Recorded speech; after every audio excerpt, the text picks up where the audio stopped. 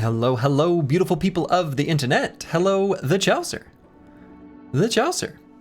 Despotzini, Sir Kells, Fennec Phoenix 25, Antiwian, Travesty, Zumbiz Laya, Corvus Korak, Broad Metal Luck 2, I'm Just Rocket, Not Delusional, and Plaguebird. Hello, hello. Let's see, what were some of the things I was going to comment on? Can't wait for some lightning sword action. Me too. Yeah, we have now unlocked the watermill fight, and the team's probably more or less ready. And I like having a lightning sword, so why not? Fennec Phoenix, I'm glad to hear the cheesecake was good. The nice thing about even a bad cheesecake is that a bad cheesecake is good. But I have to imagine that if it's a, a passed down recipe, it's probably a good cheesecake. Corvus Korak says, I can't wait to see the new faction. Yeah, for sure. I've not seen them yet, but I think we are actually nearby. I mean, we're not far because we're in the tundra, but I want to say, let's just look quick. There was one, yeah, right up here.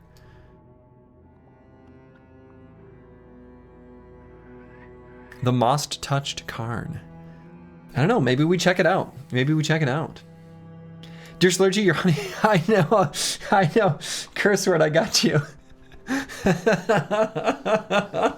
I saw it happen, and it was very funny, and I went to send you the Discord link, but you very smartly don't just accept random unsolicited messages on Discord so you don't get spammed by bots yourself, but the great irony is, there you were. It should work now.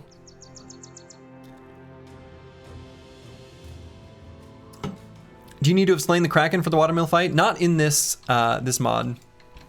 So you gain the sword blade after the Idjarok fight. I think the Kraken fight is still kind of undercooked. Maybe is a good way of putting it. I think it's not a very great fight in vanilla either. Like, it's kind of, I don't know. I view it as a puzzle fight. That's kind of been my philosophy behind it. But even if you sort of brute force it, it's not a very interesting fight, really, once you know all the mechanics. I don't know. So, better get cracking on that fight, yeah. Late night Slurgy, best Slurgy? I think so. I don't know, I kind of think morning Slurgy is actually the better Slurgy. You'd love to see some combat today? Well, that's true. We do, So I want to get Fennec Phoenix rocking and rolling so that we can get a brother with Hold Steady, because I want to be able to have that set up for when we're fighting orcs and stuff.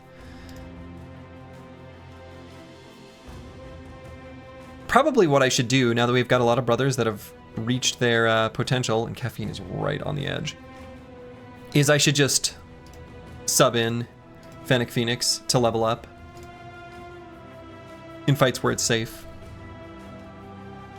I forget, is there a time limit to this run or a time goal? Not really. I figure that the reality is so much of the function of how long this run's going to take is based on our luck with the promised potential. So I didn't want to set any time limits, right? We got pretty lucky, but if we'd gotten unlucky, it would make the campaign take longer. And I wanted to just our goal here is to do all the legendary locations and build a team of at least 12 realized potential Giga Chads. That's where I want to take it. That's kind of the plan. How do you tackle Goblin City? You always seem to struggle a lot. Well, in this mod, I think what we're going to be able to do is simply use Phantom Draft and Night Owl elixirs on nearly everyone, and then just LOL. See you later, nerds.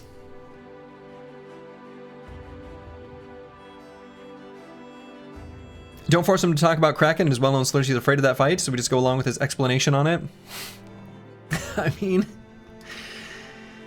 mean, kind of. I mean, you're kind of right in the sense that there's very little interplay. So I'm afraid of fights where I don't have as much interesting strategic choice. We just you get grabbed, and if you roll bad, you're dead. Not that interesting, actually. And yeah, the answer is always drugs to difficult fights for sure. And yeah, imagine we were at 4 out of 10 at Promised Potential. It would be sad. How to fix the Kraken fight. Once you kill a tentacle, it's dead. Boost the tentacle health. Give a mechanism about like blunt damage, piercing, whatever. Fire, make the tentacles to release. Keep the rest the same. Yeah, I mean, I don't know. I think the Kraken fight... Whatever. I don't know. If it's one weird, goofy fight in this beautiful game, then it is. It is as it is, I guess. I don't know. But certainly, I agree with you, the Chaucer. Like, mechanisms, like some sort of mechanism to get the tentacle to release might be an interesting way for it to play out. Oh no, I gotta tweezer out some more random thorns or thistles from my hand. And did some yard work today, and I don't know what got me, but it got me. I got like little tiny needles on my arm and in my hand. So anyway, yeah, what I think we might do is we just killed the Kraken. Killed the Idurok at the end of the last stream. I think once we're over this injury and the team is fully sort of prepared, let's fight or get a taste for the Barokin and then make our way down towards, where was the watermill? It's down here somewhere. I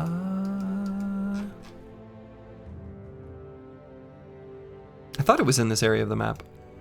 Is it not? We've seen the watermill. I remember that for sure. So there's the witch hut. And there's the artifact reliquary. I swear it was in here. Yeah, Caffeine's like 80 experience from his, yeah, exactly. From his PP reveal. He is indeed. Thought it was in the middle? Yeah, I thought so too. I mean, that's kind of where I'm looking. I know we have seen it. Surely the next fight is PP inspection? Oh, definitely. Where the hell is the watermill? I know we revealed it, and it's not...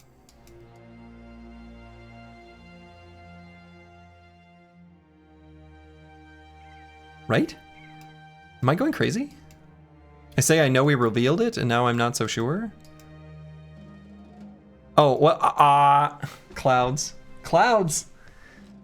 Got fooled by the clouds. There it is. There it is.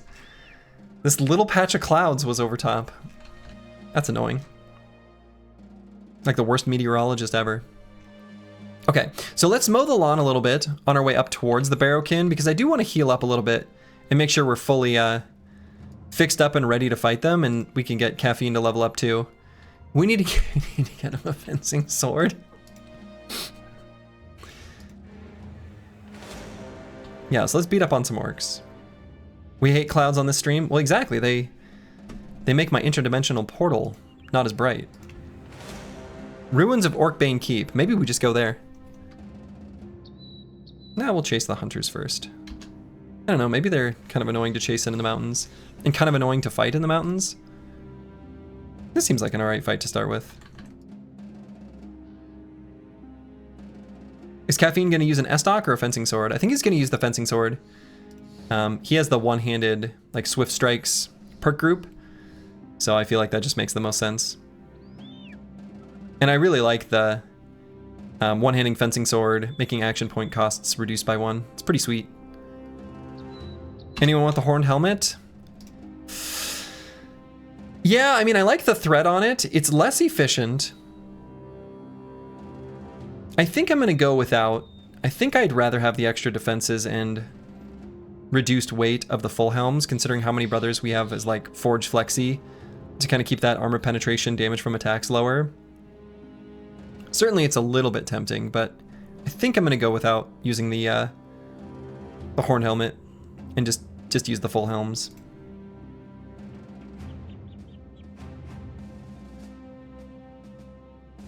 You've been saying that same phrase since day 5? That's true. But we do need to get Caffeine a fencing sword. It just remains true. It's just still true. Look at these berserkers. That's a lot of berserkers.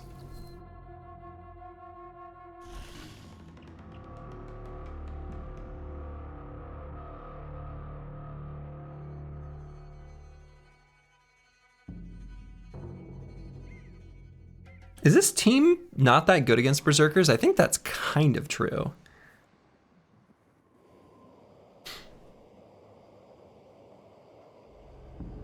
Like, this is the kind of fight that either goes really fine and no big deal, no problem, or like something randomly bad happens. Like, it won't be devastating across the whole battlefield, but we'll get unlucky somewhere, potentially. Yeah. Can't win if you don't fight.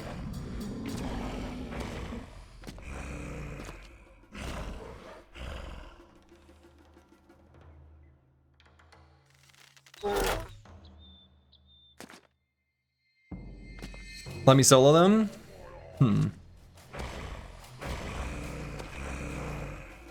Well, you've got a duo. You've got a partner. You got a friend.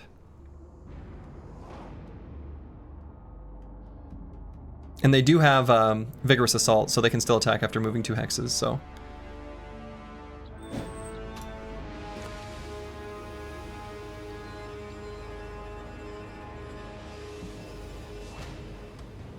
Cleaver gonna chop him good? Cleaver should be able to chop him good, yeah. So we're gonna back Choppy Cat up to here so he can maybe exude some confidence next turn. Somewhere where it's needed. Actually, let's just go to so I think we can pretty well determine where we want everyone. We're gonna send Mystic Nemo to here, Ubercore to here, Corvus to here. Slurgy's actually gonna stay where he is. And just Indom. The drip on our Bannerman is outstanding. Yeah, it shows off his missing nose, which I think is kind of a flex.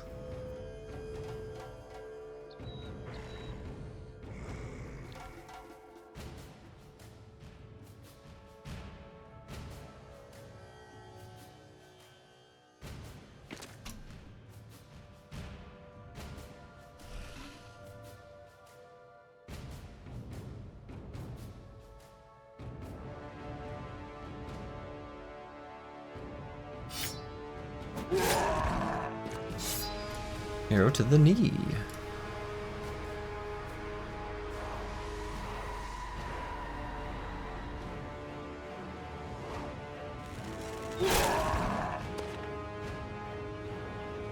Oh, I should have done, that was a mistake. I did end turn instead of wait there on that, brother. Gotta remember what everyone does. Kind of an important important thing.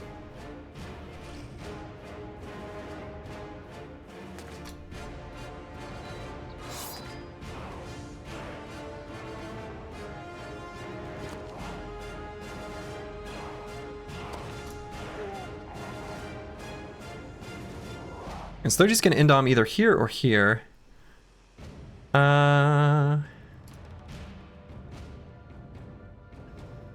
This hex seems fine. And Psycho Ling is going to Indom here. So let's move Ali Eco to here for now. I don't want him to get too surrounded. He could get knocked in the bean. We don't want that. Is there a mod that changes the confident flag to your company flag? Not that I know of, but that's a great idea.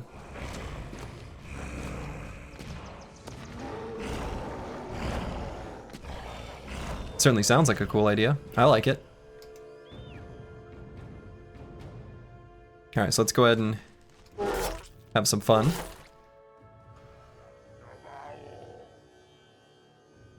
Yeah, let's finish off this guy.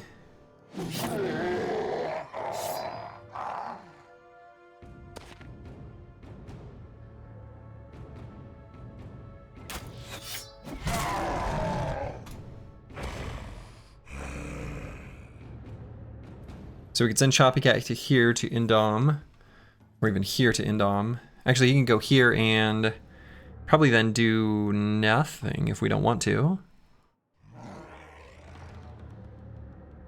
Yeah, that seems okay.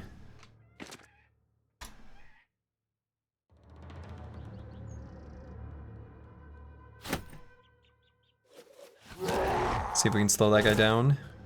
Perfect.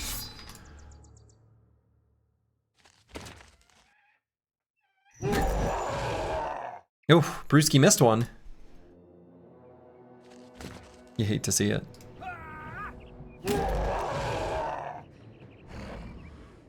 So then Mystic Nemo, I think we'll just shoot here. Maybe we'll do fire? No.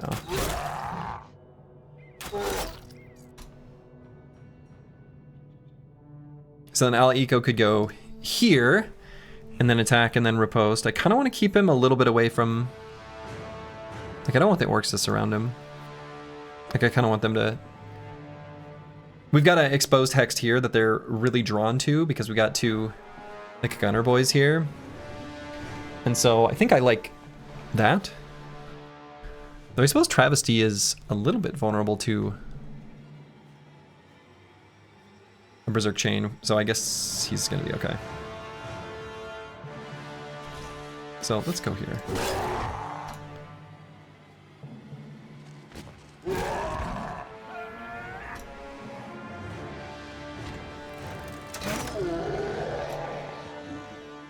So then we'll get Caffeine ready, but still hanging out on the side.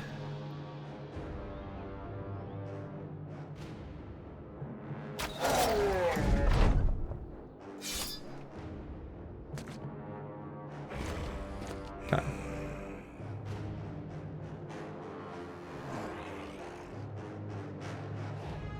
So Corvus has his anticipation stack, so realistically he'll probably be able to kill, and if he isn't, that works too.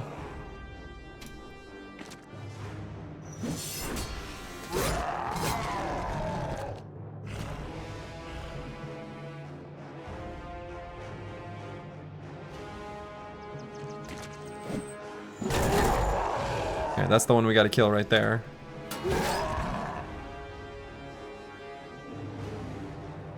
So then Choppy Cat, I think I'll just riposte and Indom. Oh, and attack. Sure.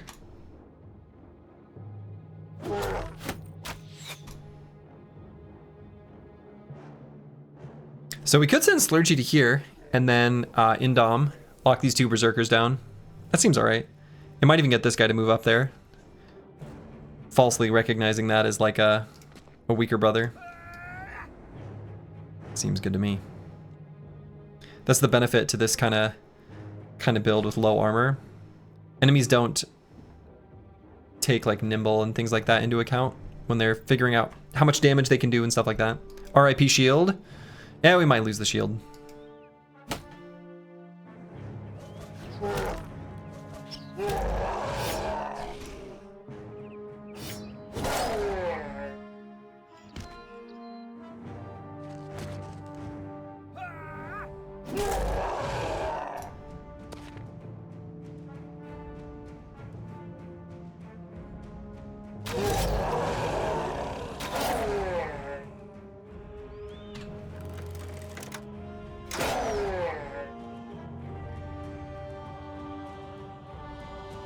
So then Ubercore is done with his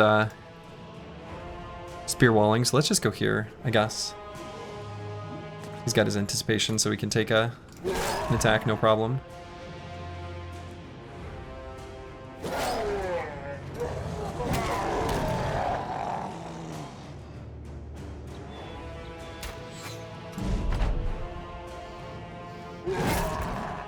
Ooh, almost got him.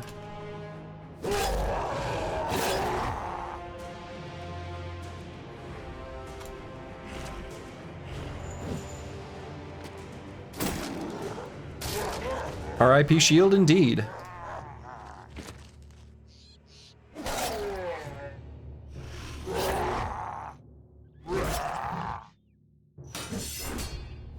So we're gonna lose one with the shield. That seems fine.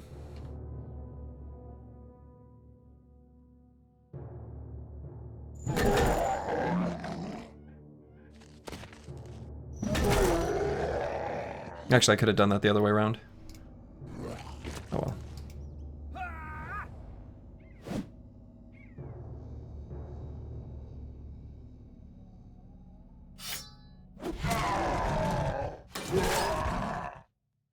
Okay, this is going just fine.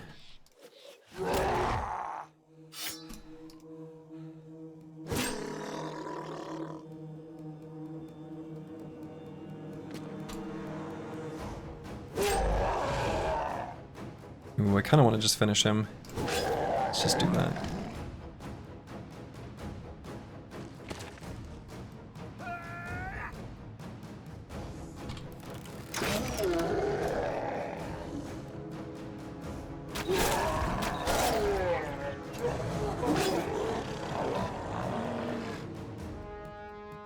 Okay, and then we can bring Ubercorda here to attack next turn.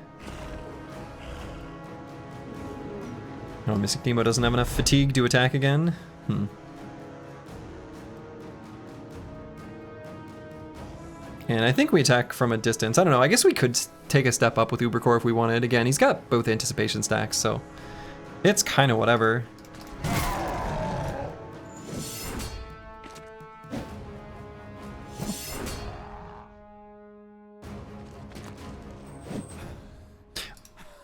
I messed up.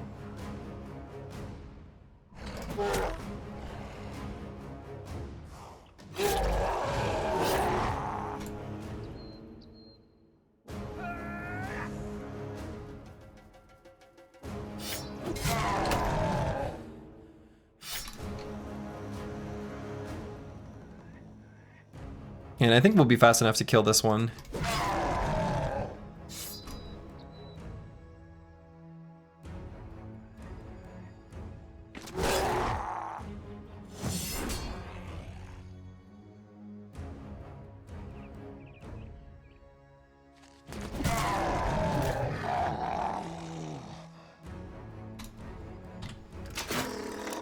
Alright, this is going pretty well. They should charge straight into combat, not dance around the battlefield. Yeah, the Berserker AI is indeed, like, weird. And I don't like them going for the big flank. I agree, they should almost have AI that behaves like the undead, right? Where they just charge straight into spear walls, straight into whatever. I feel like that would be a fairly straightforward kind of thing.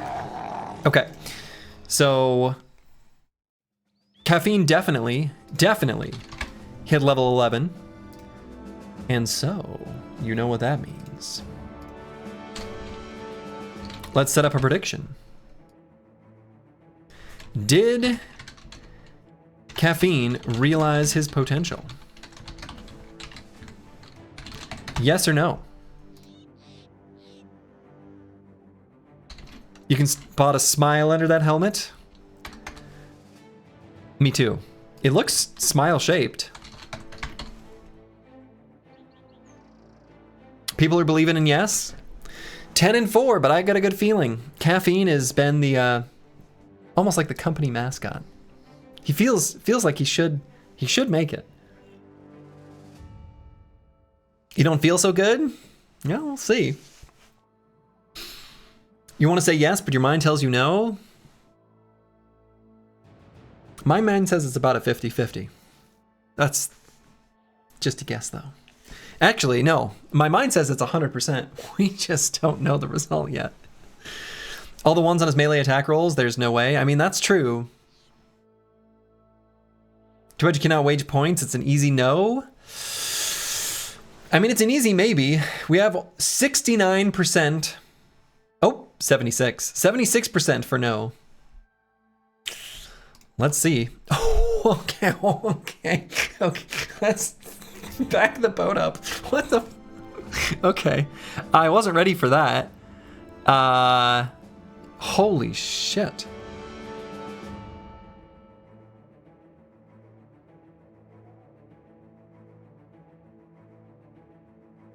Okay.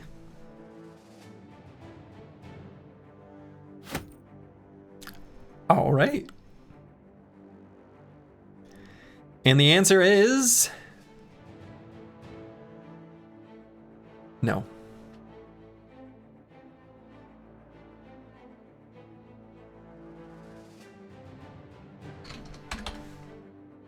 The outcome is no.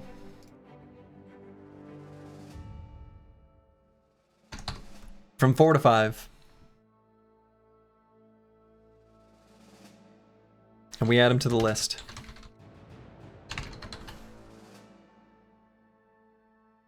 You knew it? Disaster. Disaster has befallen caffeine. I was gonna laugh if it was a +3 in melee skill. But yeah, we just got 2 wildly good helmets. So that's at least something. At least we didn't get him a real weapon. True. Take the fencer perk before firing him, he deserves it. That's true. What does potential give you if it succeeds? It gives you a boatload of stats, an extra perk points to you get a perk point reroll, as well as an additional shared perk group. So you get to kind of roll a new build essentially, and 2 random weapon perk groups. Very strong. So, oofda.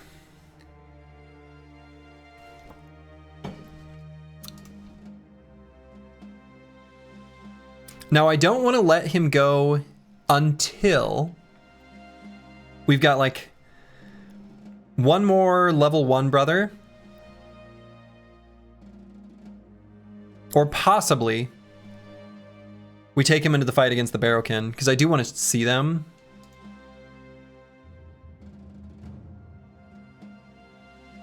And I want to bring our best squad.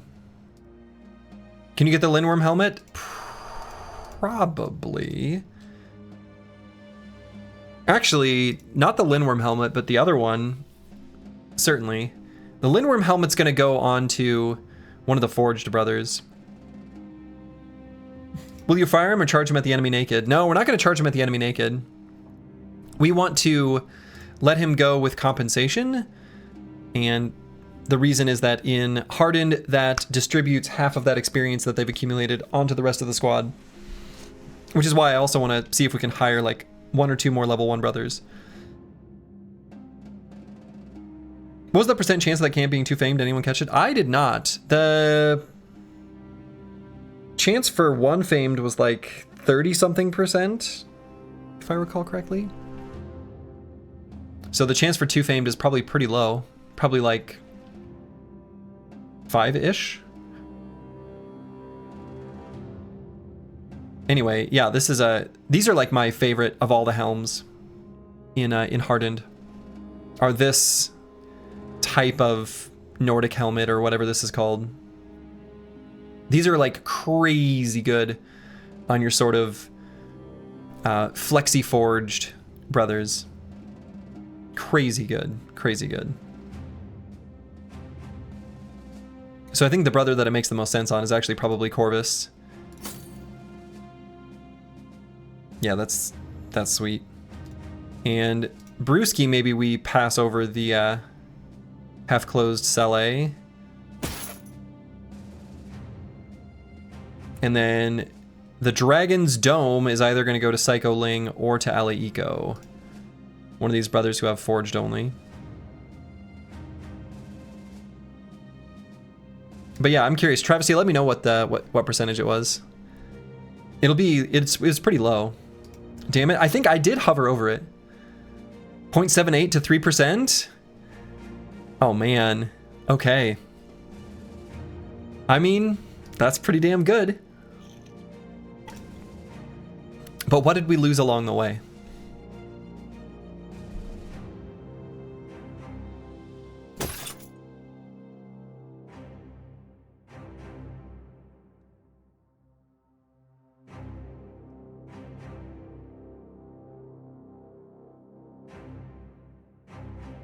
I'm gonna level Caffeine up anyway, because we're gonna use him at least in the real short term. Because I want to use him to fight the Barrowkin, I think.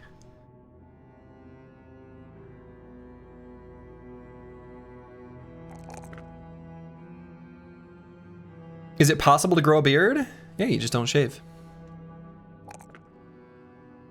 Unless you're asking, can your character go to the barber shop? You can probably do that. I think we can arrange that.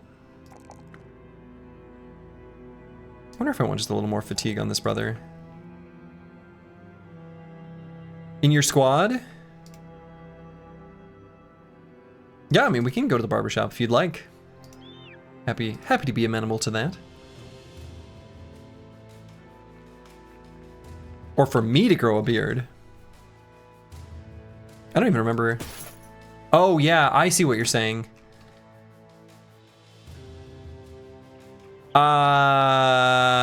I'm worried about going to the barber and like messing it up. I don't know how the mod, like the custom origin's gonna interact with that, so I'm not gonna mess with it. I didn't experiment with that. The secret chambers of insanity. I know the plan is to head north, but the southern towns usually had a lot of recruits. Should you head there first?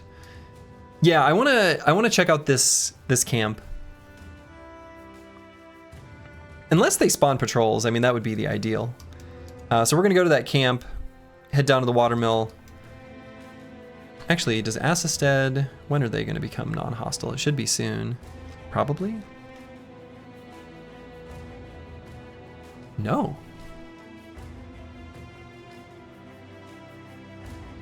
I must have attacked a caravan. I don't remember doing that.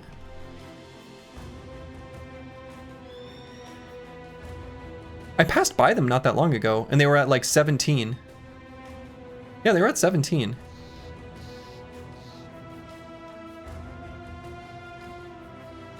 Huh. It doesn't say anything in the tooltip. Oh, wait. Oh, no. Huh. Was it the mercenary company you fought? Oh. It must be. It must have been that mercenary company. That group of like sellswords. That would make the most sense. In fact, that's the only thing I can think of that could possibly make sense. No, I don't think it could possibly be a noble army. Unless it was a noble army from this house passing through and I'm mistaken identity. But I think that's still... If you're not hostile to... No, I don't think so. It must have been that mercenary company. I suspect that's what it was. That sucks. I didn't even really look. I just assumed... Damn. Yeah, it must have been... You just watched the end of the VOD this morning? Ah, I see. Yeah, I bet it was that mercenary company. Can't think of anything else it would be.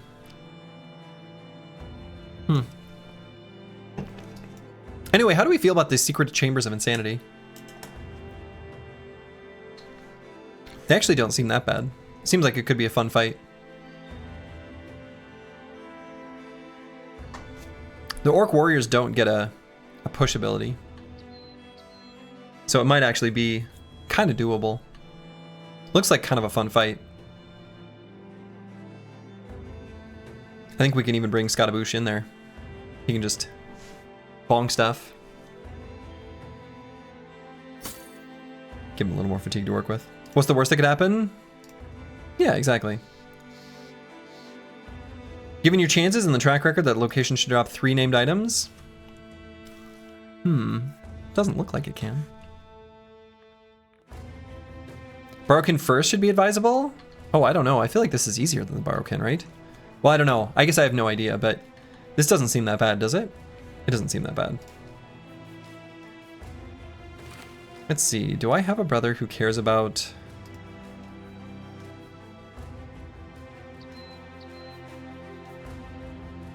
initiative, but wants fairly light armor? Not really. Boy, it feels weird not to use this. The Burning Sun Pact was indeed hired by Assistad. Damn.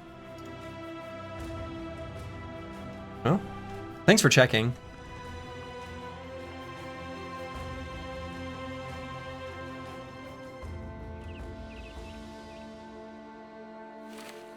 I mean, I guess we can give this a Choppy Cat.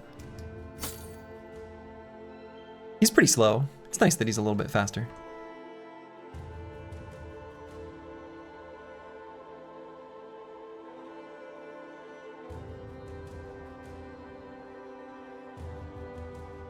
Let's go to the Secret Chambers of Insanity first. I honestly think this fight should be fine. Call Negotiator, he's crying. I mean, it would help. Just one Necromancer. And any other adjustments I want to make before this fight? I don't think so. We're not crazy good against like heavy armor, but we're okay. I don't think anybody in chat has a great idea of how strong zombie orcs are. I think we've got some idea. We've got some idea. What does the agent do in this mod? What does the agent do? +1 maximum contracts and settlements. Civilian contracts refresh 1 day sooner. Tavern rumors are more likely to contain useful information. Seems pretty useless to me. I think we've looked at it before.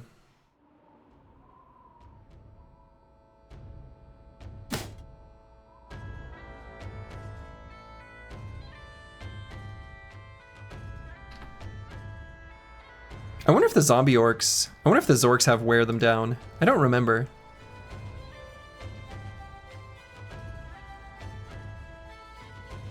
I don't think I should be afraid of this fight. I think this is fine. I'm pretty sure this is fine.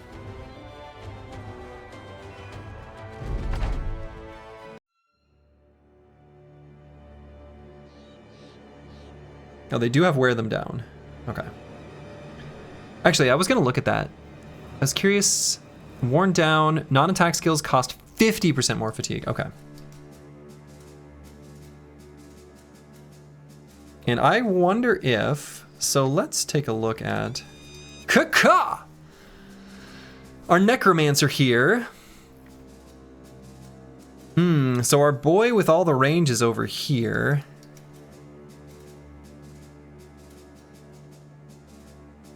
So a range of 8 is 2, 3, 4, to here.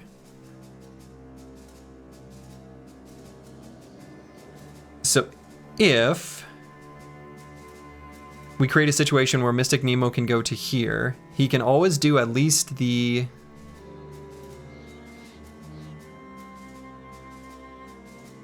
flaming shot there.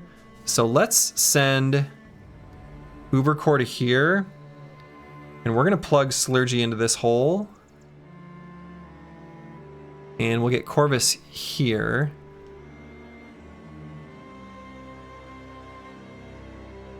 And then we'll actually nestle him in there. So actually range of 7, which will be fine.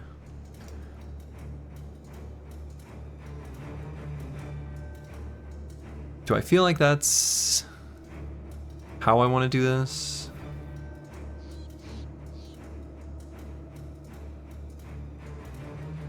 Because I need to move Ubercore early on and then just end turn. He's got fast initiative, and I need to have him like in position so that he can spear wall at the start of the next turn before they move. That's the reason I'm deliberating it now before we do anything else.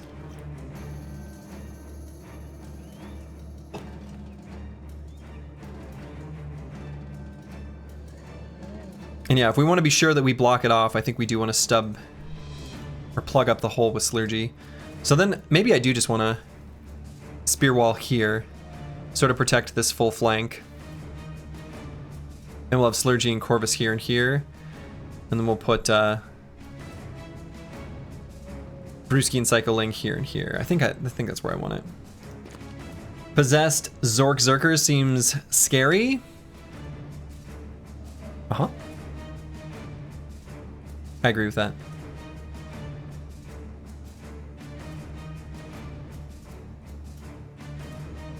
So we'll send Slurgy to here, so we'll send Corvus there, and Slurgy will just swap them.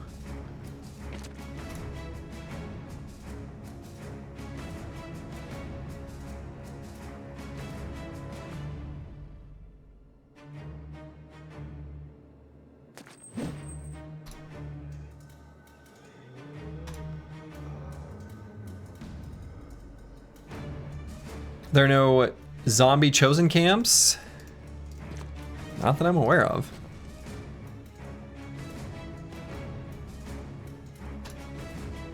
So then we'll probably put Luke Solus right here.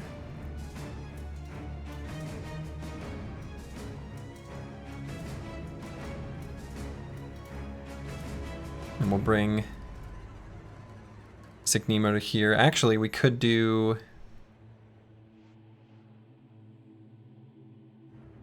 No, it's gotta be... Gotta be Mystic Nemo.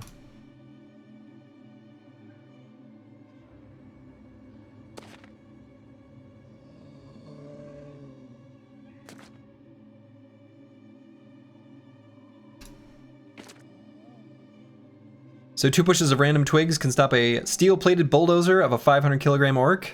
Uh-huh. Obviously. Surprised you didn't know that.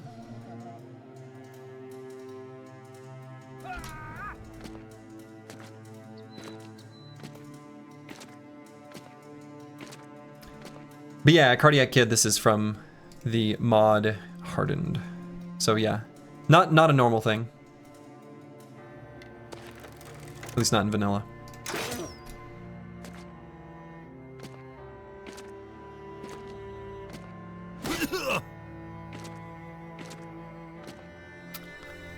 Oh.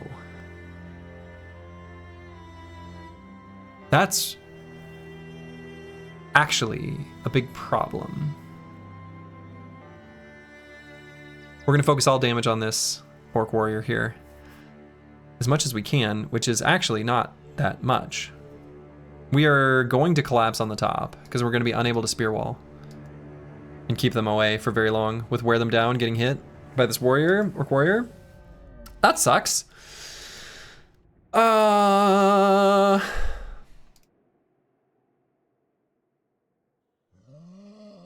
So I feel like I should at least... Big Fat Winds go here and throw before he gets possessed. Yeah.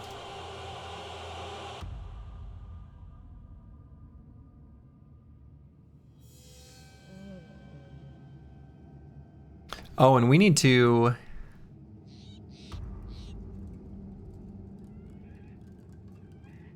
Shit, we need to give him... I'm making a second mistake. We need to free up these 2 hexes next to him. Because he needs to be able to... I shouldn't have moved Big Fat Winds there.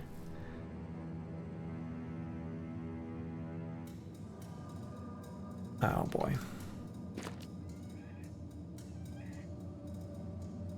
Or unless I move Luke Solus. I guess I could also do that. We need to give him Scout. We need to give him Scout. So we need to free up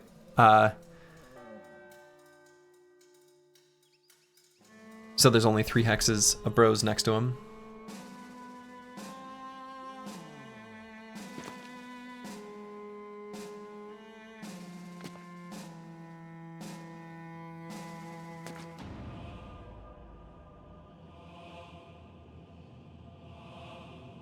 How many orcs can Ali Eco take on?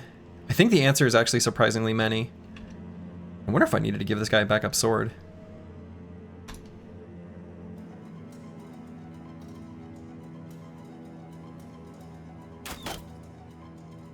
Do you ever get Corvus as Zweihander or Estoc for heavy armor fights like this?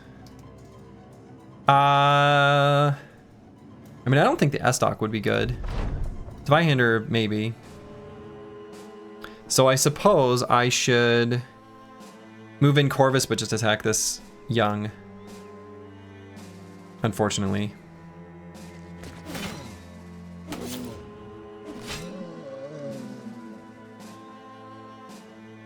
Which sort of sucks.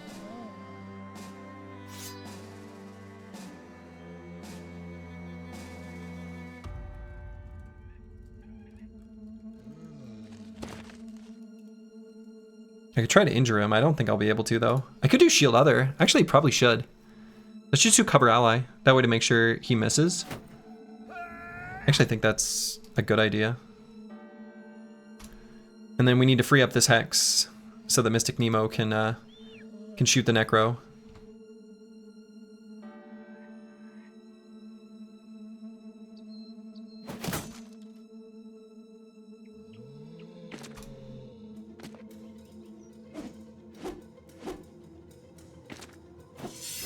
Good that those missed. What's the goal for today? To take over the world.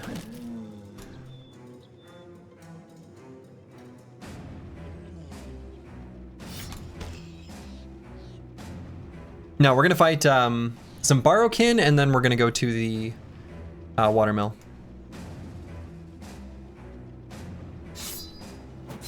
Do they still have threat? They do, okay.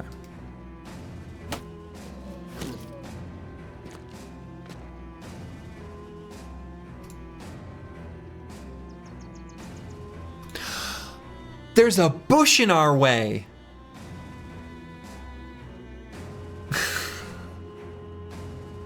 We can't see the necromancer because there's a bush in our way. There's a bush in our way. It blocks vision. We can't see him.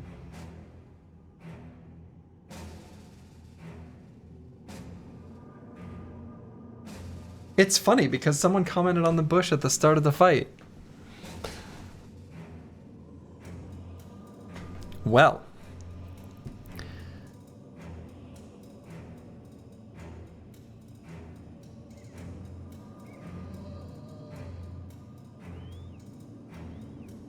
Okay.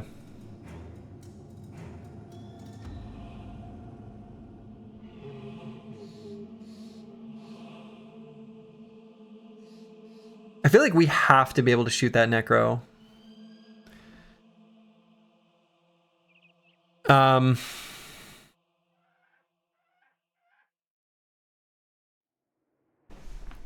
Wow.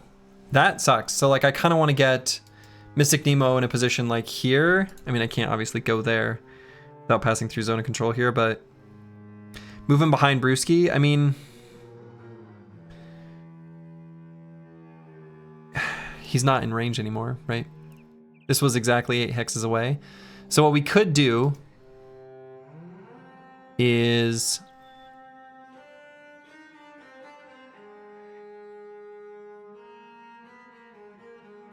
this is also blocking vision.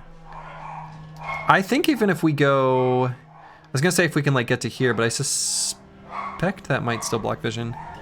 I don't know, some of the vision stuff gets a little bit weird. Boy, that sucks. We're gonna have to mow the lawn a little bit and push forward.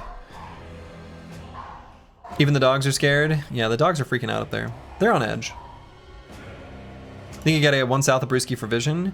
I mean, yeah, we could go there, but like, we aren't covering that right now. So like, it's not gonna work, right? These orcs are all gonna move and they're gonna move forward. So we already basically can't, because these orcs still have their turn.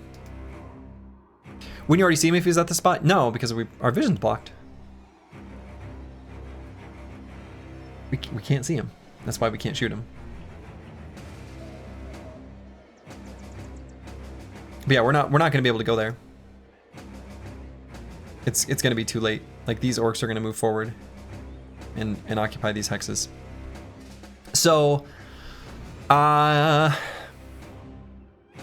you mean the flail guy? They're next in the turn order. They are next in the turn order. And the flail guy doesn't have as much vision. He's got a vision obscuring helmet. Yeah, weird. This all makes sense. Like there's... it was a mistake made much earlier, just not acknowledging that this bush blocks vision. So I'm at least gonna light this hex on fire, and we're gonna wait for the second half of the round and try to solve it.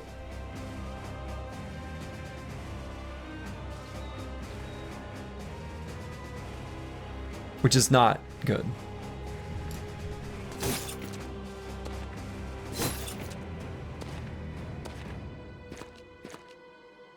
Wow, they actually did not go to that hex.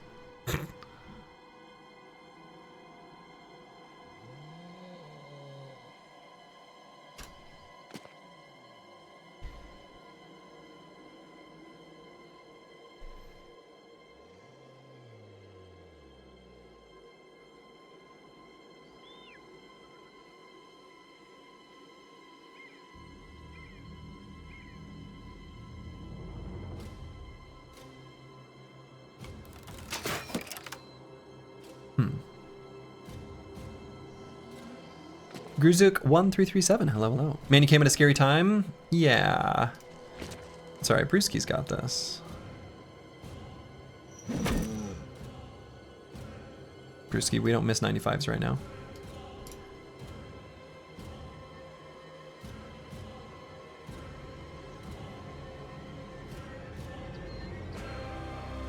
So let's kill this guy and then step forward with Choppy Cat.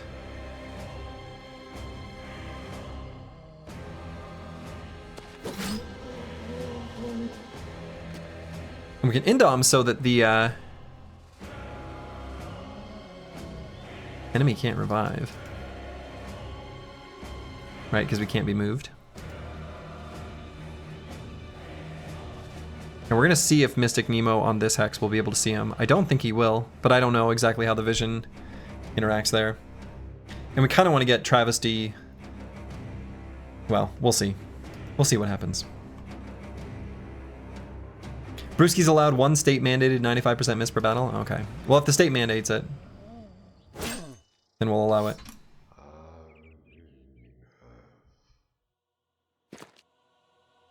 No, that's not going to grant vision either. So let's go to here so Travesty can at least go to there. And we'll try to position for next turn.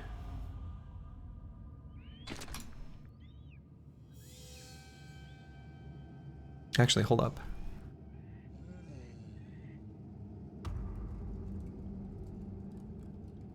Oh, so we're just able to see that bodyguard. Okay. Yeah, and that bodyguard kind of is a problem too, huh?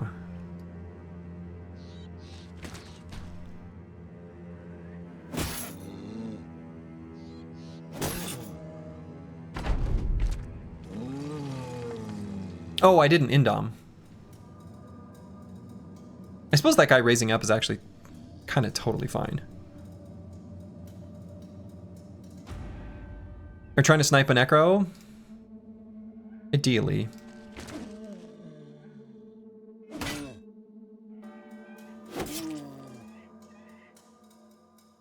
I wonder if...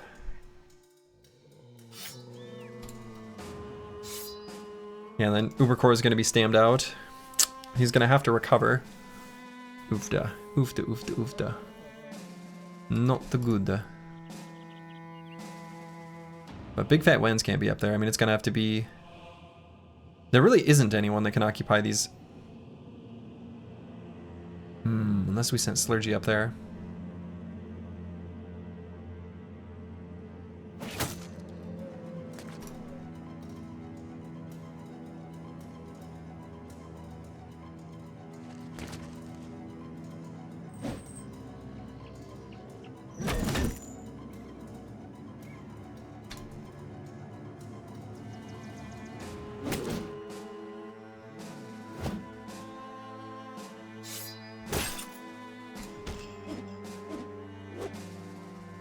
Alright, so the shield other at least held up. But we can move Slurgy up to this hex and then try to bring Corvus back to here. And then they'll duo here and here, which will reduce the amount of surface area onto Ubercore, who really can't take it. At least they have the weapons, so parry works south. Oh yeah, I mean, there's some good things going on here. So let's attack and kill this guy. Oh, I suppose we don't want to attack and kill that guy because we want... Well... Yeah, we don't want this orc to go there.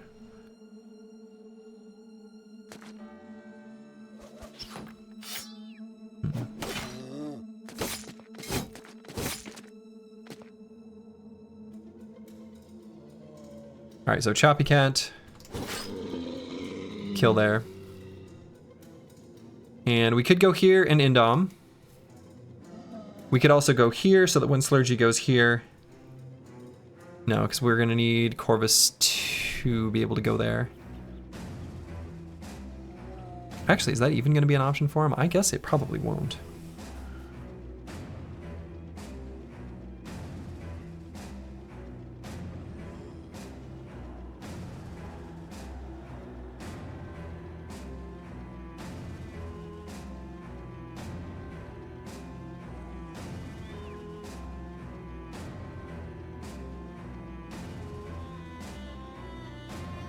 We're splitting up the duo. I don't want to, but I kind of feel like I need to.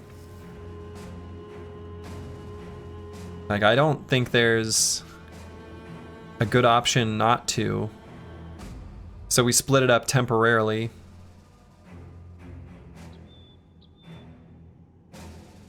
Until we're able to get them reunited.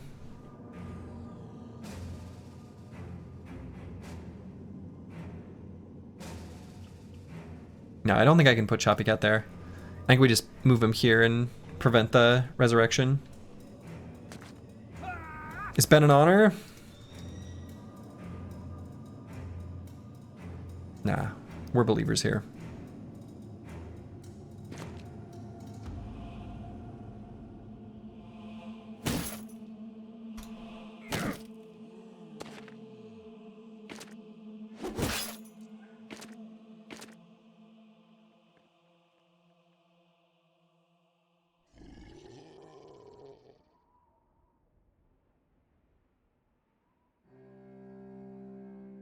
Actually, if we can get Choppy Cat to push up to here.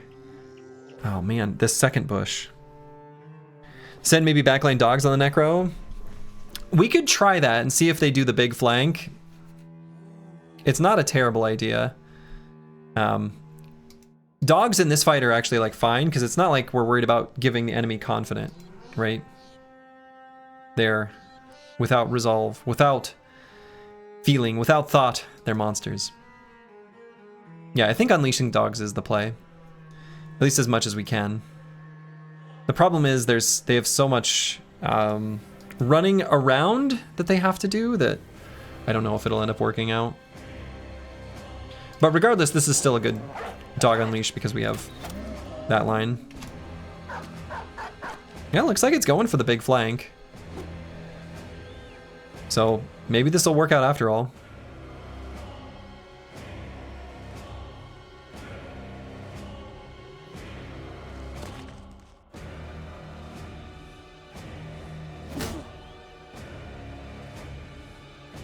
And I could consider putting a dog here.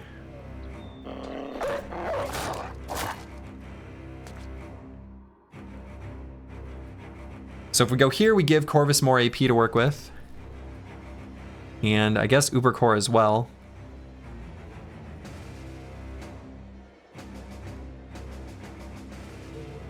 And may potentially still, in the future, give an option to get in with that Necro. I don't love that, but that's maybe not the worst. I need to hit someone not very armored. We don't have a good shot on anyone not very armored.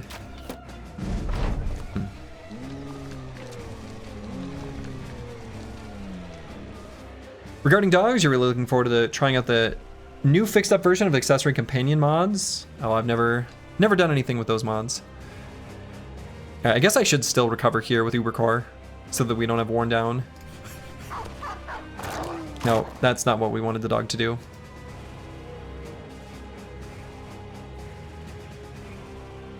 So I think we just do a bunch of attacks on this. I don't know.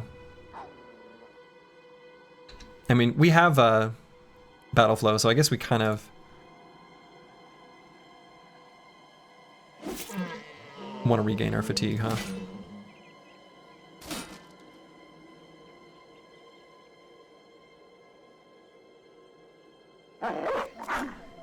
We're gonna use the dogs to kind of push through. New faction fight today? Well, hopefully.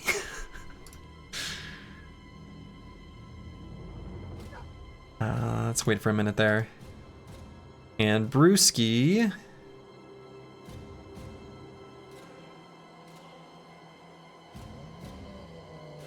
I guess we don't want to have him be the one that's surrounded. I guess he's got both their anticipation stacks though, so if he uses those up, it's fine. We really want him to do a better attack, so.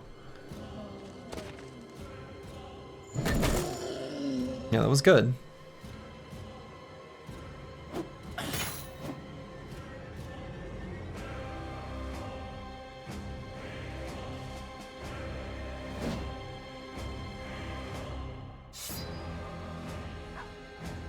Let's release a dog here and see what it does. That's a good boy right there. That's a good boy. 5th 95% miss so far this fight? Yeah, it happens.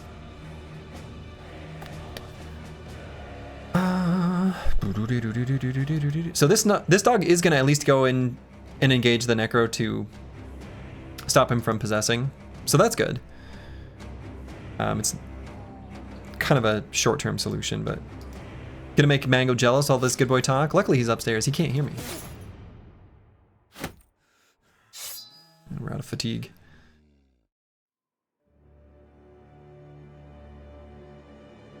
So I could send Choppy Cat up here so that Slurgy doesn't get so surrounded.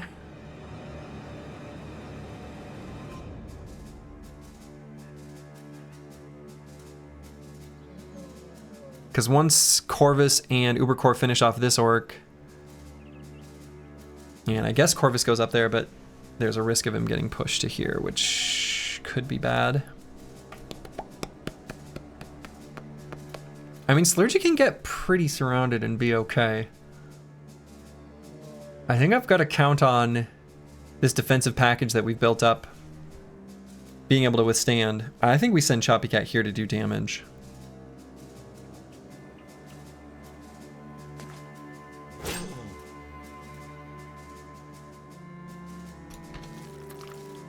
We are going to recover here, though. So we're going to wait and then recover.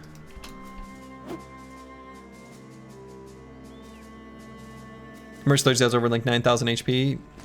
You know, you'd be surprised how fast that can go down. And I think we attacked twice with Cycling. We need that guy to die. Ooh.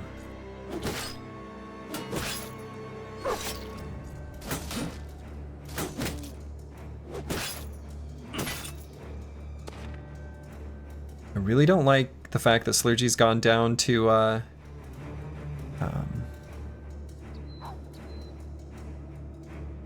Wavering. Now, the upside is that I don't think they can do 15 hit points worth of HP damage. So. Rally time? I mean, yeah, I think we rally. I think we rally.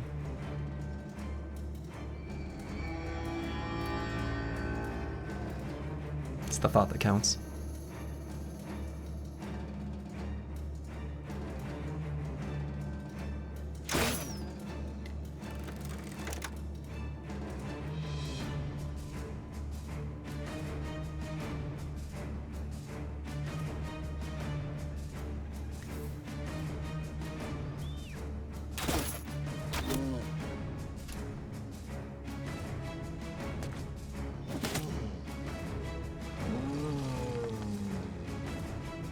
Oh. Well, that's kind of bad.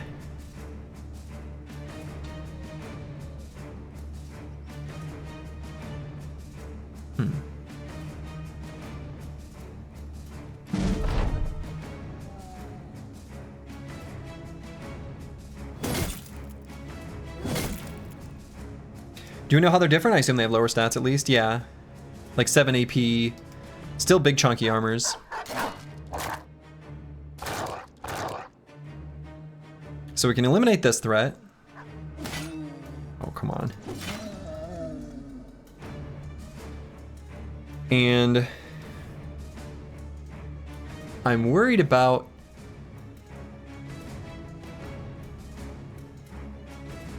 let's see what happens with Duke the Warhound here before we decide what to do with Corvus. Okay. So this guy's gotta die. Oh, come on.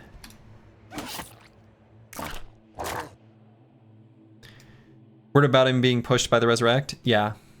Yep. Oh, so we actually have to attack here. And luckily, we can do that. So non-attack skills cost more, and I suppose Whirling Death is a non-attack skill? So we can't refresh it because we got worn down. That sort of sucks.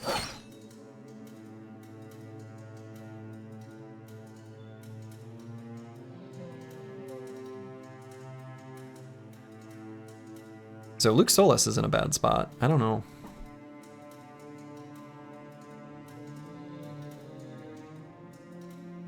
Yeah, I know. I'm worried about him resurrecting, like, naturally. I guess they don't have the purple smoke. Maybe they just can't. Can you banjo in melee? Oh, like play the battle song? I mean, probably. I don't know that we even bother, though.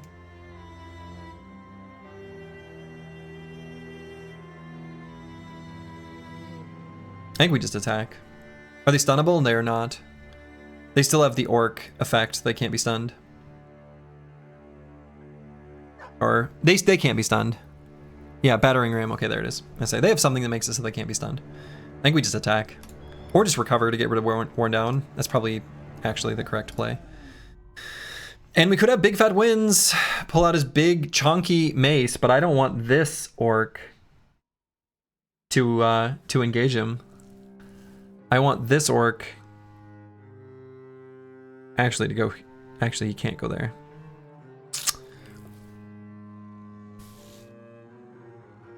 So he's probably going to go here, which is actually even worse.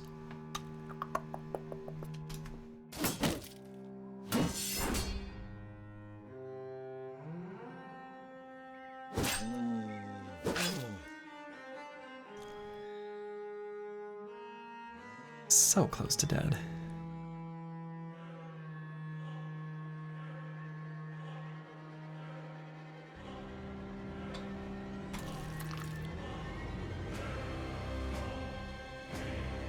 Wow, we recovered last turn, and that's incredible, actually.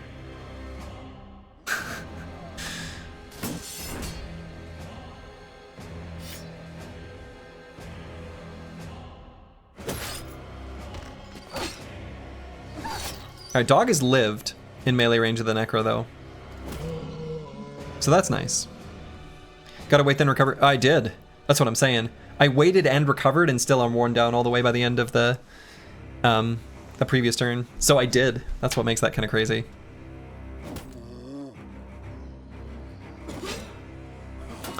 Oh shit, he was able to. Oh no.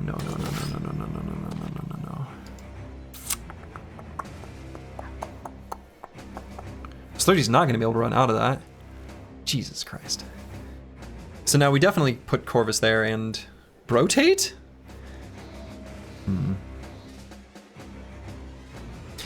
Mystic Nemo can make a run through now to get to the Necro, but now we care less? Without Indomi's not that tanky? I mean, right. Rally? I mean, we'll try.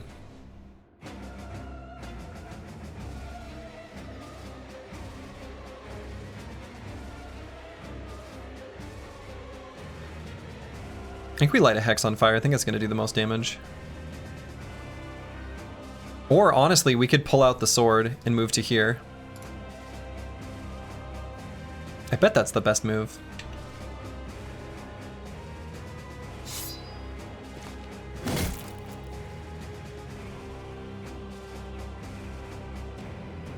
"26 fatigue." Now, hold on. Oh, it's because we're worn down. Ah! I was gonna say we could swap to the Fire Lance and then it might be cheaper because of the double grip, but that's still not enough.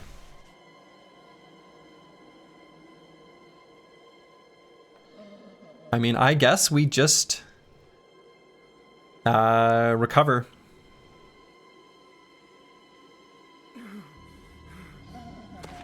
And we still move Corvus here. And then yeah.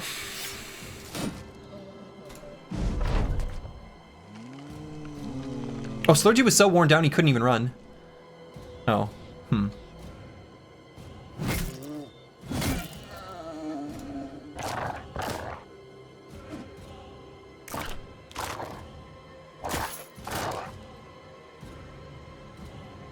So Brewski, I guess, is gonna go Sans Whirling Death.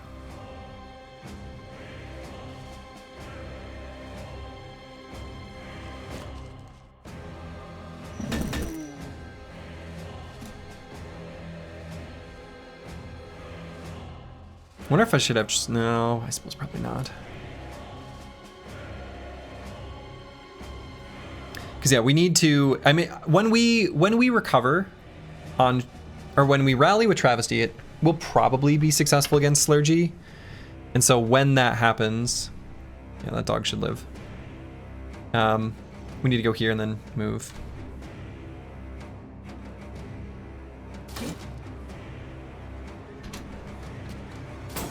Okay, so that orc went up there anyway. Dazed, okay.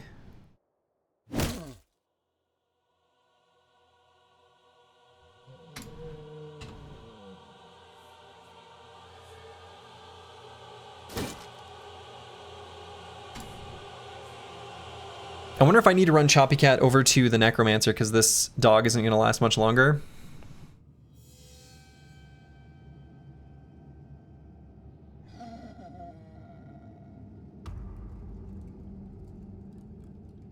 Yeah, I think so.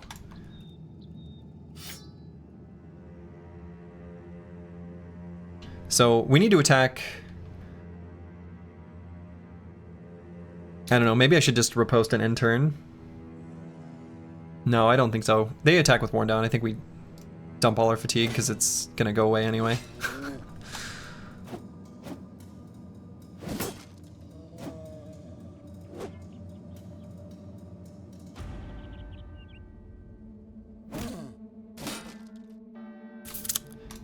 Another 95 miss. Been a lot of those.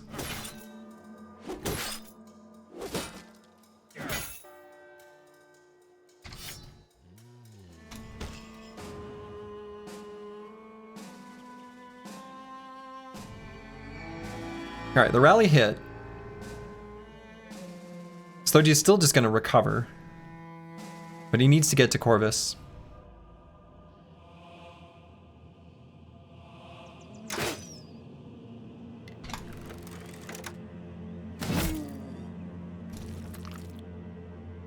Oh, we can't recover because we have...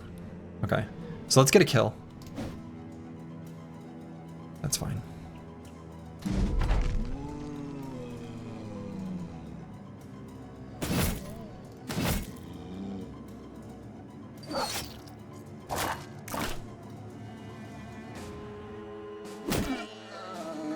When did you change games to XCOM? I did actually play XCOM on stream. I mean, Corvus is who I'm worried about here. Thank God that rally hit. If Slurgy died because you couldn't rally him, you'd never be able to show your face in chat again. No, that'd be Slurgy's fault, not yours. I wouldn't be able to show my face. I don't even know how that works. Boy, even though we've got Worn Down, I kind of feel like using Riposte is maybe more important than Recover here. I mean, if I recover, we get rid of Worn Down. No, I think we just do that. Soju, however, is going to wait and then recover. Okay. Brewski just got absolutely flavor blasted.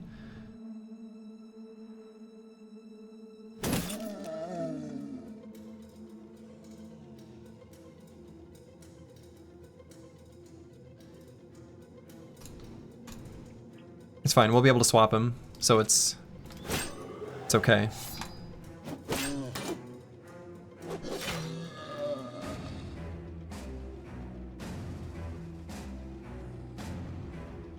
So we can still do an attack before he goes.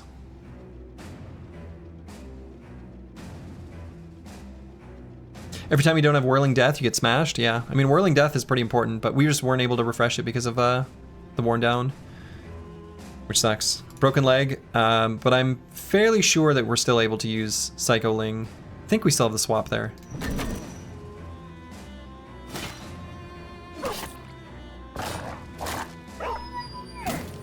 Oh, I didn't expect that dog to die via bleed.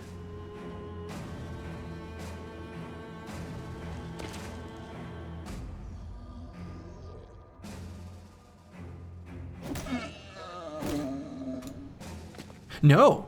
No, no, no, no, no. The dog dying via bleed let that orc go there. I guess I should have done the 2 attacks here. That was a mistake. I did the 1 attack here to get the kill. I should have done 2 attacks there. Oh my god.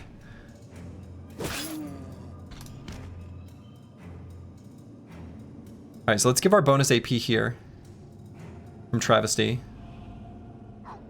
Yeah. We need to do as much damage to this as possible. God, that's so much damage. I don't know.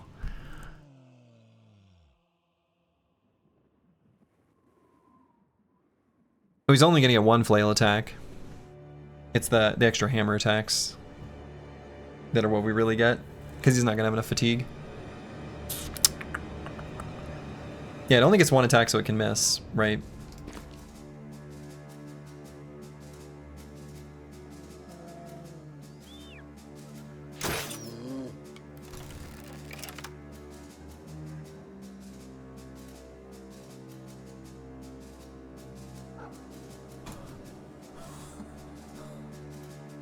Let's bring Big Fat Twins down here so that he can throw at least next turn.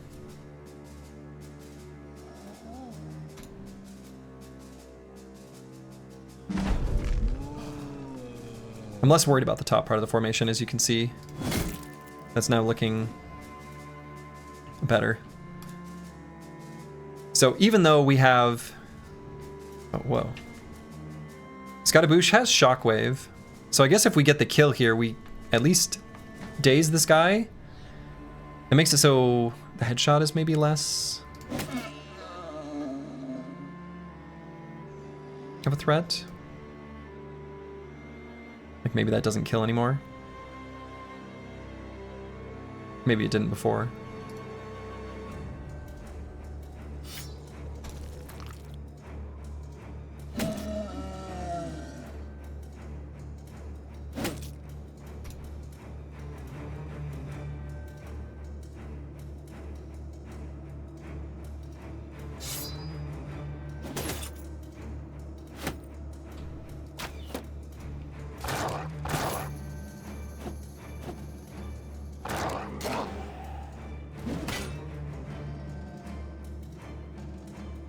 Yeah, we're not going to be able to kill him. He's going to get his one attack in, and whatever happens there happens.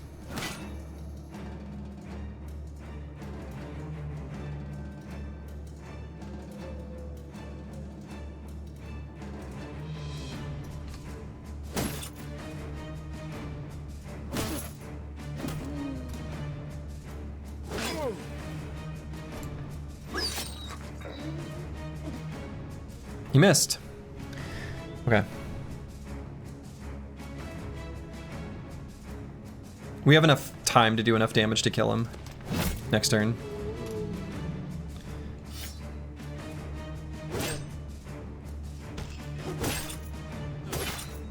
Skillfully dodged, Mr. Slurgy? Yeah, just don't get hit.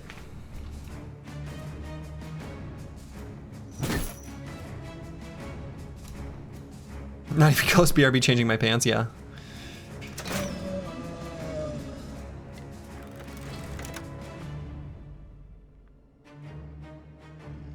The dog grinder Sag. The dogs were huge this fight, though.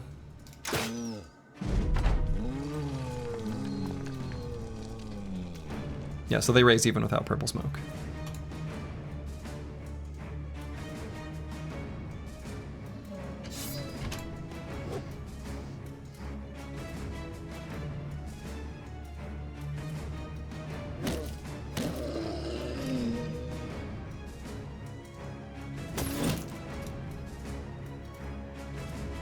Yeah, dogs definitely came in clutch, for sure.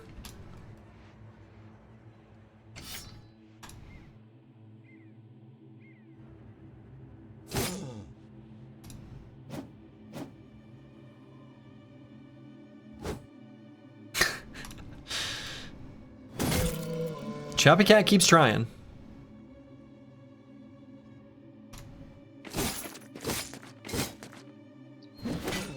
Whew.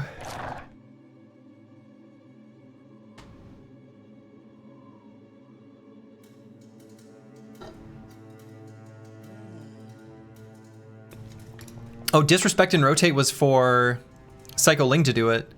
Oh my god, you're right.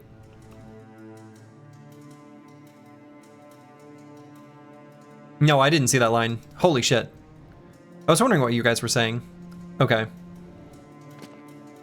Yeah, no, no, no, no, you're absolutely right. Yep.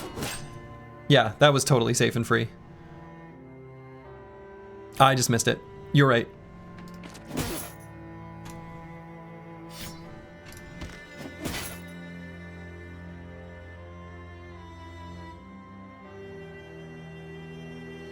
Yeah, before the cross guy move, could you... Yeah, no, the Rufin and I'm just Rocket are right. Yeah. There was a much better, easier, and kind of embarrassingly obvious line, actually. Yeah.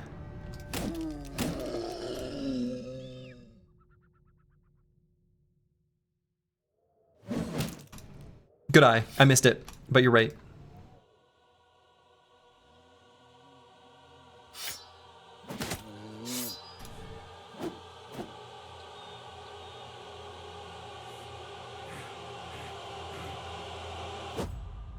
Jumping cat just keeps missing. I really should just recover. I just think he's one attack away from dying, so I just want him to die.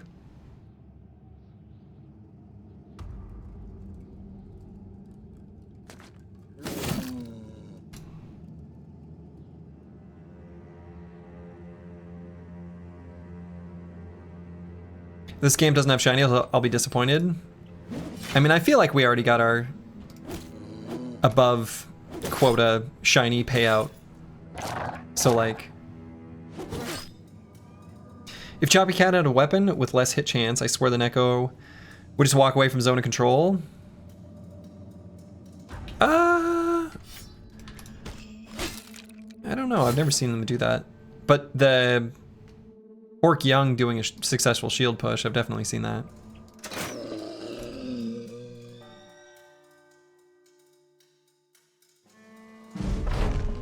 Dog's still going? Dog's still going.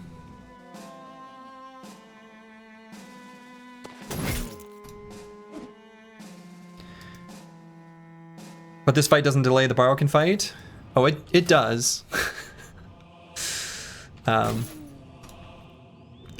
It definitely does.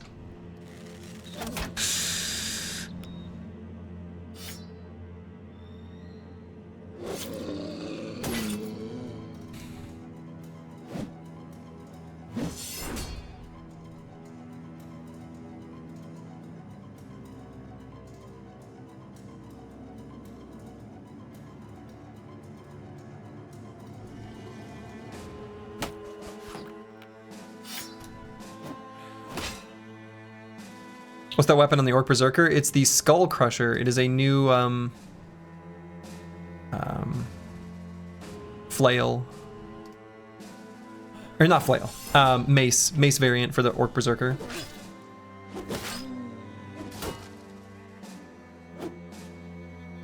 Should have just recovered there.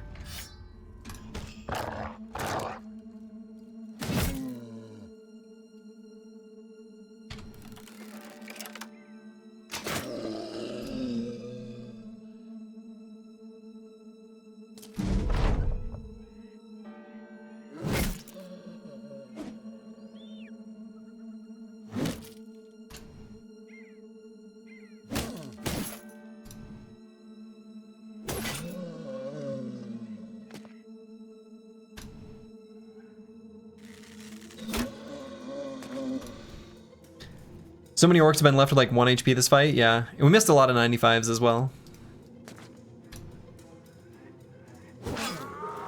There we go. Alright.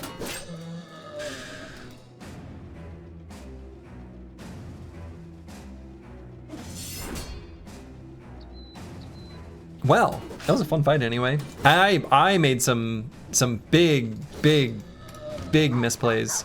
I made one real big misplay, I guess is maybe a better way of putting it. And didn't get punished for it, but the misplay was definitely there and definitely real.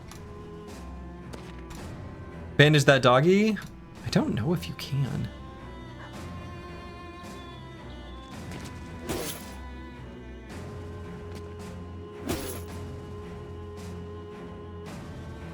We could try to end the fight before he gets his turn. That's not gonna happen.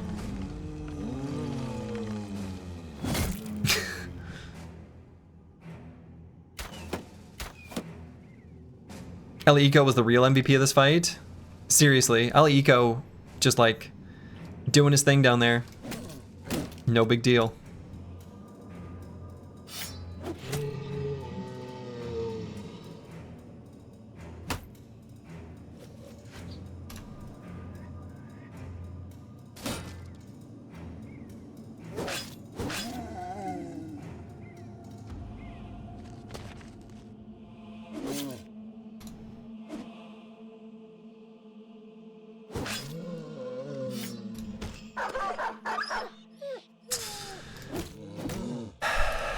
Sad.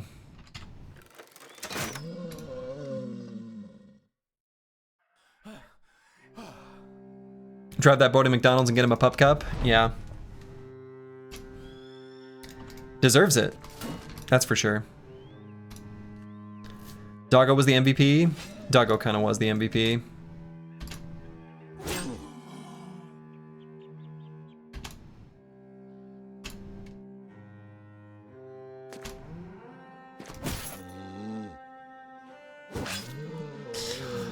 Oof. Wow, that's a lot of experience. Holy experience.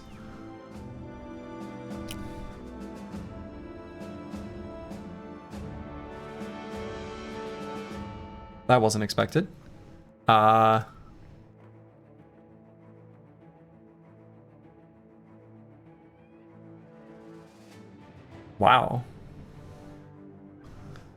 Yeah, we hit the 4%.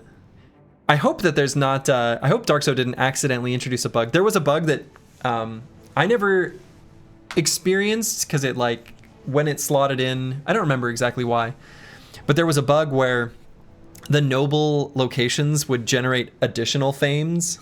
I guess this couldn't be relevant here, but wow. Low roll damage roll? I mean, I guess, but this is pretty cracked. What the hell are you guys talking? What do you mean? What do you mean bad? I cannot comprehend thinking this weapon is bad. I cannot comprehend thinking this weapon is bad. What? What? This is insane. What? Yeah, a near max roll on armor pen and a damage roll, and like any damage roll is honestly on a sword fine and not that big of a deal, but the armor pen is what you want. This is crazy. This is crazy good.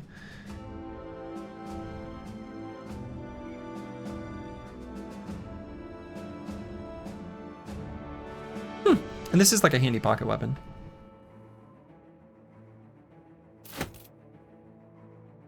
Yeah, it gets up to 65% pen, which is duelist. Yeah. The mace is, I mean, this has a use because of the skill use fatigue going down that I think is kind of handy, but Shamshir is quite a bit better in this mod. Is that, do we think that's true? I don't know that I agree with that. I'm not a huge fan of the Shamshir in this mod, actually. I don't think Gash is that useful.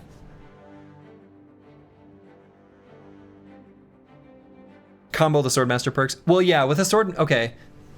I'll backpedal and agree with you that with the Swordmaster, it can be actually really good. With the Swordmaster and combo, I agree with that. I agree with that. But I kind of like the riposte ability much better than Gash, just generally. Like, unfortunately, Al Eco, who nearly lost his sword, isn't going to make good use of that. I guess we'll give this to Choppy Cat. Now Ali Eco should probably have a pocket sword. It's been really useful for the morale drop since it causes bleeds. I mean, I guess. Can you get down to fat neutral stuns with this mace? I mean, we can already look, actually.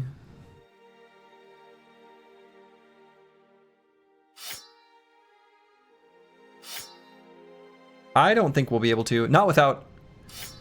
No, I don't think we'll be able to.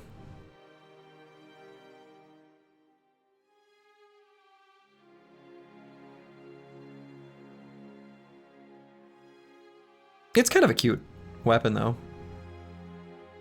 Unfortunately, this means we're not going to do the Barokin fight for a bit. The two-handed mace we had was better. Oh yeah, this thing's really good. Like, this is a crazy, crazy good weapon. You mean the pole mace? Oh, yeah, sure, the pole mace that we already have equipped. Yeah, I mean, it's good. We actually, I think, purchased this. Any temples nearby? Yeah, there's a temple nearby. So we're gonna go, when in doubt, camp it out. So we're gonna have to repair this injury. So we're gonna head over to, I think the closest one is, I guess it's not really that nearby. Calcovel. I think that's the closest one. It is. Yeah, so we'll head that way. Because we really want to fix this bro up. Poor caffeine. So we'll stop by Goldhoft, Isengard, Nidspira on the way. Just to see if we can get another level 1 bro or two. And then we'll let caffeine go. Fencer got his PP. He got his FP. Is anyone gonna carry a mansplitter? No. Yeah. We killed an Alp.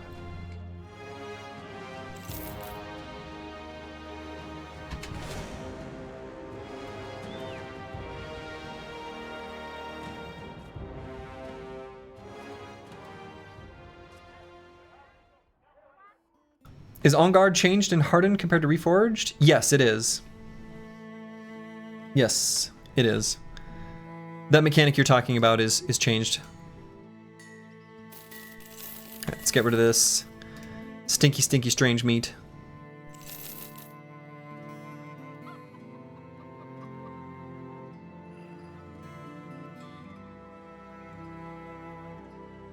Feel like we haven't seen any recruits in getting a recruiter. I mean,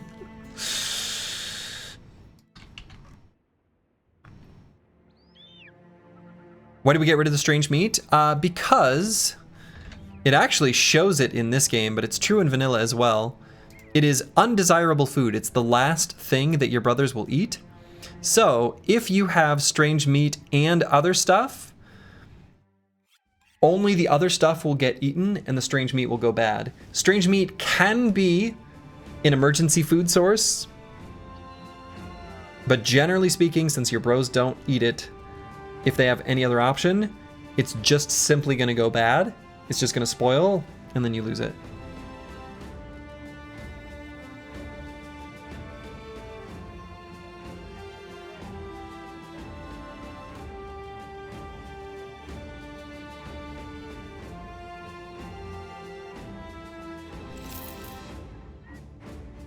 We could use another Warhound here, huh?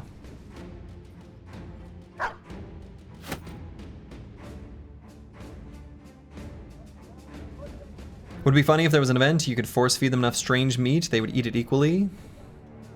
Grows a taste for strange meat. Maybe the glutton trait, that brother will always eat the strange meat. Butcher should be able to identify strange meat so your bros eat it. That'd be kind of a cute interaction. Yeah, I don't think there's anything we want to do here. We're just gonna move on. They don't really like us, this faction.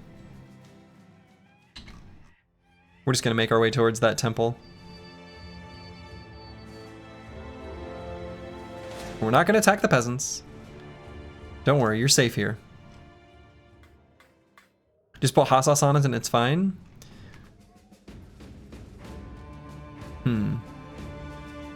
Maybe. Alright, let's make our way back up towards this this temple. It'd be cool to add a skill to the cook to integrate percentage of strange meat into daily meals. Yeah, or it could just be where the cook makes it so that the team will eat strange meat.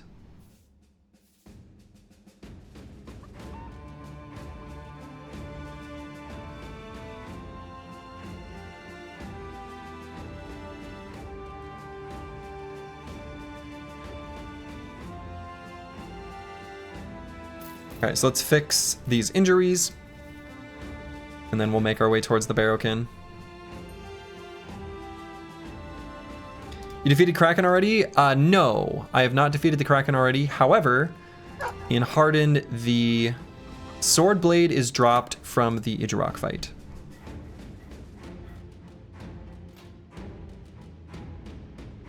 All right, level 6, we're gonna do our level 6 student as we've been doing in the previous cases. Mr. Armored War Dog in the kennel? Yeah, we're not doing that though. We're intentionally not doing that. I mean, I could buy the Armored Warhound and then just replace the armor. I guess I may as well, we've got enough. Oh, we're out of the armors. I mean, I suppose we just could.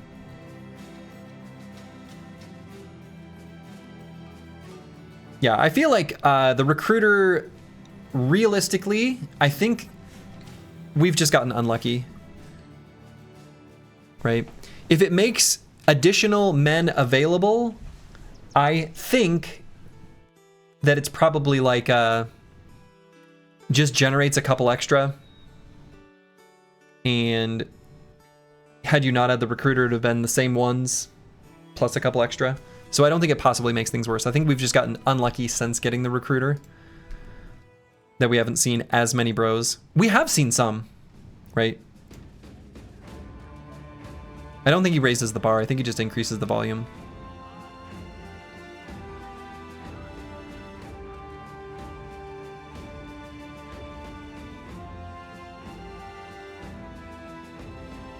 Nah, screw it. We'll get this Warhound.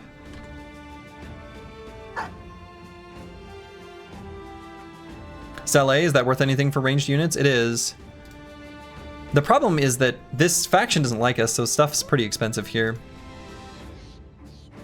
Which, I don't know. Might just buy it anyway. We do want it, right? Because we want to give that to Mystic Nemo. It's just like basically a straight upgrade. I'll probably just buy it.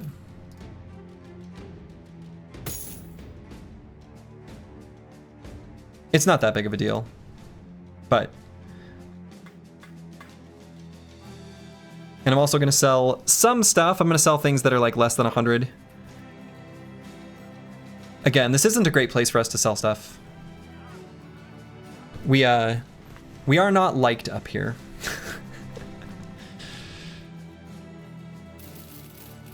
So.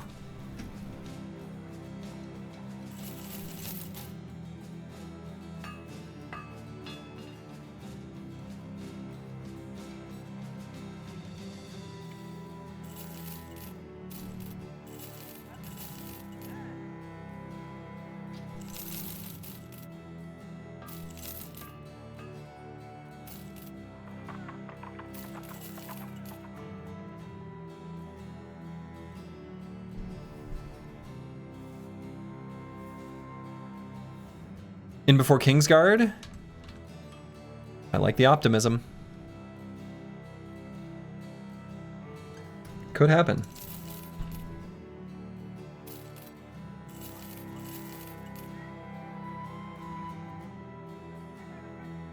We don't need the occult eye mask, and we're not going to use the Temple of Knowledge. I'm done carrying him around. I don't think those are ever going to have a place on the team. It was cute for a little bit, but I'm not keeping them. They're done. They're done.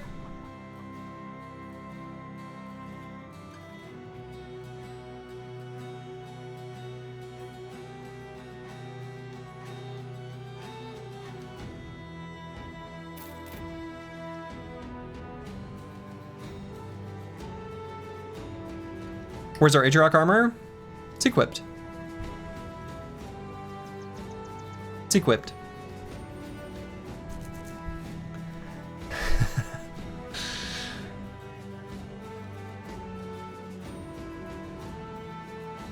Okay, I think we move on now.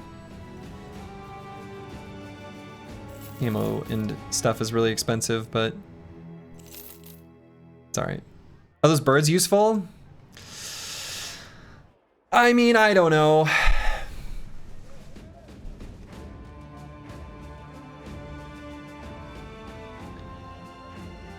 Probably.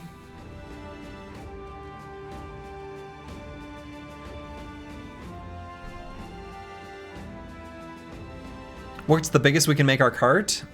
We can upgrade it one more time for 20k. I don't know, maybe the hawk is useful.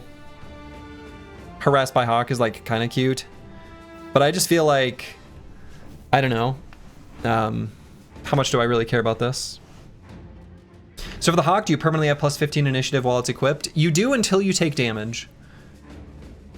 So that makes it pretty handy to like use up an initial anticipation stack. If you've got like dodge, or if you've got flexible, it reduces that first hit by a little bit. So it's not nothing.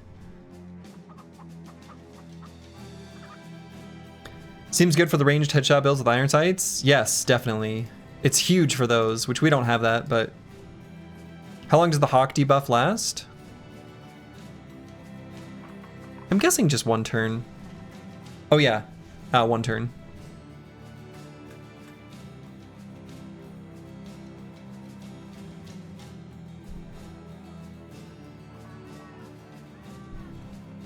But I mean, it's kind of whatever.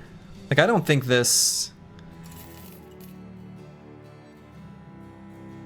I don't know. I like some of the things that are added in Crockpot, but I don't know that these feel, they feel a little over-engineered. That's my hot take.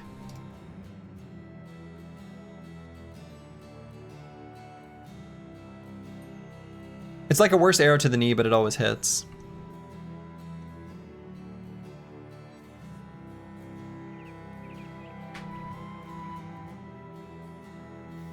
So like, I don't know. It doesn't do that much. We could put it on Ali Eco just so that he gets in position faster. So we can like get to a spot and then anchor down. I don't know, even that doesn't matter. Pretty slow.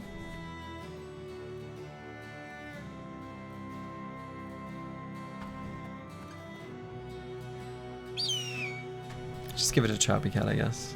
I don't know. So how long till we get over this injury? 1 to 2 days? All right, we'll make our way back over towards that Barrowkin location and just hope that he gets over it soon.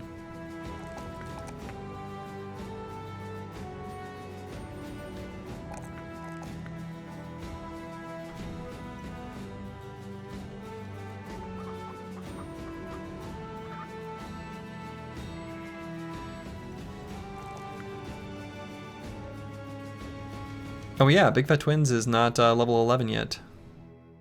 Right. So what perk do we pick here?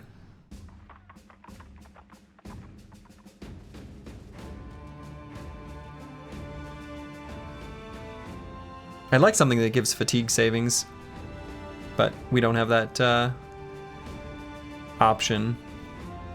I mean, I guess I could just go with marksmanship. It's fine.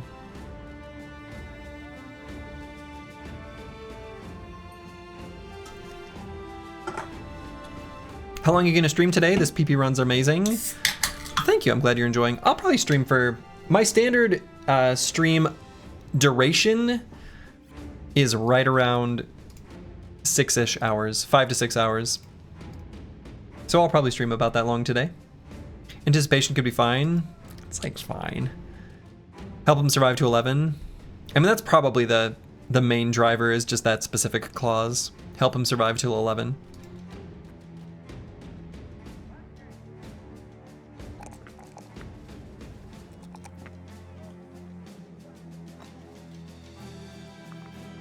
Six-ish, but actually 4 because of D&D. No D&D tonight. Every once in a while I spring that surprise D&D. All right, now let's make our way towards the Barrowkin location.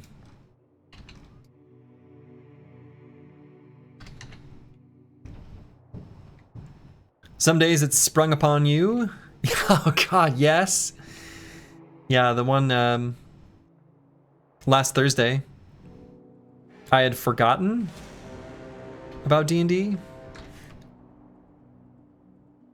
So my friends popped into the stream and they're like, hey, hey, hey, hey, hey, hey.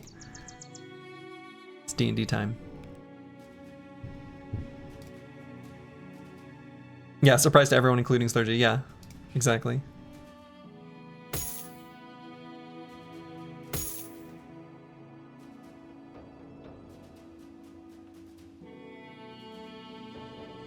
Yeah, we can head towards those like Nordic huts. Maybe we walk through this area, look for fights along the way. It might end up being 2 days anyway. So there's no need to rush.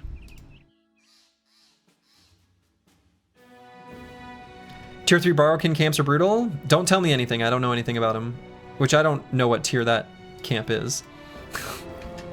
Oh, Cemetery of Old. Alright, we'll do this. Oh. Alright, got over our injury. Very nice. Cool. So do I leave Scottaboosh here? Could level up Fennec Phoenix too.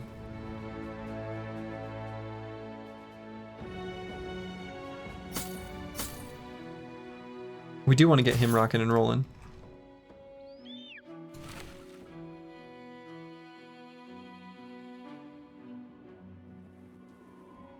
Broken was to the west? No, it was east of here. It was east of here.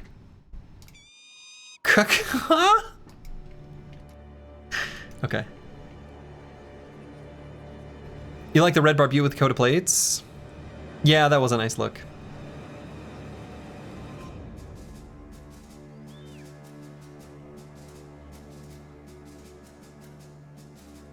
Level up the failed potential further equals more XP for the offspring. Yeah, but at half rate, so maybe it's still worth, but. All right, so we're gonna get to where, you know, I've mentioned this before, but I'll show it every time. Horrific Scream is a range of 3 tiles. It costs 6 AP. So if they move here, 1, 2, 3, they can do their Horrific Scream. But if you just back up to like one big line, 6 tiles away, that's your magic number. Magic distance, or whatever.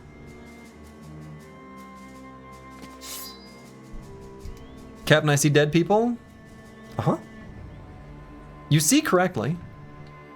Those are, in fact, dead people. Ah, and it looks like Dark Soul fixed that that bug with weapon swapping.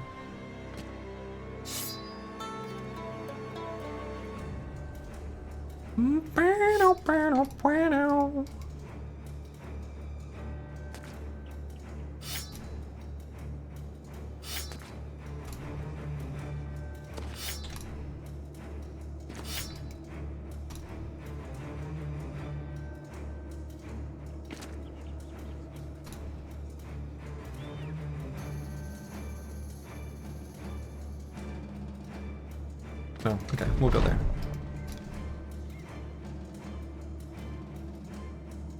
Daggerbog got fixed today, I think. Nice. You have a couple Reforged Hardened runs behind you already. Never encountered Tier 3 Borrowkin camps. Well, it's new. My runs were before it existed.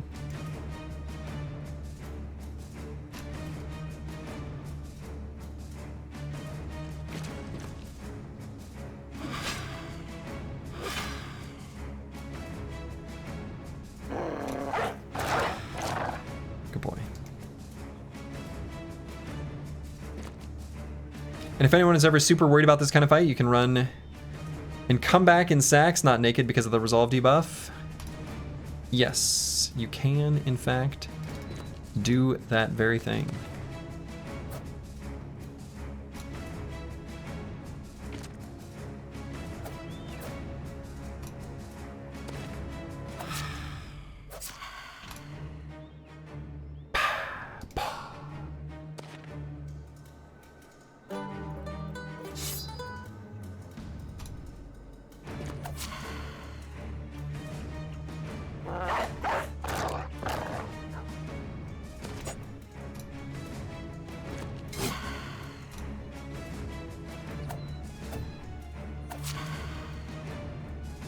You're 100% sure that the Barrocan camp from yesterday was west from here?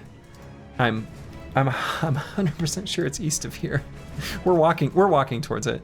We're walking towards it. Have no fear.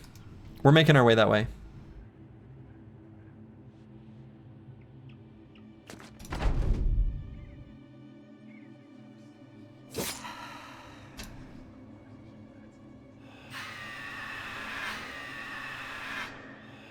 Bet Sturgy can do a good Nazgul voice. Like Lord of the Rings Nazgul? Maybe.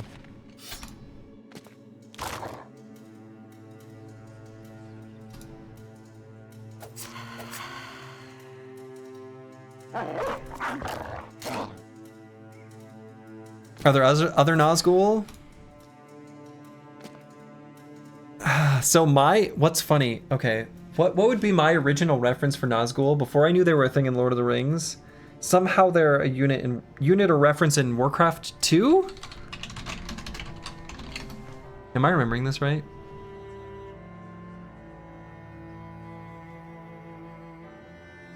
Like the first name for a Death Knight or something like that in Warcraft 2, or like the champion unit was called Nazgul or something.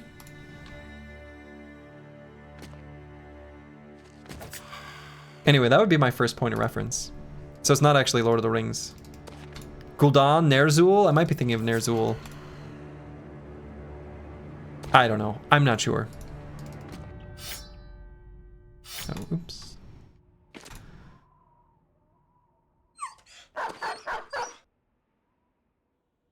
Nazgul was a player? Nazgul was a player.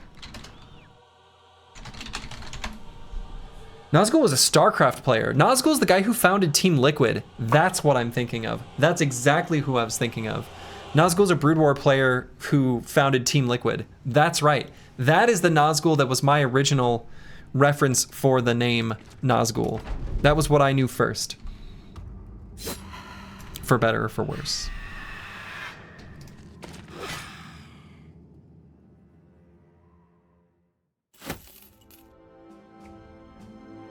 Anyway, that's what I was thinking of. All right, Fennec Phoenix gained a bunch of experience from that. Promise Potential and Entrenched. Go ahead and grab those. And I think we're gonna level them up as, oh boy. Maybe I'm not ready to make that decision. I'm gonna worry about it later. Did you get 2 tools from an army of ghosts? Yeah, apparently so. What's the skill you avoided from the ghost you explained at the beginning of the fight? Yeah, so that ability is called Horrific Scream? Is that what it's called?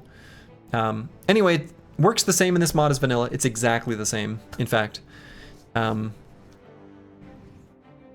So the tactic that I just displayed there, you can do that basically exactly as you just saw it in vanilla, and it works the exact same way.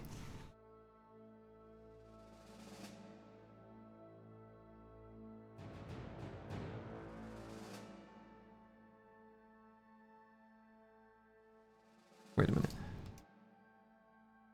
Yeah. So yeah, the Barrocan camp we're looking at is over here. So it is to our east. I don't know what you're looking at to the west. Oh, there's another one over that way. I see. This one's got a lower famed chance, so I'm assuming it's lower tier. This is a Whispering Stones, blah, blah, blah.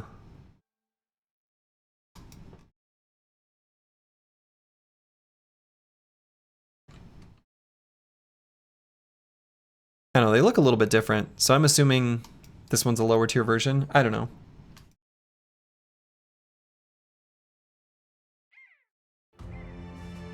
Right now we're equidistant, it seems. So you're right, Corvus, there was one to the west. We were just both correct, the best kind of correct.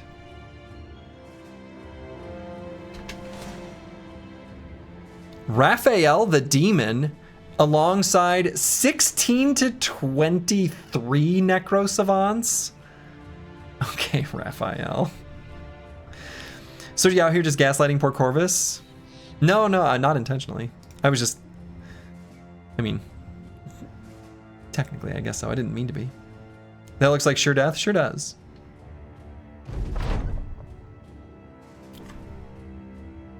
Hell yeah! Luke Solus. I've killed and buried so many men, you know? And if they're worth their salt, then they wouldn't have the opportunity to come back as undead to begin with.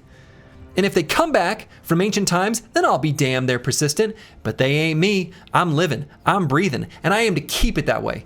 And when it's my time to stay dead, because I've got the gumption to know troubled this world enough. Clapping, Scataboosh offers a plate of food.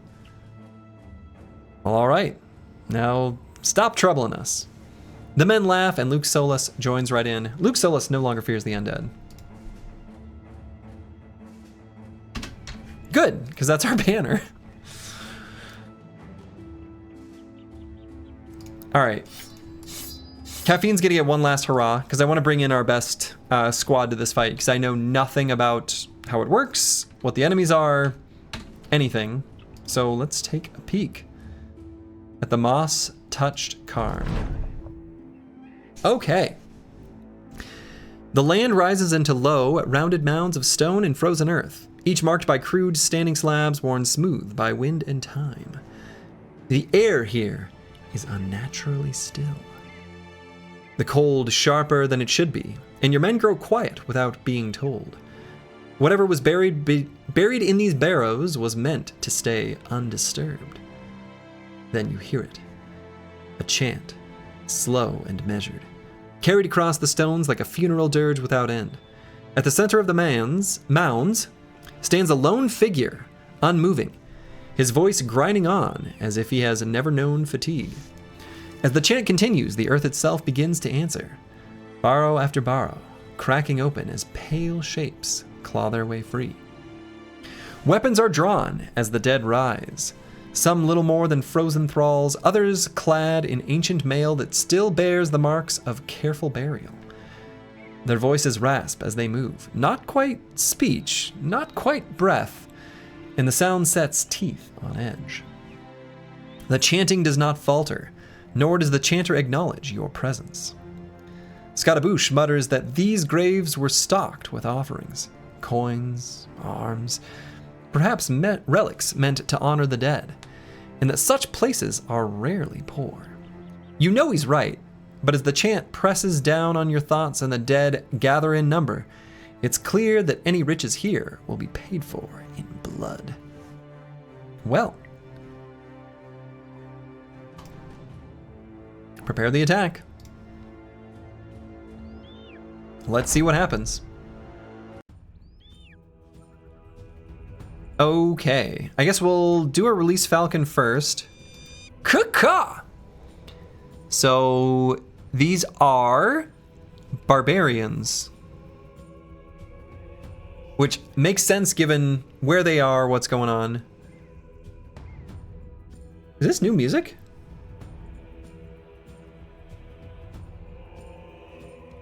Whoa.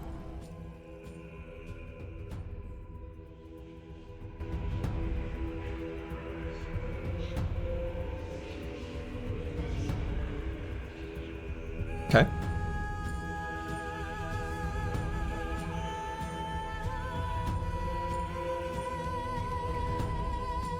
All right, Frostbound. Characters ending their turn adjacent to you lose 5% of their maximum hit points and you heal for double the amount?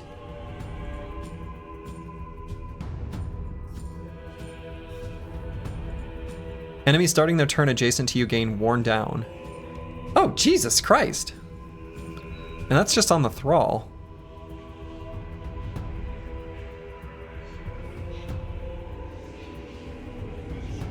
Alright, so these look like the same things as zombies. Okay.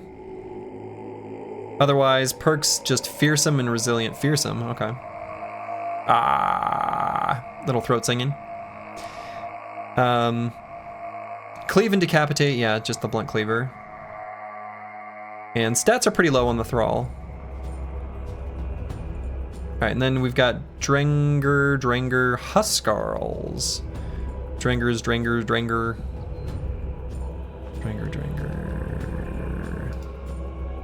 Seer. All right, so let's take a look at the Dranger first because these are most numerous.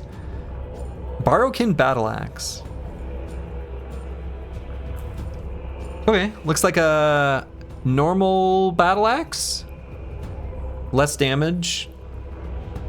I think regular battle axe has a reach of 5. I think. So more reach. More reach, same armor pen. I think even same armor damage, just lower damage number. Okay. They've got Frostbound too. They're also Borrowkin. Bully. Yeah, okay. With their 160 HP. Fearsome, Formidable Approach, Rebuke, Resilient. Indom Neutral Bros hate this one simple faction. Yeah, okay.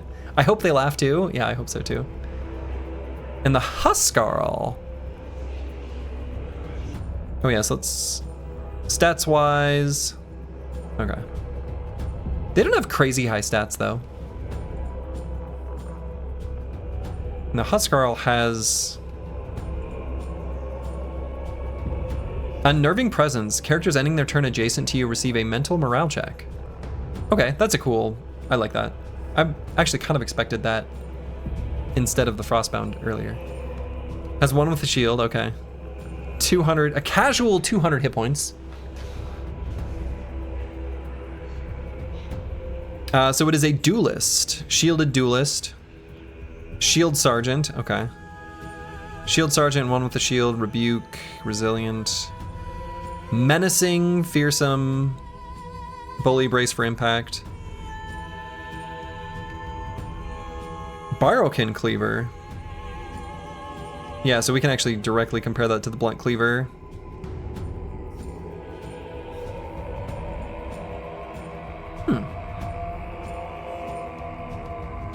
Seems fairly strong, actually.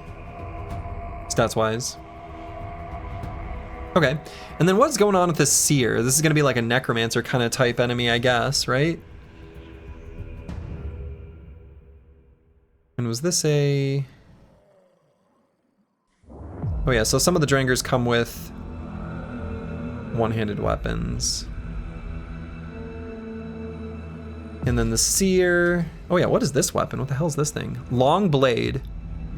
Oh, okay, it's just a reach weapon. So it's like a Vulge.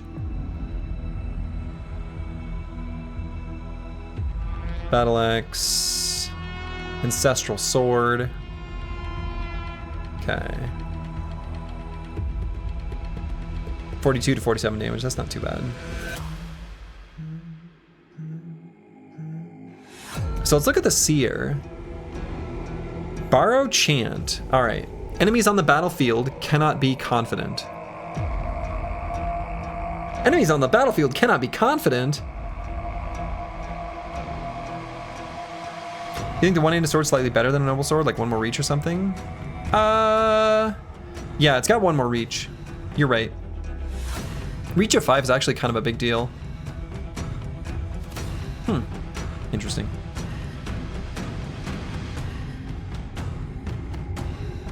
Affected enemies deal 15% less damage for each morale state below confident. Upon your death, each allied Borrowkin has an individual 100% chance to become restless.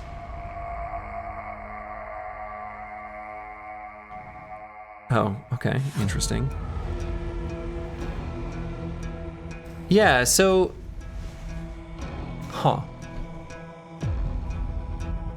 What the hell's he got for a weapon? Two-handed mace?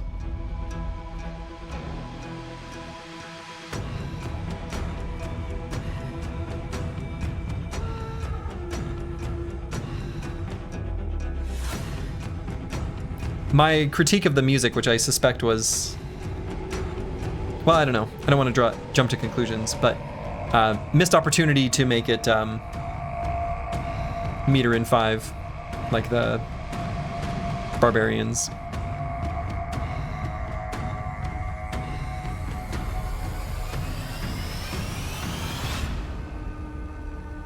And has anticipation, fearsome, mace mastery, resilient. Ancestral summons. Call upon a buried Borrowkin to rise and join you. A buried Borrowkin. I see. So that's what all these cute little things littered on the battlefield are. That's an awful lot of them, isn't it? So one must imagine he probably does that once per turn. Just every single round. Okay. So let's see from an AI perspective what they do. I think I know how I'll approach it, but I don't believe it's probably correct. I'm gonna let them come to me.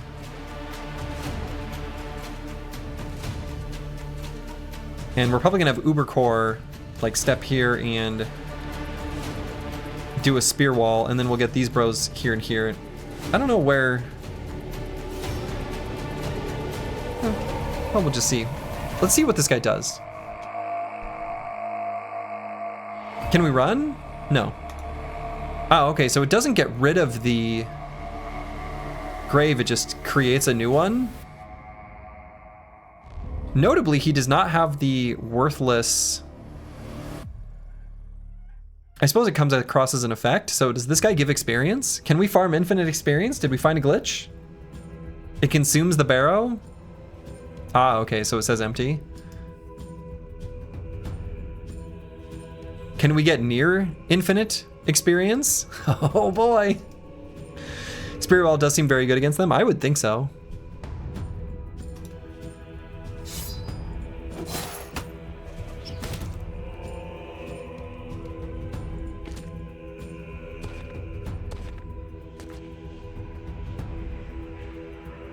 So if we're gonna lose 5% of our max HP,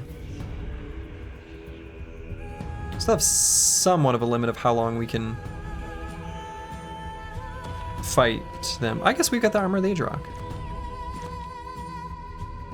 Sounds unethical to fight Barokin, you'd alt F4 out. Oh, it doesn't seem that bad.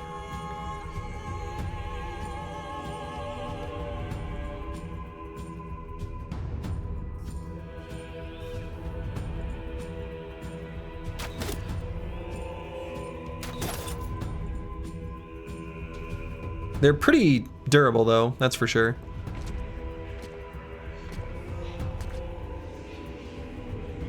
They actually have like kind of a decent amount of armor.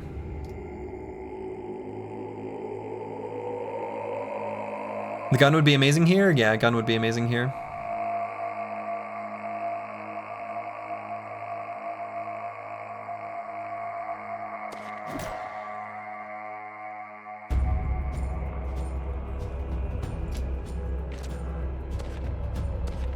Does the 5% stack per mob? I don't know. It's a good question.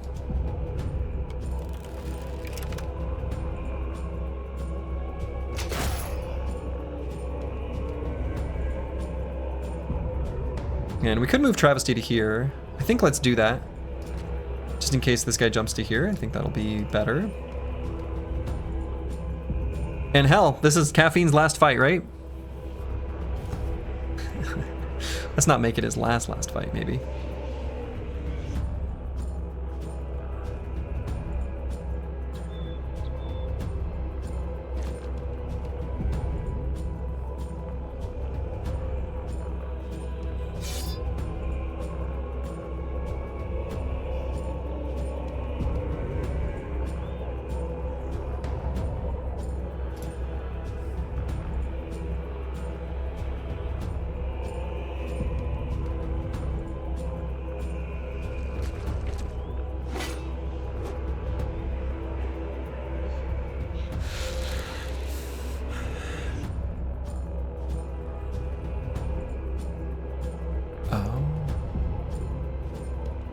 I see.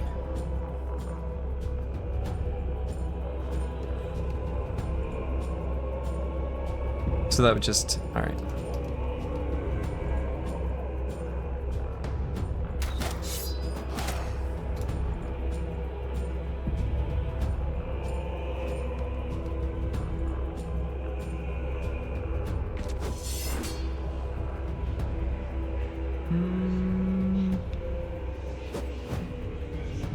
That was maybe a bad idea. Oh, lost our little thing.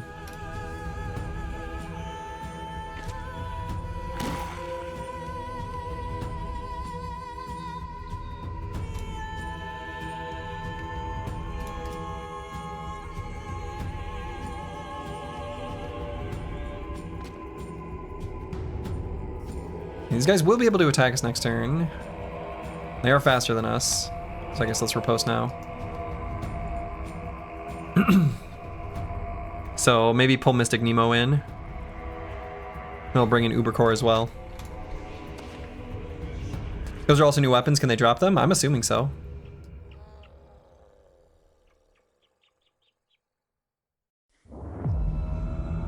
If Brewski were faster, I would swap here.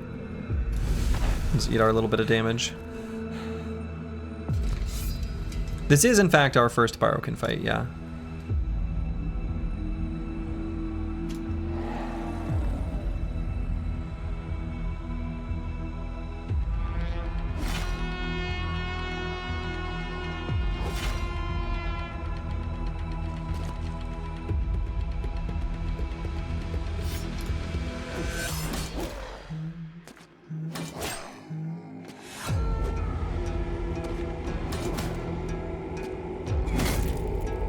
Ow.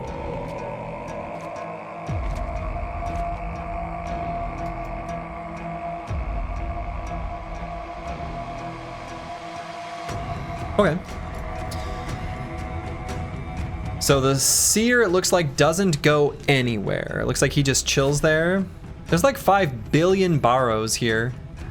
But if he can only res one at a time and they don't naturally resurrect,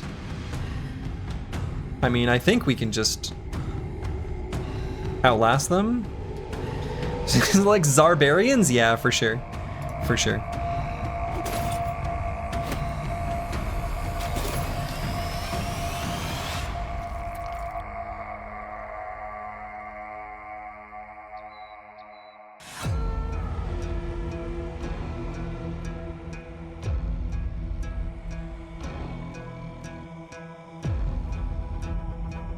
And I guess Slurgy will just stay here.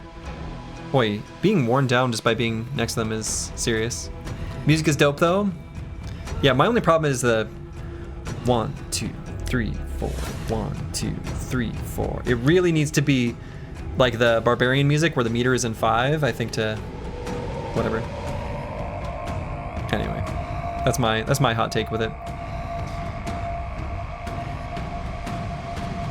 It's fine.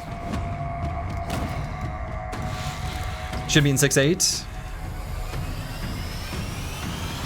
Nah, I think it should be in 3 or in 5. Just like the right.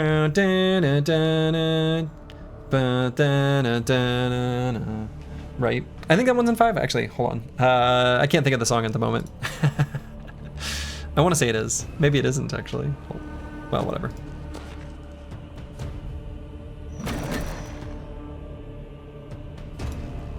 Maybe it's in 7? No, I don't remember for sure.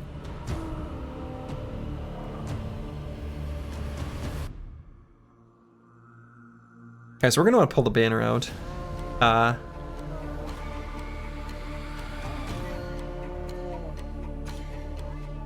gonna wait till the second half of the round though.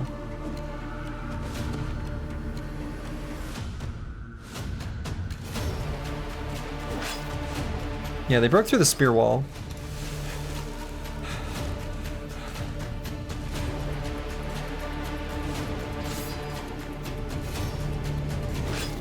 I think I'm gonna turn the music down to where it was before. It's a little bit much now that it's really going.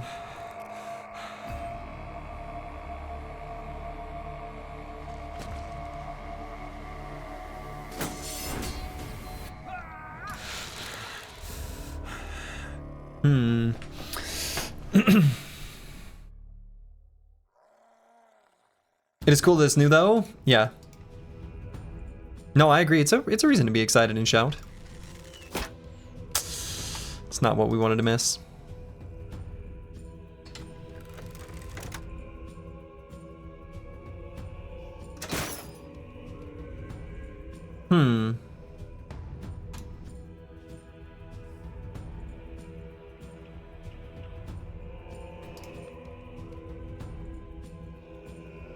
Wondering if I should maybe move Caffeine up to here.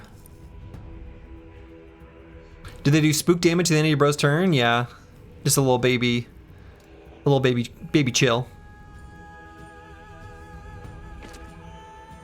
Yeah, no, maybe I should go all the way there. No, maybe not. Let's just go there. Wonder how a doggy fares. Probably not very well.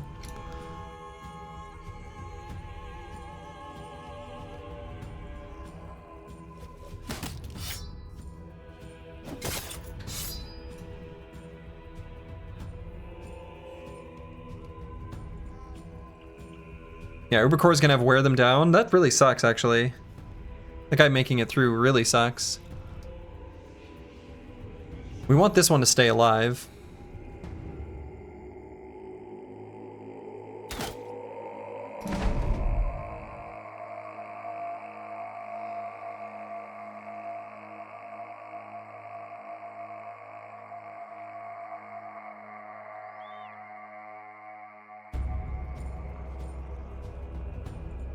Yeah, it's that one with the shield making him not take any damage there, huh?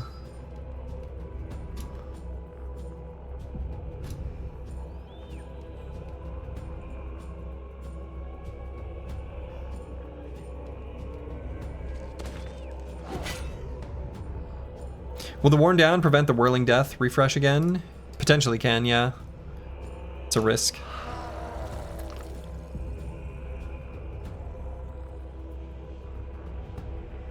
So let's go an Indom, and do we want to shield other?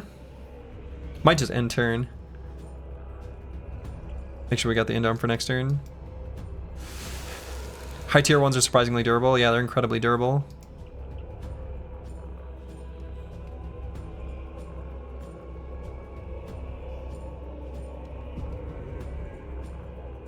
So if we free up the hexes around Mystic Nemo, he is actually close enough to shoot at the Barokin Seer. I don't know that we want to. If all he does is make the thralls, and what happens when he dies? Upon your death, each allied Barokin has an individual 100% chance to become restless. I guess this isn't that bad. I suppose we do want to kill it. Yeah, the damage nerf goes away. We can actually become confident again. We do actually want him to die. So we could free up 3 hexes around Mystic Nemo. That seems like a good idea. We could also just push. No, we don't have to go to that. No, these are blocking movement, blocking sight. Oh god, not again.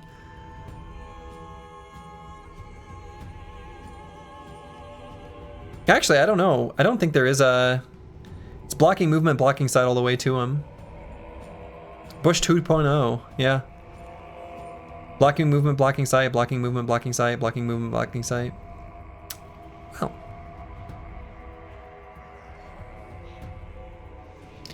Well.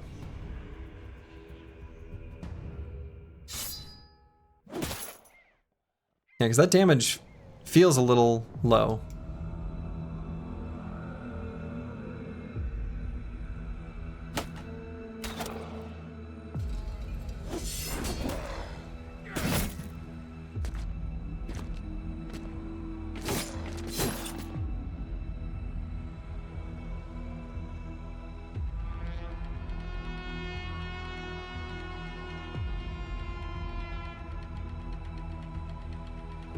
And so I suppose Choppy Cat will just attack.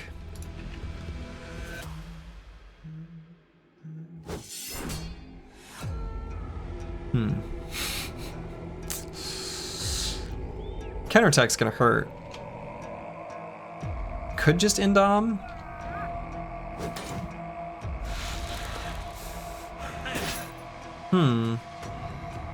Those little like trickles of damage are really gonna add up too. So we want to go here. We still want a Whirling Death, and then we can pound. And we need this guy to die so that we can... No! Brewski is legally allowed to miss 195% per attack, though. So I guess, or per combat. So that is okay.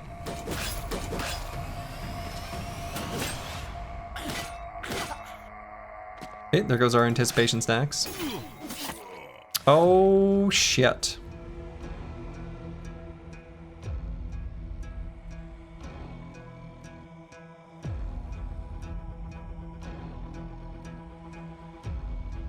Well, Ubercore taking both of those hits is not just a little bad. I would describe it as very bad.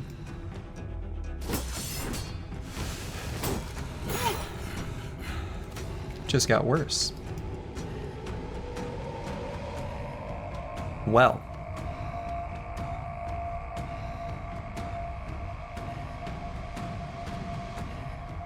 I wonder how a dog does.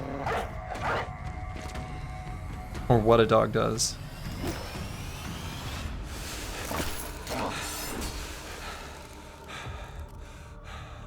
So we've got our rally.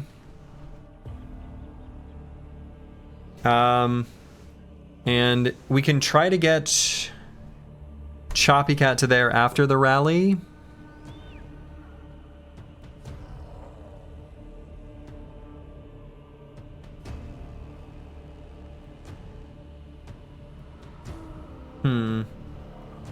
I can't pull out the banner and do a song and then pull the banner back out. I'm gonna leave the banner out, but I'm gonna do an attack.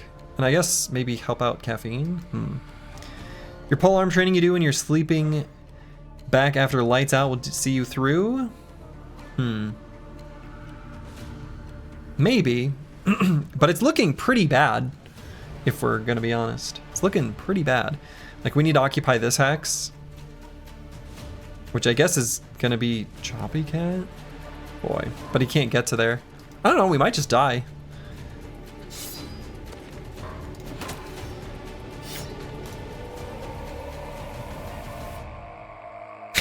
Like, so there's that.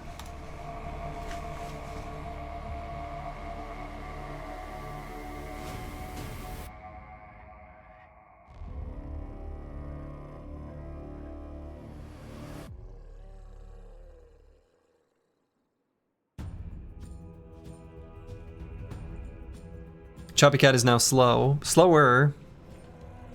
I don't know, I don't think we have a good solution. Like, genuinely. I mean, Corvus is gonna get some good damage here, so I guess we try to get as much as we can on this enemy.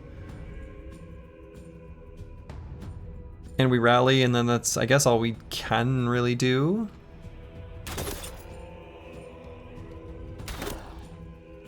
Alright, hitting him in the head was really good there.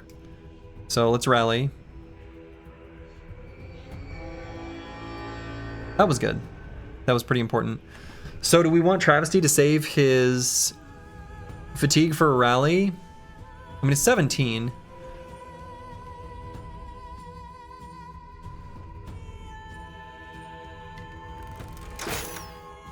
Let's do damage.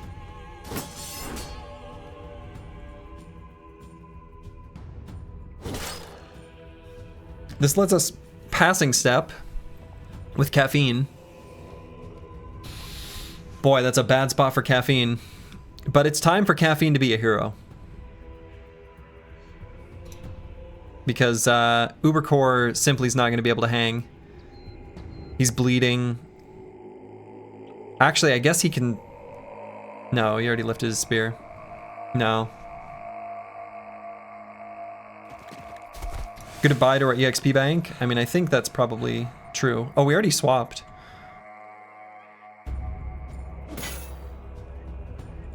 Actually, don't even remember doing that.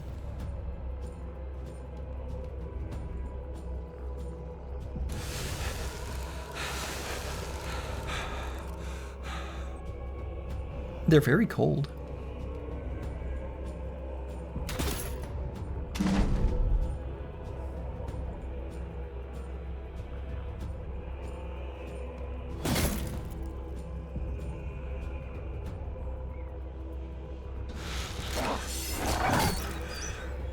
Uh-oh. Ow.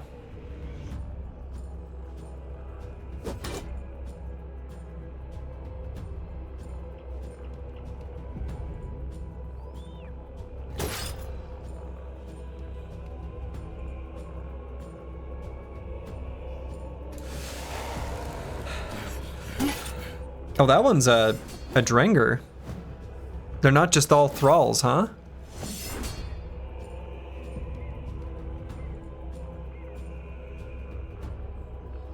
Well. Corvus has a bajillion AP to work with. And we're gonna do a bajillion damage, hopefully. Holy shit, this seems super bad.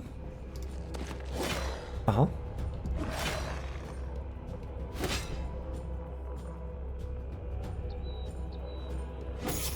It does.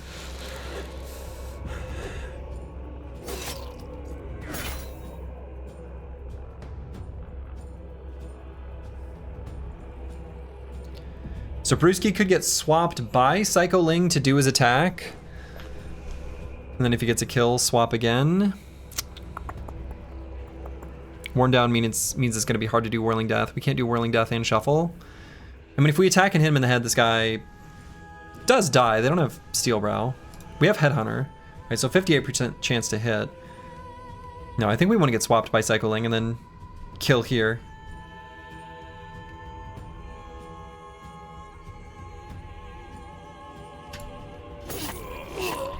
Oh yeah, Caffeine's way dead.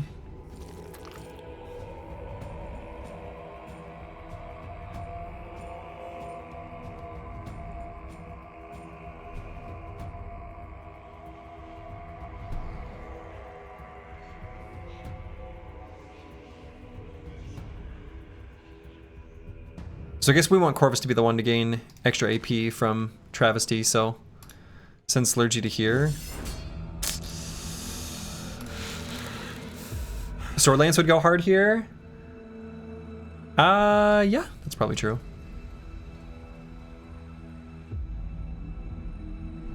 I mean, even when Travesty rallies, Caffeine's just doomed. Fire Pots would go hard here. That's probably true. I almost feel like Big Fat Twins has to back up. That one enemy breaching the spear wall right at the start was, yeah, it was pretty bad.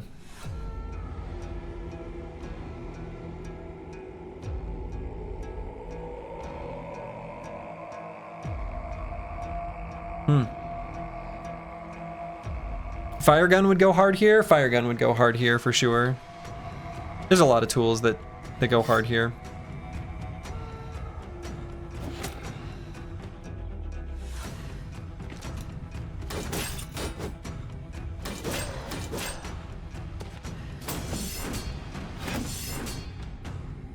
We did a round swing.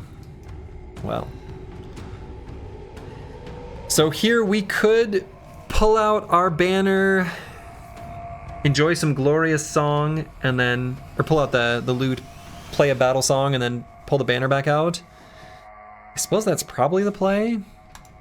Boy, I don't really...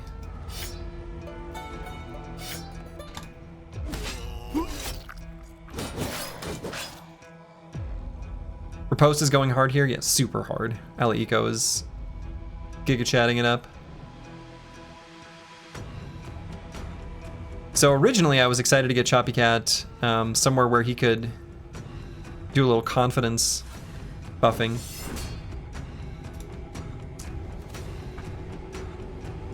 I don't know, maybe I should have just done the blue skip turn button there.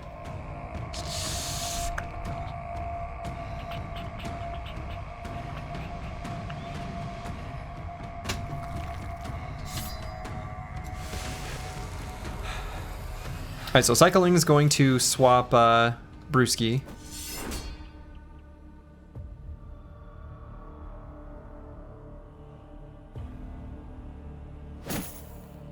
No! I shouldn't have done that. Why did I do that? Why did I do the Destroy Armor? I shouldn't have done that. I shouldn't have done that.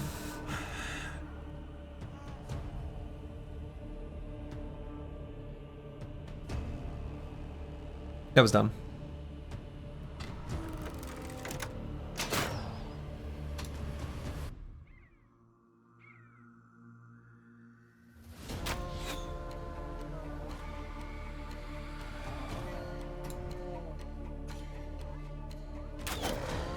Good, we don't want to quite kill him. Alright, still we're able to do that. And we're not going to have Worn Down for next turn, I guess. So I guess this is fine.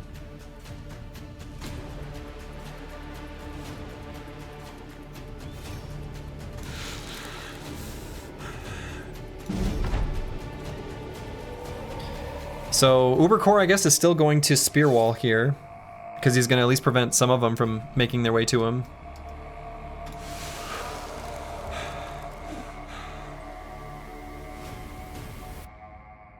So let's finish off this guy. And still Brotate now. Corvus still has one anticipation stack.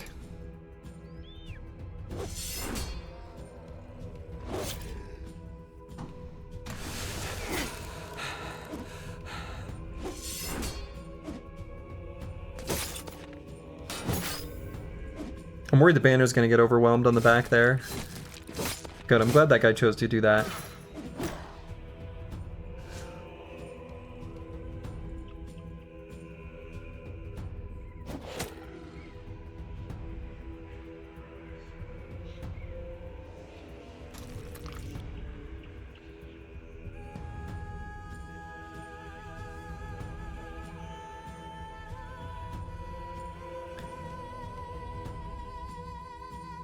I actually don't know for sure if there's a line for Mystic Nemo to get an angle on the Seer if he moves forward 1 hex.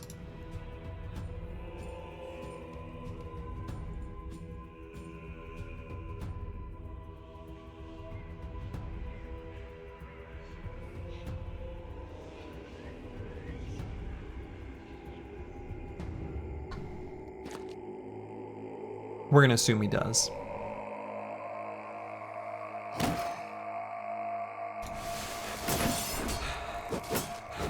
Or the reckless round swinging.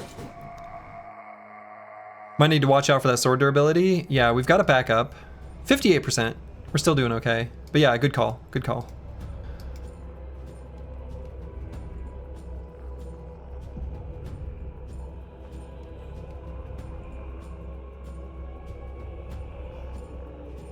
So I don't want Luke Solus to get surrounded. I don't want Bigfoot Twins to get surrounded either, but I mean, I'm kind of just gonna go where we're gonna go. I suppose if Mystic Nemo's gonna step here, we could have Luke Solus step there. Choppy Cat take a step forward, just to get crowded on this guy. I assume this is affected by crowded. Yeah.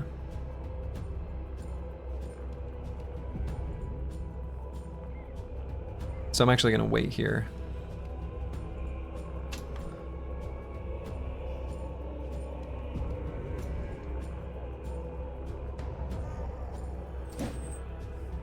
So Brewski can do his full combination here. Could also step, nope, cannot. Got him. Did we lose a bro? Yeah, Caffeine did his final hurrah.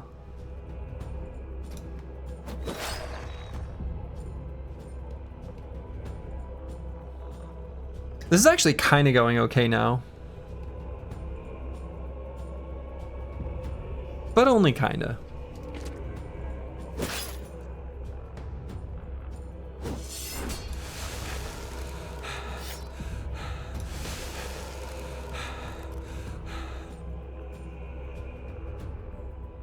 Okay, let's get here to get crowded on this guy. Unless I want to run up with Cycling here.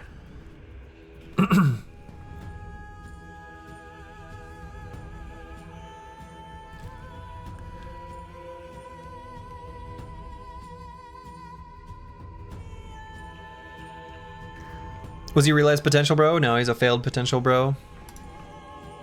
What I want to do really is help the top side up. I don't know, maybe I should just go here with Psycholing. And then we run Brewski back to here.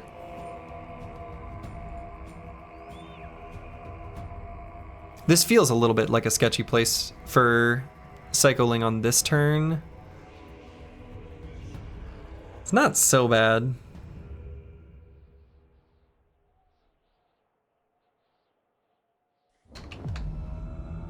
Right, he can't end Dom. That's the problem.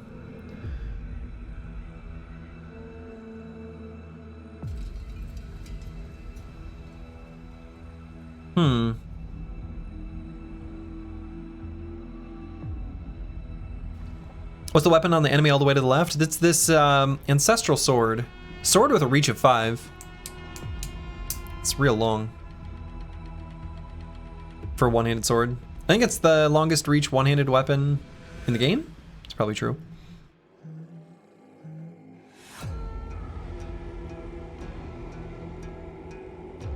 Yeah. So I don't know. I mean, maybe we go here. Is fighting spear 6? No, it's 5.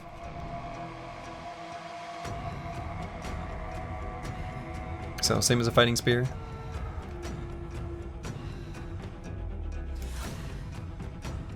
Maybe we just go to here. I think we go to here.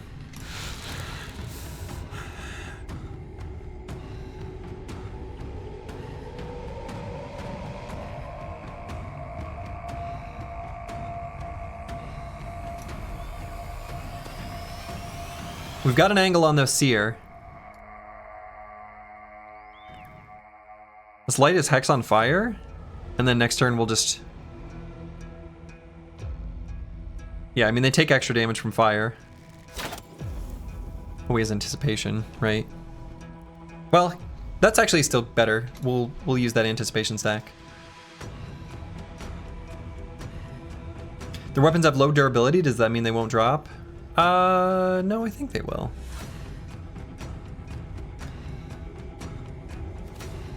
Bigfoot twins, I might...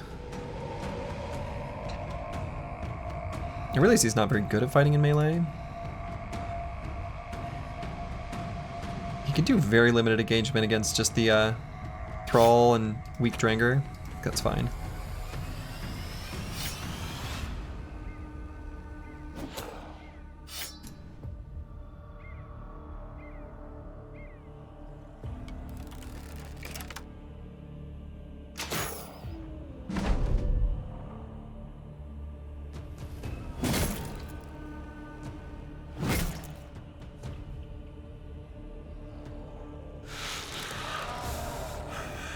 Still need to bail out Ubercore.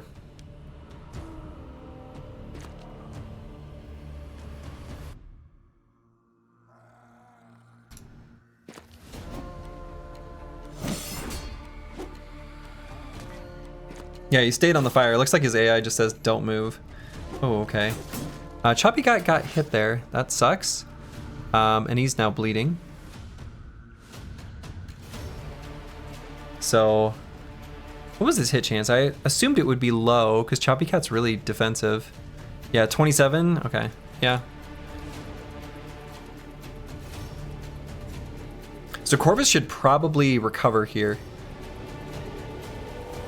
The fight's still gonna go on another little while.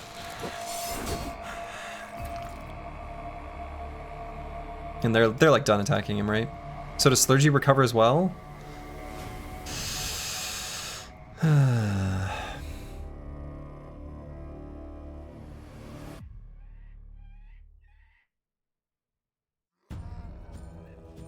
It's better than just one attack. That's kind of stupid.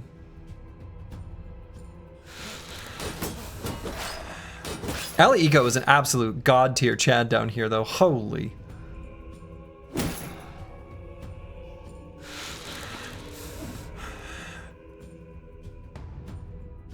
So Choppy Cat's gonna have to recover so that he can Indom.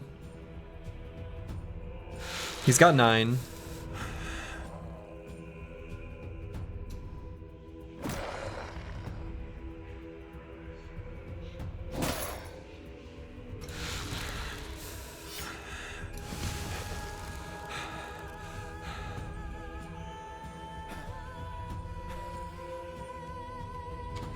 Yeah, Al Eco just clearing house in the south. Really is.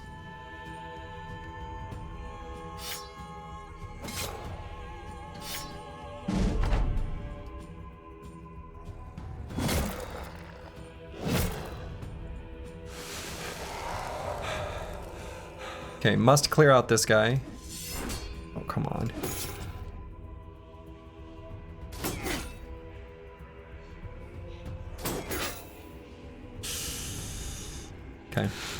Oh, there goes all our fatigue.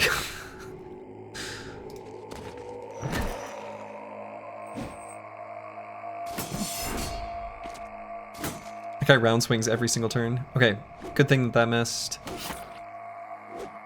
Oh boy. Choppy Cat might fall.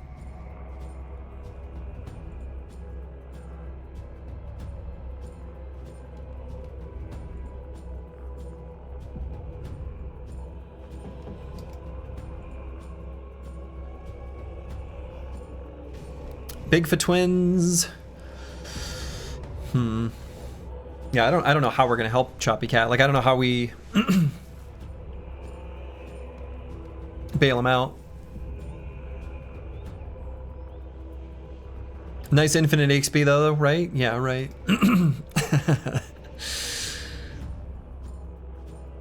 Yeah, I mean, we can't even shoot the warbow actually. We just like literally have to recover. He actually can't do anything.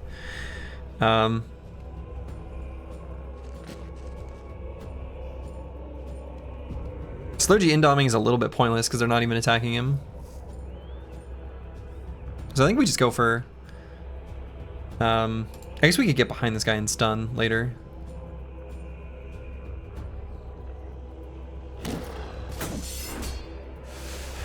Shield push?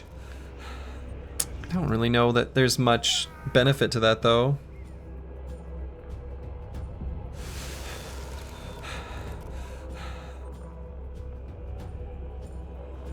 We can bring Luke Solus to here where he can push this Drengar.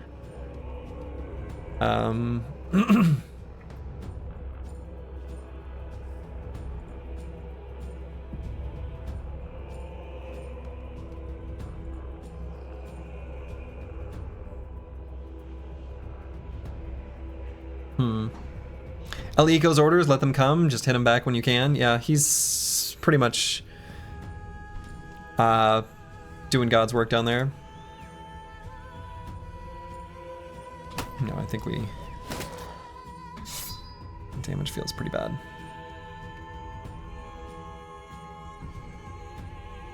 But we can get this guy crowded. It at least lowers his hit chance against Choppy Cat. We could also slingshot Brewski forward to here. I just want to save Choppy Cat because I think Ubercore is most likely going to be fine, right? Because he's going to be able to do 2 attacks on this guy, or 1 attack, and then he can walk out. He's going to get the AP to do it.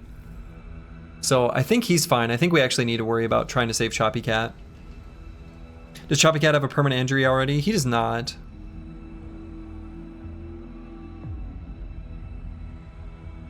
But we don't want to collect permanent injuries. Like that's not the goal. So I think we just get down here, I guess.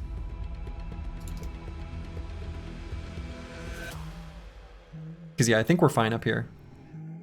You still have 9? Yeah, you still have 9. You still have 9, but there's 2 enemies attacking you, and we got like half. This guy's gonna live for too long if we don't take care of him now. Choppy's at 11 after this fight too. Cool.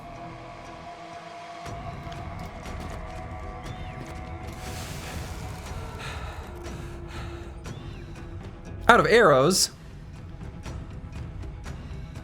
It's a really bad time to run out of arrows. We can swap to our other quiver, but we can't attack this guy this turn. Wow, that sucks.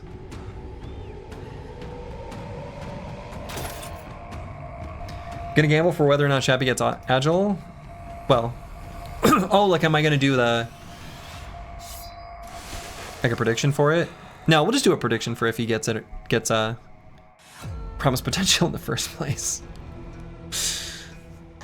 By the time the Seer is dead, the fight is won. I mean, yeah, that's pretty much true.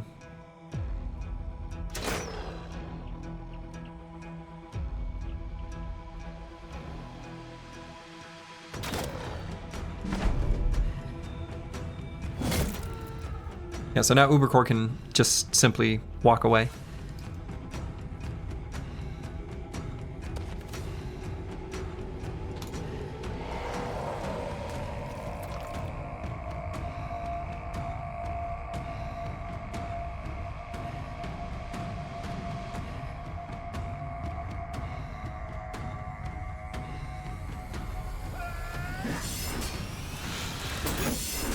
Nope. Okay. So now Corvus is in danger. That attack hit. Good lord. So if we have both Anticipation Stacks and Big Fat Twins, maybe we take a step up here and do the aim shot on this Dringer. That Slurgy Nonsense build is so good against this faction too? Yeah, it really is. So now we really need to kill this guy. Where the hell did he come from?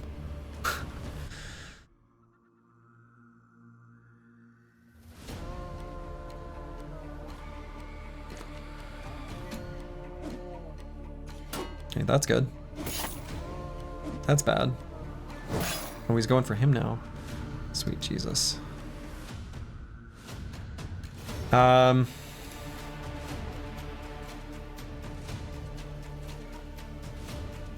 What gives your Spear Guy the 12 AP? We have Inspiring Presence on a Travesty.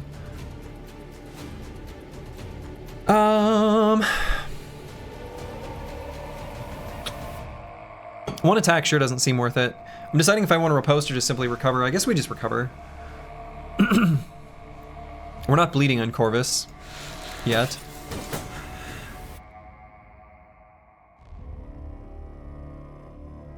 So Choppy Cat's gonna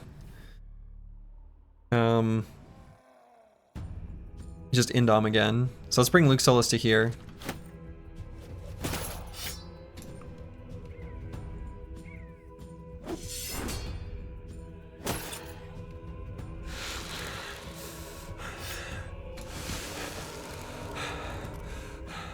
Probably should do the fire shot. He takes extra damage from fire. Smoke pot would be nice here. Yeah, it would. What about that lad to the west? Yeah, he's here. He's doing his thing.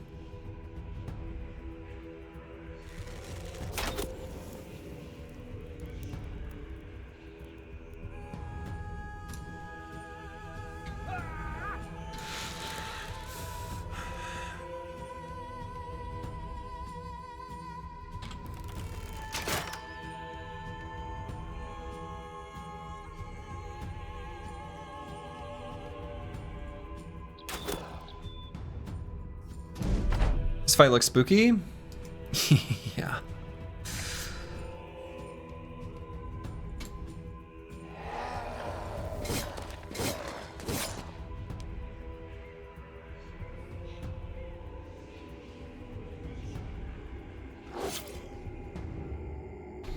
Alright, so Corvus should step away. He could get killed. We could go here and do one regular attack against this Thrall. I wonder if that's smart or dumb.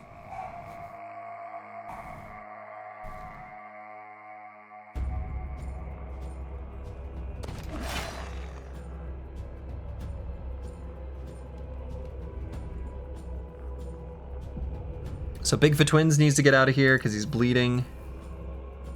I don't know how we're going to take care of this guy still.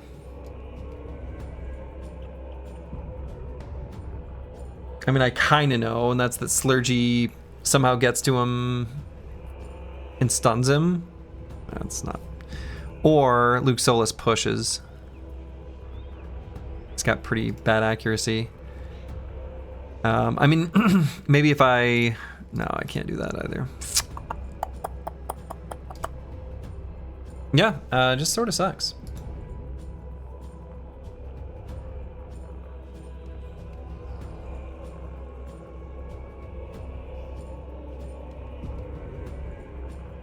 What is that red cape with gold on your guy in the middle? It's an attachment from the mod as well. Gives resolve. No, we just go here and... Well, yeah. It feels bad. Okay, that guy dying was really important and really good. I suppose a dog will probably go after the seer. I wonder if we just see. Oh, the dog did. Oh, come on, don't reposition like a jerk. Choppy Cat did not get hit though. So much for pushing him. Chabu would just lose an eye, get the visual buff. Yeah, I suppose.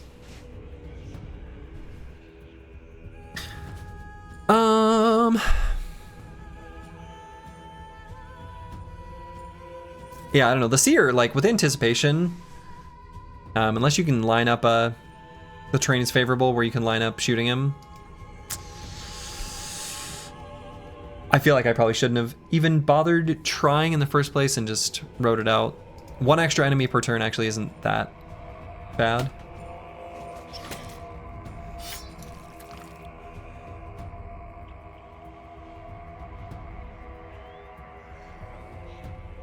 Kind of feel like I need to lock this guy down. Let's just go there.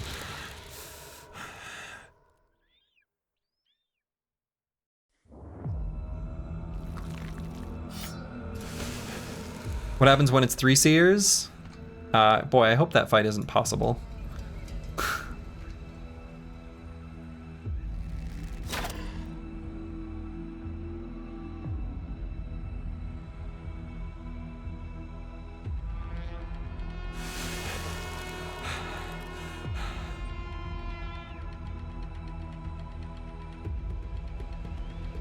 Shit. Yeah, so we took the frostbound damage. Yeah, okay. Yeah, cat icon has appeared. Choppy Cat's in rough shape.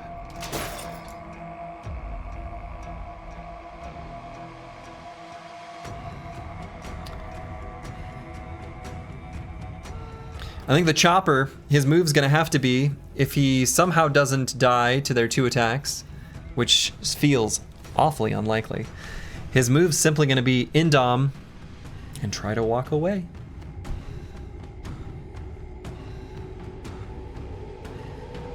We could go for the kill here just to make him go from breaking to a better resolve state. Oh, we miss.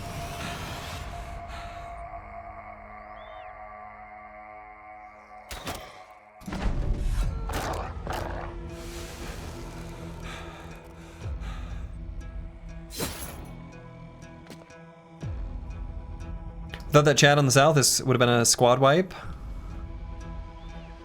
Yeah, that's actually probably kind of true. So I think this guy can one-shot us, so I guess we have to step away.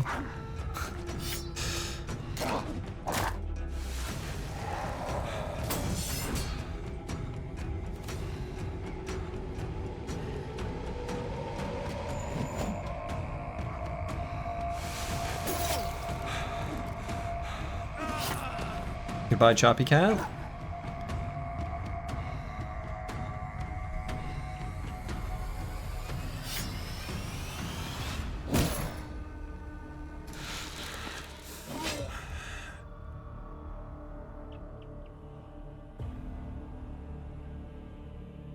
What are the stats on the cool-looking one-handed axe? Boy. Didn't even realize that was an axe. That did not look like an axe. Yeah, they all have more reach. I don't know. It's fine. The reach is what makes these weapons all better, right?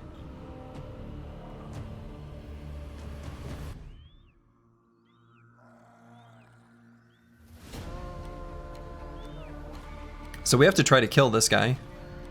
Good God. This is a disaster everywhere. Reach is melee attack and melee defense? Not... Well, I mean, I guess. In an indirect way, yeah. That was good. That was a good hit. Okay, so he will be able to step away.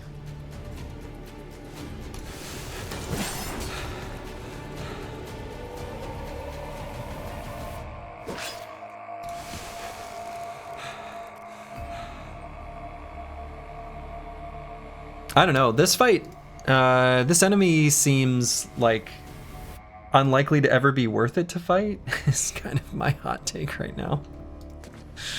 This wasn't even their highest tier camp. Like, I don't know. I don't think I'll be doing this again.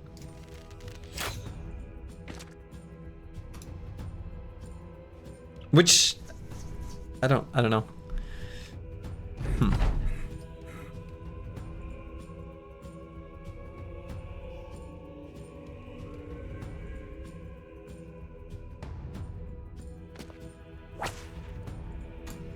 Witch arm? This isn't a special location? Not only is it not a special location, this isn't even their highest tier camp. This is just like regular. This is regular stuff.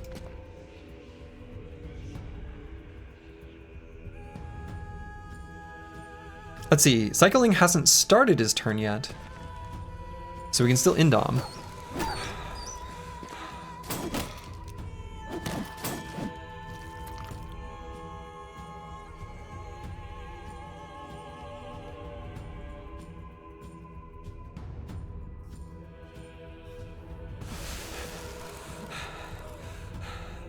So what, you need like line breaker and things to get to the guy?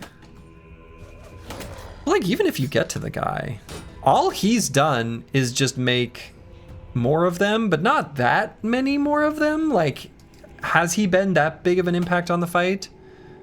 Like, by this point, I guess so. But, I don't know.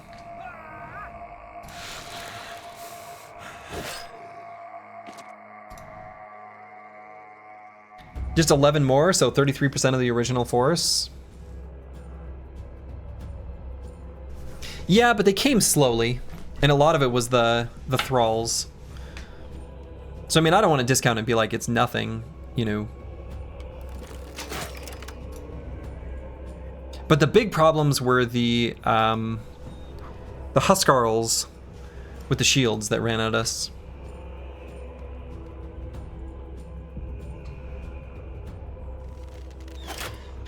This is tier 1?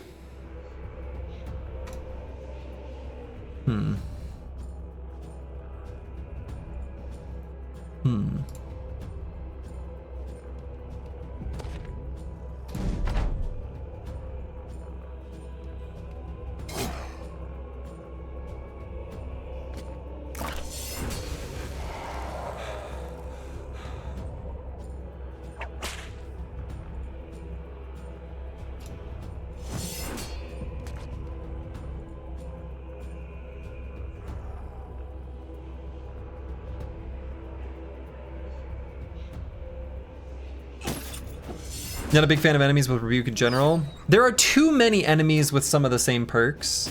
There's like a lot of enemies with rebuke. And there's a lot of enemies with some sort of line breaker ability. Like of the higher tier enemies. Like I feel like there should be like one, I don't know, that kind of thing should be specialized per faction.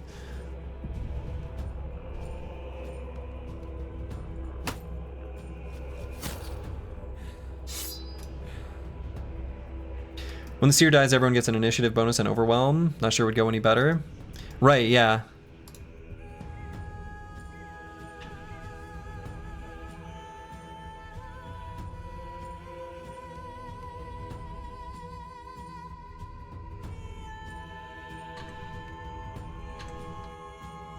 Okay, just figuring out where we have our bandages for the eventual need for big fat twins.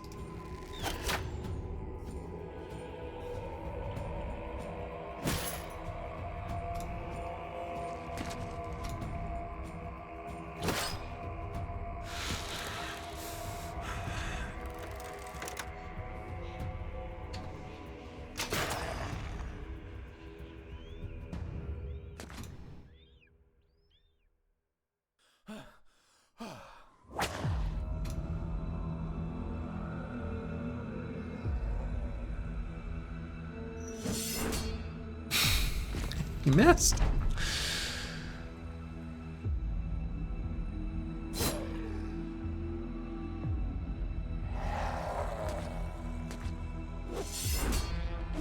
Oh god, this guy got all the way here. I guess that's kind of a real problem, isn't it? God.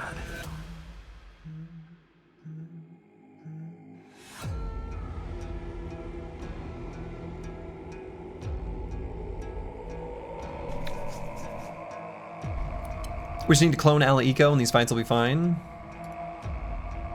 Ala Eco does seem pretty pre-built specifically for this. But I do like how, I mean, I will say this. Ala Eco's build is pretty much tailor-made for this fight, or at least these enemies from this faction. I don't know if there's other ones. Don't tell me if there are. Or there aren't. Don't tell me either way. But I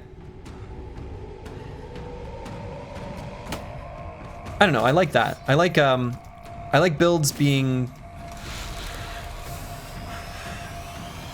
only good against some things, I guess. Feels like the fresh adds every turn has made this extremely uncomfortable, even though it doesn't look like it. I mean, it feels pretty extremely uncomfortable. I would say it looks like it.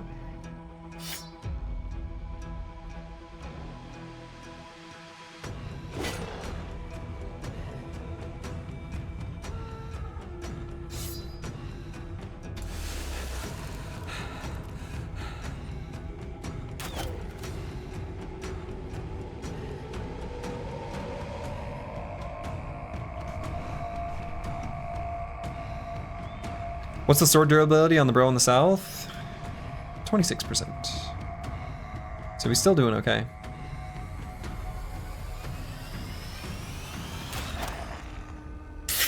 Easy.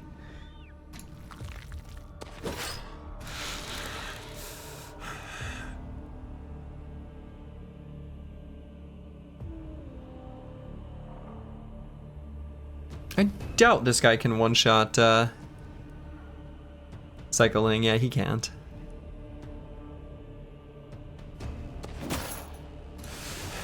Oh, maybe now he can. Well, that kind of maybe... well...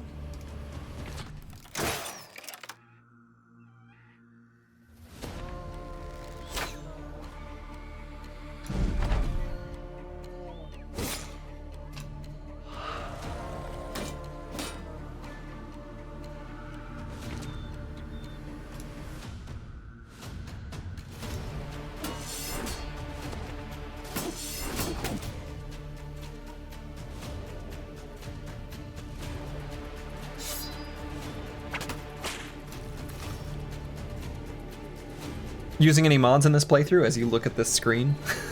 Like...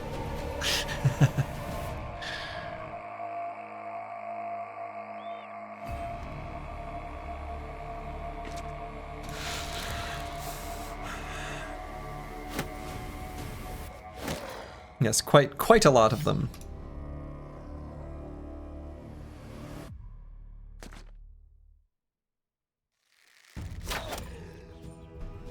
Alright, so the seer is dead.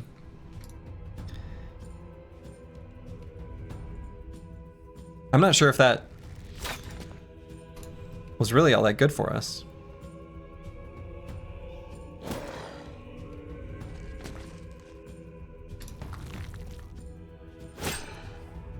Oh, I should have done riposte there.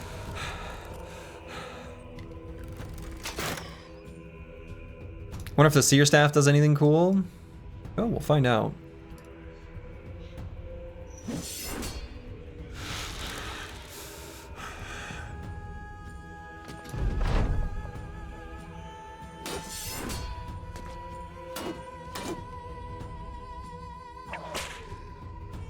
Hey, confident.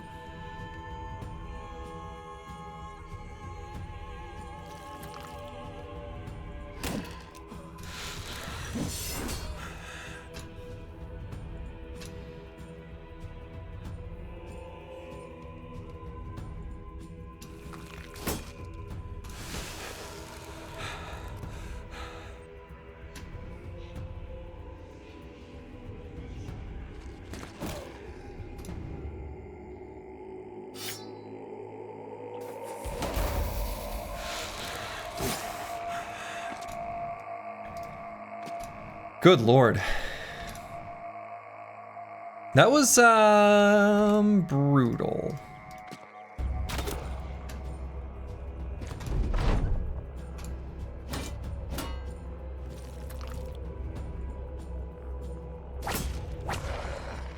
Good lord. Oh my god. Who called it? Who called it? Choppy cat missing eye. Who called it? Who called it? Hold up. Incredible. Incredible. And that's... Oh, I shouldn't have... Well...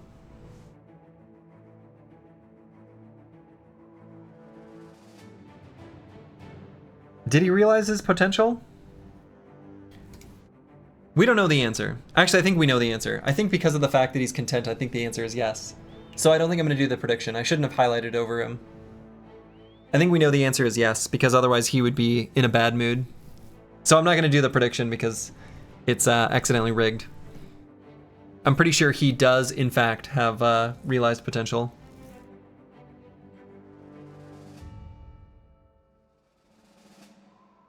But did he get Agile for Duo? Oh. Oh. Well. What? Oh. I was like, 2 shinies. I was like, it has like it looks the exact same as the one we just got. Yeah, it's from the dead bro. It's from the dead bro. All right, we got a lot of stuff to look at too. But I think the answer is he did realize his potential. Yeah, and we knew that. And he gained trained, right? Is that what he didn't? Yeah, he gained trained. So yeah, Choppy Cat lives on. Choppy Cat, the Aura bot. We do love a trained bro. Really do. Alright, so before we figure out what we're gonna do with Choppy Cat, let's look at the stuff. Let's look at the stuff. So for starters, we have a not very exciting famed spear, but there is a nice place for it, and it's right there.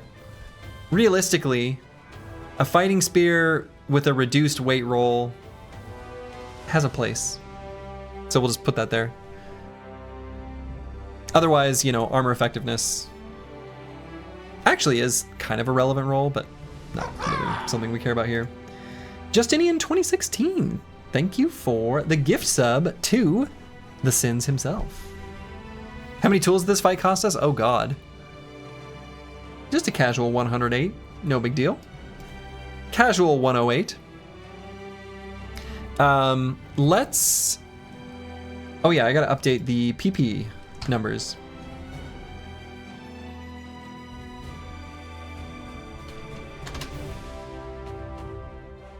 And Choppy Cat. And let's look at the weapons, because there's a lot to take in here.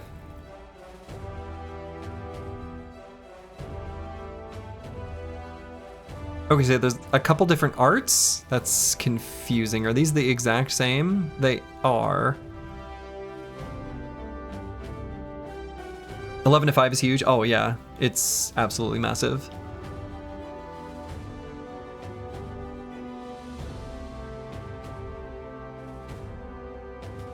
So 45 to 55, 25% armor pen, 85% armor damage. It's a good base damage roll, and a reach of 4 is obviously very good. I mean, I don't think there's a place for it on the squad, but these are really strong, actually. The reach of 4 is a big deal.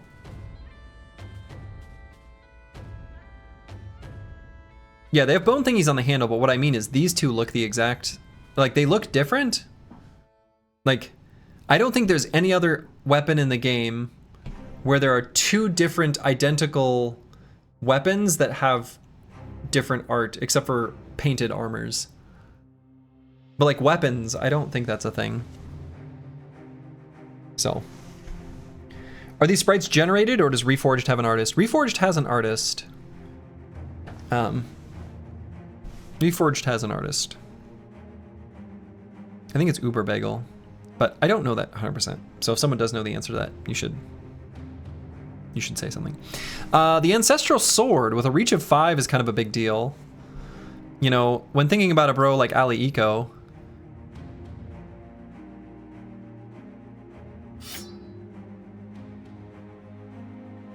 I suspect that this Ancestral Sword is actually going to be better than the Noble Sword.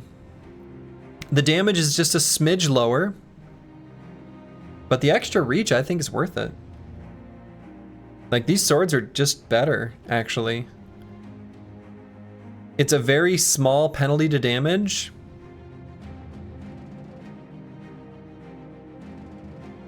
Right, what is the actual, like, percentage? So, 47.5 divided by 44.5? Yes. Doing math on stream, very dangerous. So a 6.7% damage increase from the Noble Sword. Oh yeah, let's compare the Military Cleaver. Military Cleaver is 45 to 60, 25%, and 85%. And has 3 reach. Yeah, okay. Have one in the hand and one in the bag so you can maybe switch. Yeah, 6-7. That's true. It is 6-7 though. Good call, good call. Yeah, I mean, this is just gonna be better for Ally Eco. Like, just straight better. You've read the Reforged Developer's Diary? They say they want more distinction in the weapon art. Huh, I wish they didn't. More is not better. But I'll accept it. Like, you know, I don't know. That's just my opinion. So let's take a look at the Borrow Seer's Staff. Yeah, so this is just going to be just a crappy two-handed mace. But it's like, you know, the same idea as the Goblin Shaman. Ornamental. Now the Borrowkin Longblade,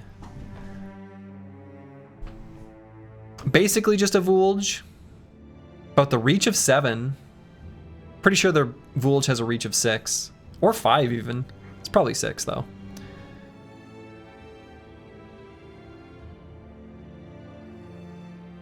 I don't think we're gonna use these, but it's like a fine weapon. Borrowkin Battle Axe. Oh yeah, there's like 3 different variants. So yeah, it's basically the same. Let's see, what is the great? Do we have a great axe? We don't.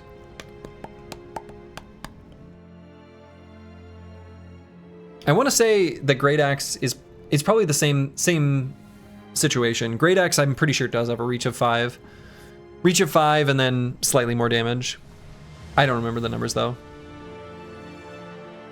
The Borrowkins get their own shield? Is that just the same as a round shield?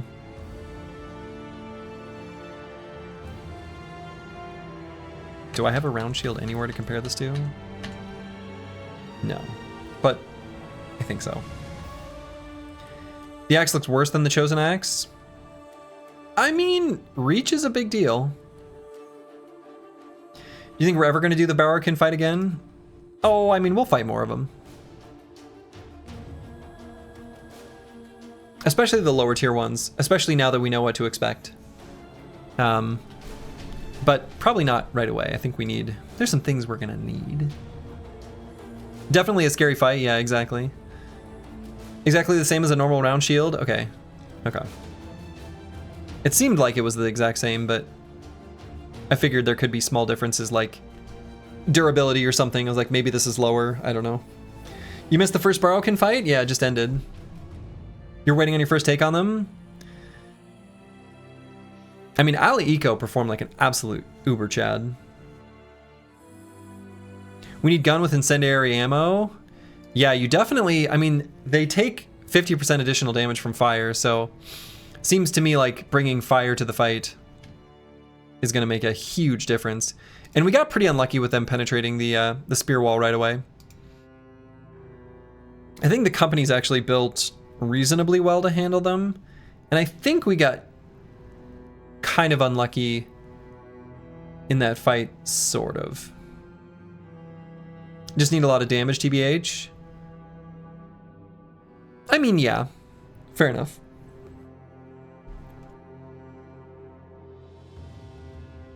Smoke pots to defend against bad luck for the next one. Yeah, but I don't know that the smoke pots would have actually saved us in this case.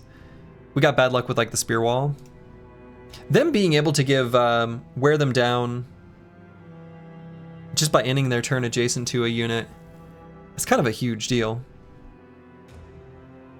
Unless this was a max level camp, they seem overtuned. It was not a max level camp, and I mean, their intent is to be a super late game type of faction.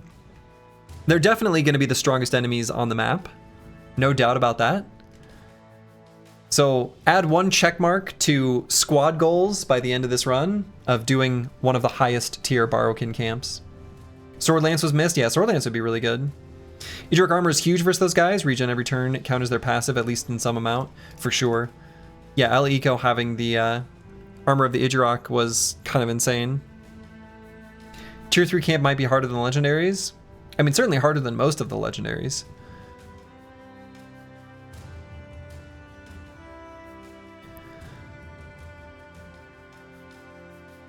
Harder than most of the legendaries for sure. Okay. HP protection like Indom works against the passive too. Yeah. But it adds up. Either way. Okay. So are there any other weapons that deal fire damage? Fire Lance, the bow with the what's the actual ability called? Flaming Arrow. Okay, Flaming Arrow. And then the handgun. And fire pots. Right, so we could just bring fire pots.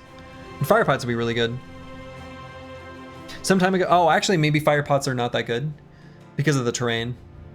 So the terrain won't stay on fire. Or will it? I suppose it won't stay on fire in the north, but it will in the tundra.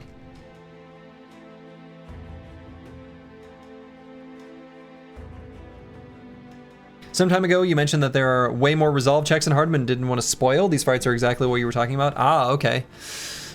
Yeah, the resolve check when they end their turn adjacent to you, the fact that they have fearsome, the fact that you can't be confident.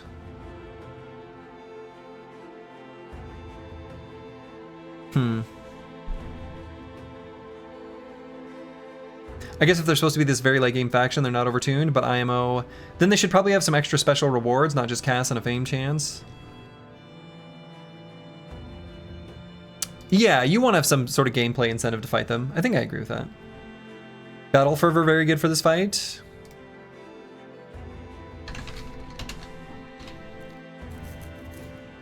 Extremely good.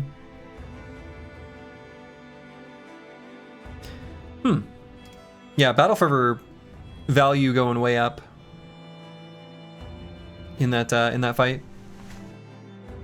2000 XP is pretty big incentive. I mean, yeah, true, but you feel like their high reach weapons are not a bad incentive, though maybe not quite worth the danger they pose now. The problem with that being the incentive, though, means there's only an incentive to fight the lowest tier camps.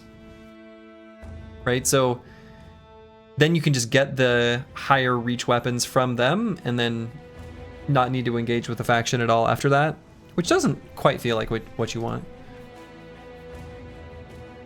But maybe if they just had like much higher famed chance, that would be better. I mean, I feel like this team's pretty cracked and that fight went... Yeah.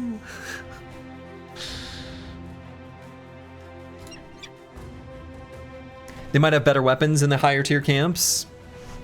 Yeah, maybe. Yeah, there may be other units that we've not seen within the faction. If there are, don't tell me. I don't want to know. They have an additional benefit. We gain an extra slot on our company roster. That's true. The fight was like 2 bad turns away from a restart. No, it wasn't. I don't think so. Like we weren't at risk of collapsing. I don't think.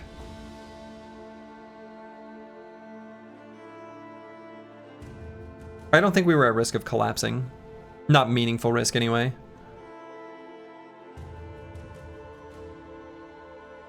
Lindworms are incredibly brutal to fight, but they're the only way to get the best armor enchantments. Yeah.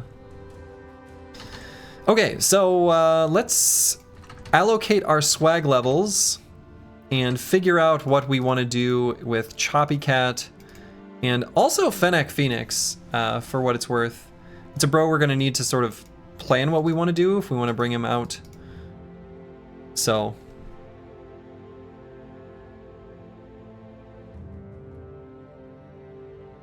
But I think this will be a fun enemy to figure out. I will say that. Worst case scenario was like 2 more struck down bros. Yeah, I think that was the worst case scenario. I agree with that. Alright, so we always want more melee skill. I think we always want more melee defense. And... I mean, I think we always just take the more range defense. Oh yeah, Ali Eco absolutely won us that fight. That build seems like tailor-made for this, to be honest. I don't know, I could maybe make an argument for not doing the range defense, but instead pumping up fatigue or hit points a bit more. Probably not hit points, probably just fatigue. So we can wear a heavier helmet. Pretty unlucky for Ubercore to get hit in the head, though. or even Resolve, actually. Maybe Resolve is probably more correct. Do you have a general plan for Fennec Phoenix? I've got some ideas of what I want to do. I have some things that I want to do with Fennec Phoenix. That's like a piece that is going to be definitive, and then there's other potential options. So the piece that's definitive is I want to make use of, like, Hold Steady. But Slurgy bot in the chat? Oh no. Get out of here. What? Consider yourself banned.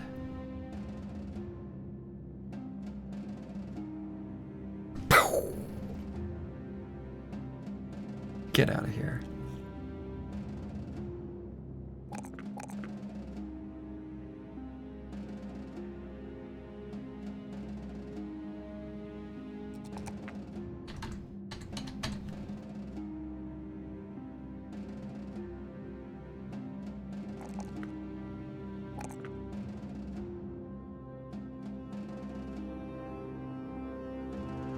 So you hitting the big time? Oh yeah, bringing in the bots.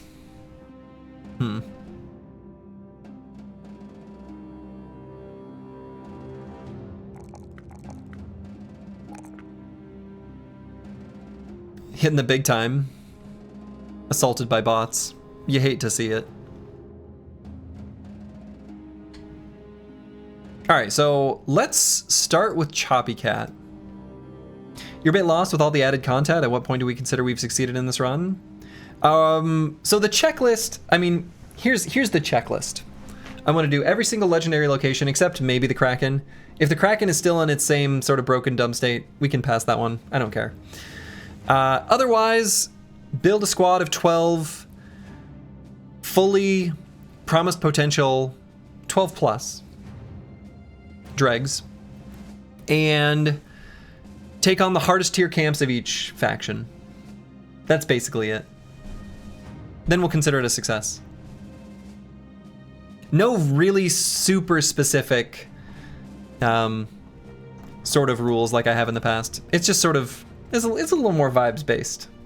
But it's sort of a vibes based run. This isn't like a, I don't know. I'm not approaching this in the same mindset as like a challenge run or something. Just like fun conditions that have their own sort of a set of peculiarities. Yeah, when you feel satisfied with the run as a win, it's won. Yeah, I think that's how I'm gonna approach it. Does hardest tier camp include a 14 on hold comp? Sure. Yeah, we'll do some of the beast camps too. All right, so let's take a look at Choppy Cat. Let's strip him down to his skibbies.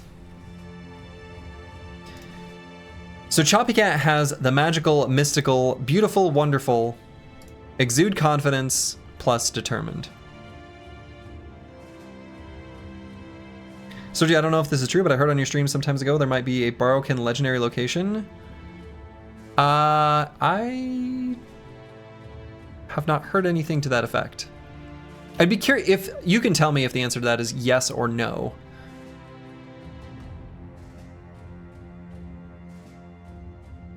If someone knows the answer is yes, then that's interesting to know.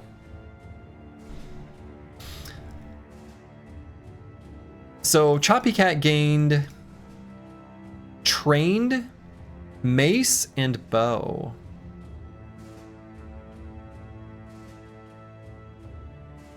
Beasts deciding to not engage felt like bullshit that round. The beasts employing tactics. Yeah, beasts love high ground and they act weird about it, which, well, is what it is. It's called a T3 camp, yeah. Kind of feels like it's probably going to be just as hard as Black Monolith, but we'll see.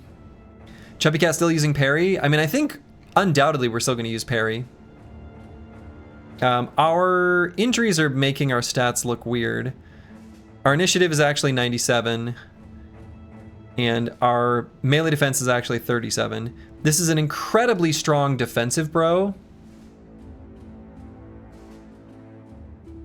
He could be a spear bro.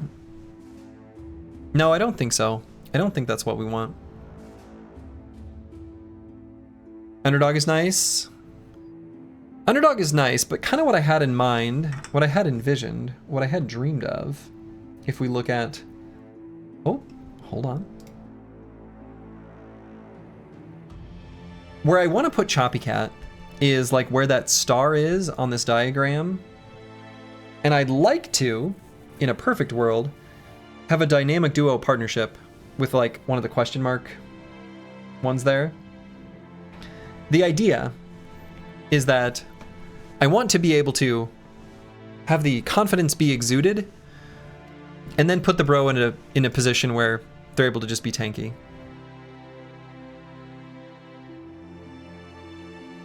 This is an incredibly strong defensive bro looking to screen with him with a permanent injury. I mean, shit happens.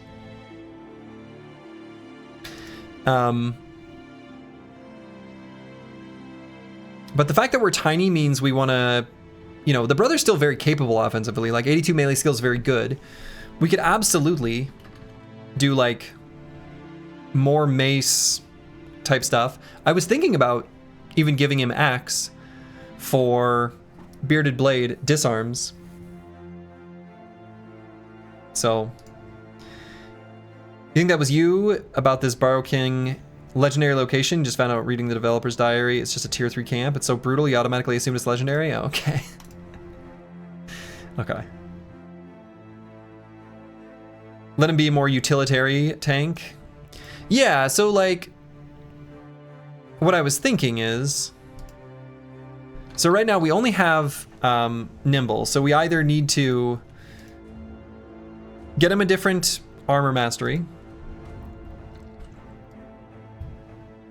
or lean into to Nimble. I kind of feel like giving him an armor mastery probably makes more sense. And it would probably just be Battle Forged.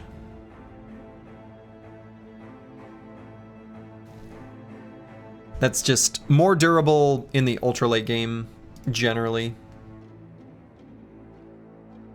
Is a Trapper any good in Hardened? I don't even know what you're saying. So. There are no traps. But we gained the trained perk group, which means we'll have access to finesse, which is pretty sweet. Oh, nets? Yes, but beggars, cripples, and refugees don't have access to that group.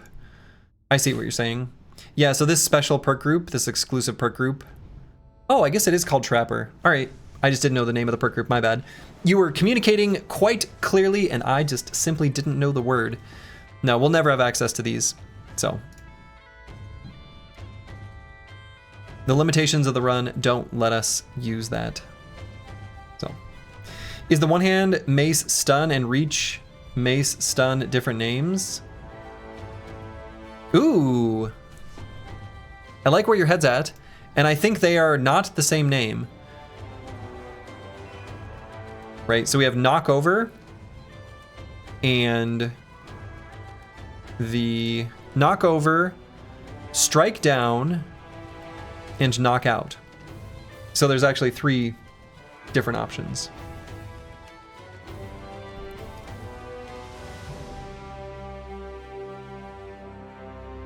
So notably, like those Borrowkin, I don't think they are immune to stun. I don't remember seeing that. So they can be stunned, which I think is a pretty big deal.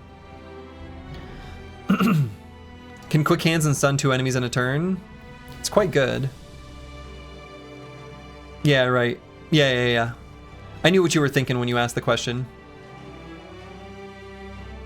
Combo was sort of built into the question.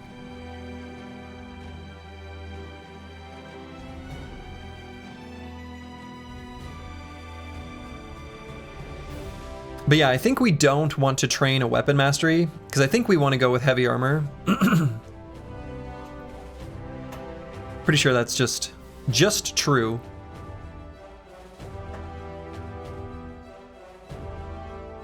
You missed the last part of the Borrow fight. How'd it go? Oh, we're alive. And Choppy Cat's alive too. Maces, I think, are just better than axes. Well, it'd be nice to have one bro with a disarm for, again, there's like Necro Savant Lords. That's really the big one. And there's just situations where a disarm is nice to have as a tactical option.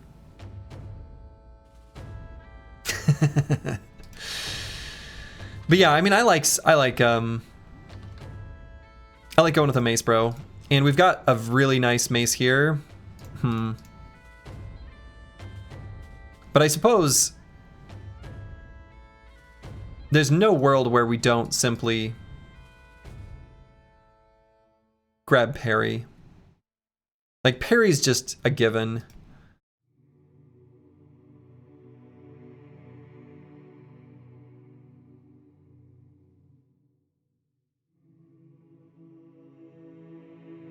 Yeah, there's not like a good way that I'm seeing or thinking about where we can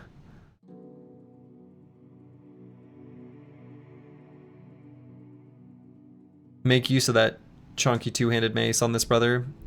Like, parry I think is just a given. 9 lives? We'll probably go 9 lives. We might not go 9 lives. Like, I might go Indom instead, actually.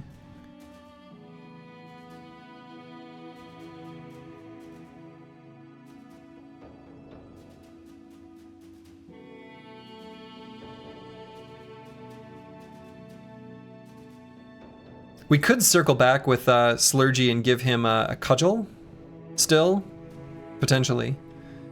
And then pop this Cruel Mace over to Choppy Cat.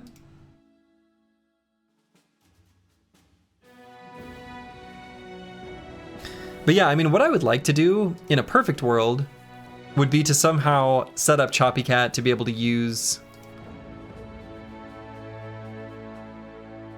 the range defense some way that isn't parry, but it just kind of has to be parry. So I think it just is. That's just what we do.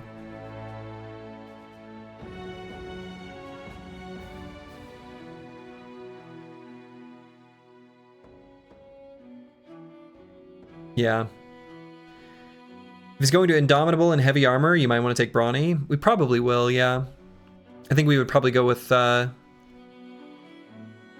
maybe even all 3. All 3 of the heavy armor perks. He's done 3 times with presence. Yeah, right? Don't even need combo. If we've got inspiring presence next to us.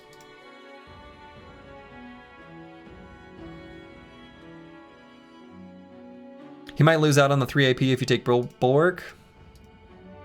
You know, given the fact that Travesty has Entrenched and pretty good resolve, depends on the size of our armor, but there is a risk of that, that's true. Still need combo if he needs a reach stun. I think the problem with combo and the reach stun option is we don't have an ability to, like, quick hands swap to any form of two-handed weapon or weapon with range or anything like that, and then swap back on the same turn. I mean, other than maybe once with Fresh and Furious, but I'm not really counting that. I don't know that Combo's gonna have a place for this brother. I love Combo, but I just don't think it's gonna be there for him, because he's not gonna have like cute little cheater skills unless he gets a dynamic duo partner. But right now, the two trainees that we've got other than him don't have the Agile perk group, and everyone else is already found their PP, except for Big Fat Wins. Ooh. I mean,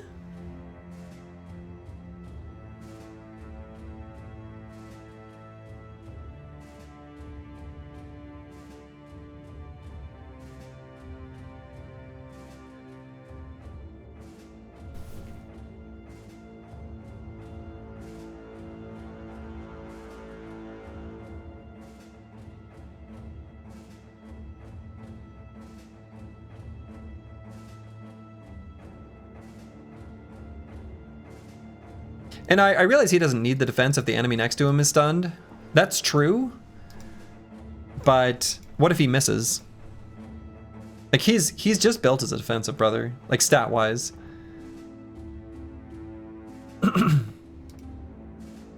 Like, the team does kind of need more chonky deeps, but I don't think this bro is that.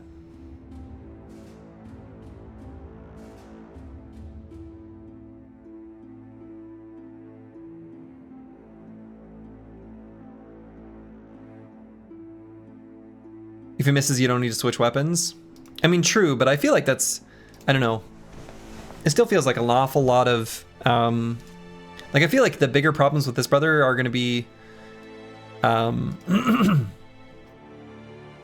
fatigue. Like, the fatigue cost of doing the stuns, even with Mace Mastery and Finesse, is still really high. Combo also plays with Indom. I mean, it does, but the fatigue costs, again, they're already getting pretty out of control. Could he be a spear bro? No, I mean, he doesn't have that good a melee skill. He'd be pretty bad at that. I'm not interested in making this bro a spear bro. If anything, we really want him to be buried in the formation part of the time, / movable, for Exude Confidence, and we want to make use of his defensive stats as well, which is why we really wanted to find a partner for him. And that partner still could be Big Fat Wins. Maybe you could stay nimble to keep high fatigue.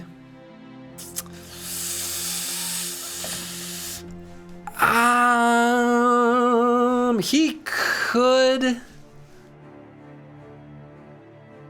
but I just don't think that's the play. I just don't think that's the play.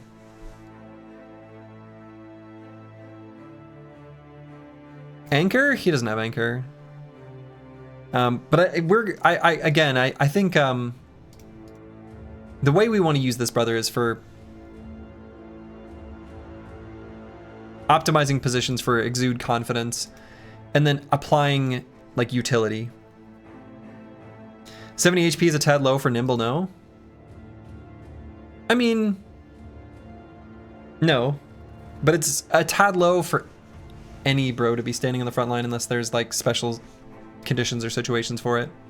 So I don't think, no, I think we go the Battleforged route. As we're fighting more and more big chunky armors and stuff, I don't know. In his tucked in position, will he be in that much danger? I mean, what I think we want to do is, again, give him a partner, right? So give him a partner such that he can put himself in danger and out of danger. Like, be in a Exude Confidence spot, and then a, I'm gonna debuff the enemy spot. Right, so again, something like, if he's that star there, then maybe he has a partner like Big Fat Wins, one of the hybrids, as one of the question mark spots. And the formation isn't static, right?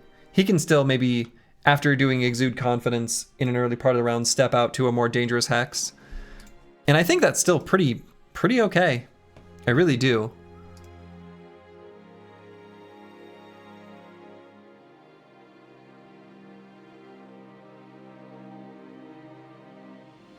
And I like the idea of having a real designated mace bro, because we don't actually have one on the team, right? Like we have Slurgy who's holding a mace for Bonebreaker, and we have Scottaboosh potentially in the future, I guess. As like two-handed, big, bonky, chonky. But I think this is more like a probably destined to be a just kill them sort of damage. An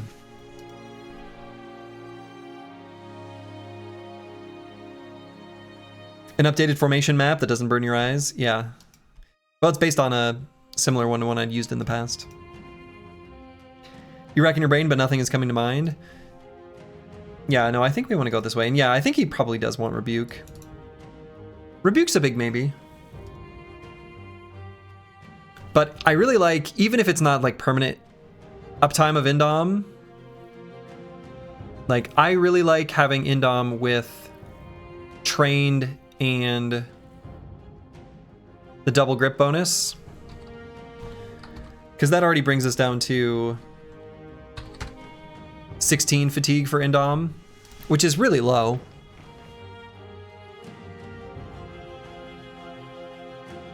Oh yeah, absolutely wants Shockwave. 100% wants Shockwave.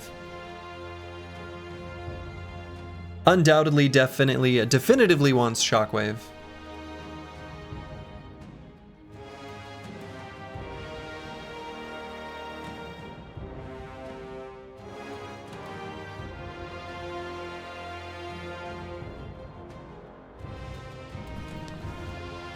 And then if we went with Reforged,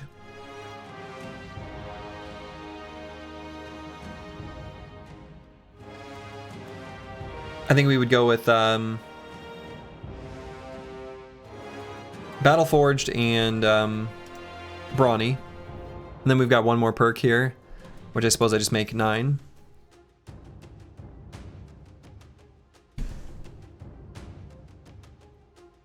And I think that's build complete. Last 3 are from Heavy Armor Tree. I mean, we could also do Bulwark. We do want this bro to have pretty good resolve because we want him to stay confident. That's kind of important. We've got a juicy +5 on the level up. That'll bring us up to 67. That's pretty good. It's pretty good.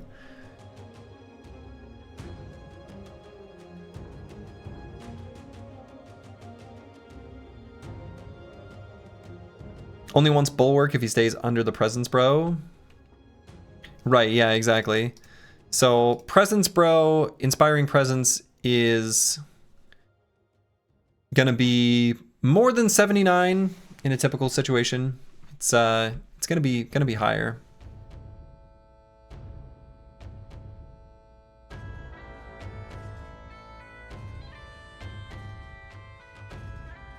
The Borrowkin are gonna eat him alive. Why so? Why does he need Battleforged to wear heavy armor? He's not expecting to get surrounded much, right? Or should we be taking Underdog? I mean, we don't have to be taking Battleforged, but I don't know that Underdog's gonna really give us that much value. Like, when we've already got parry, right? Our melee defense is already gonna be 50 baseline. So even though, like, I don't expect this bro to get too surrounded. Underdog is not as good as it is in vanilla. In vanilla, where it makes it where the enemy has less, like negates their surround bonus. When you have an extremely defensive brother, that's essentially the same thing as 10 melee defense, since you only get half value after 50. And of course, it's not diminishing, you know, it's like the non-linear returns, like it increases. It's better the more you have of it. However, I don't expect this bro to get surrounded by more than 3 enemies ever, 2 enemies very often, and a lot of times it'll be 1. So I don't think that we want Underdog, actually. Like, I think the extra just hits to kill gain from Battleforged will be better.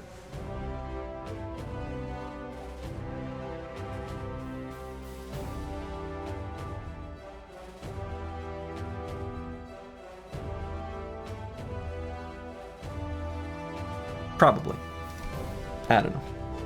I think so, though.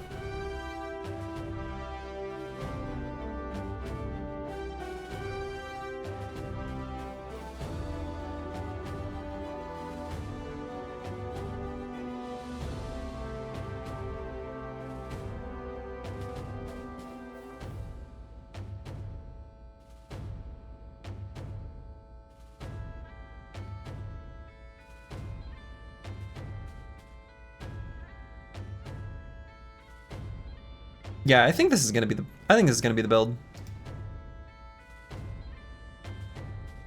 And actually, interestingly, I do think that I'm going to move Slurgy's weapon over to Choppy Cat, and Slurgy's gonna. We're gonna find him a cudgel, and he'll just use that. He'll be a rebukey boy. How many of the mace perks are we grabbing on him? Could he be a weapon master with a pocket spear? We are not using a spear on this bro. Like that's not, I don't, there's a lot of suggestions for that. His melee skill's low, so why would we use a spear? We don't want that. He's not gonna hold off anyone for very long. And I don't think we want to put him in a position where he does. So no, I don't think so. Like I don't think we gain much from any of the other weapon skills here. Right, we don't care about spear, we don't care about throwing, we don't care about hammer. We don't care about mace, we don't care about bow. Well, we care about mace. Like if we did weapon master, we would also have to take quick hands to be able to swap to it and make meaningful use of it. I don't know. I don't really think that there's much value in that I'm seeing.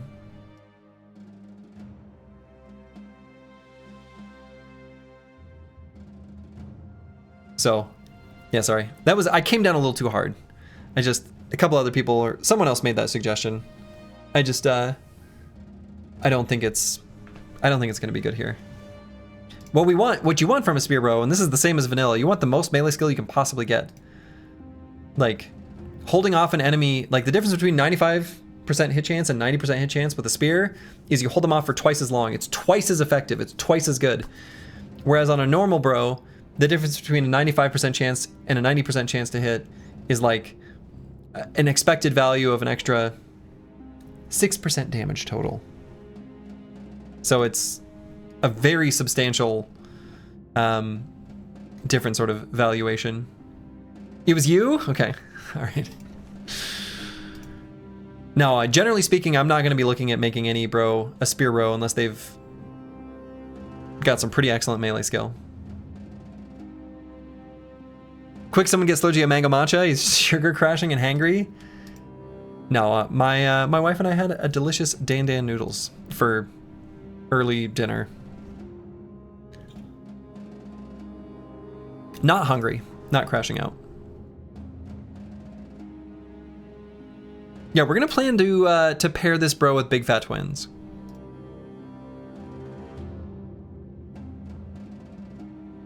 What are his level up stats? Pretty good. I think what we're gonna do is we're gonna grab melee skill, range defense, and resolve.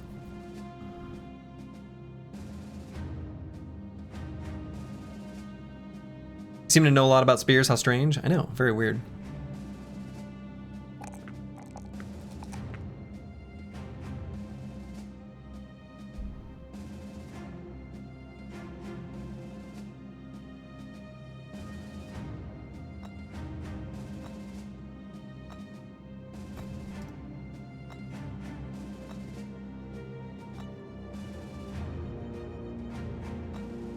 So I don't think I'm gonna go rebuke on this bro. But I think that's okay. And we're gonna grab Reforged and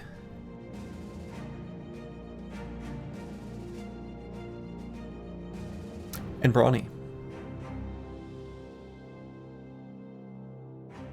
There is a piece of me that's a tiny bit tempted, a tiny, teeny, itsy bitsy, tiny bit tempted to, instead of Brawny, grab Quick Hands.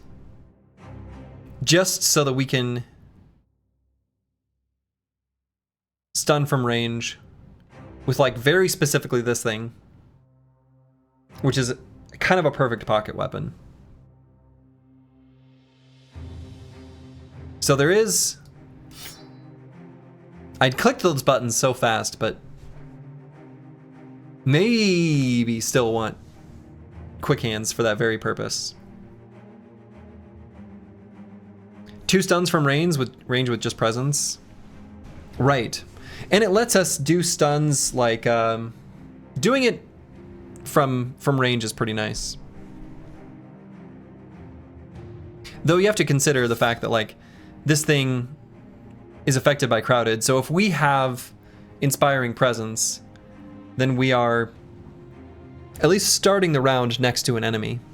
So if you build him as a mace utility bro, you'd always go for quick hands to be able to do 2 range stuns.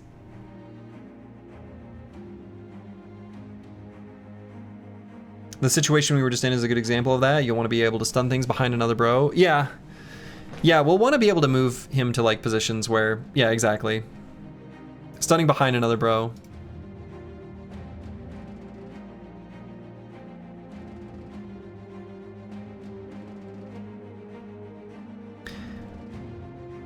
Yeah, I think you're probably right, Rufin. I think so. I think I agree with that.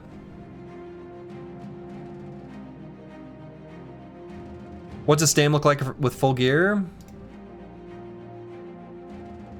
I mean, depends on what gear we have on. If we did like, let's do this, just as like worst case scenario.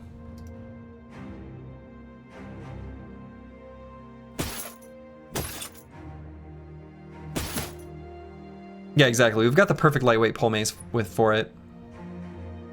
It's literally the exact things you want.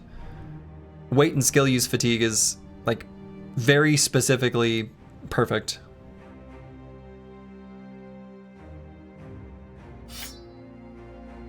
I think we do want that. I mean, I guess maybe I should have not clicked all the buttons so fast. I mean, boy, I don't really want to go nimble, do I?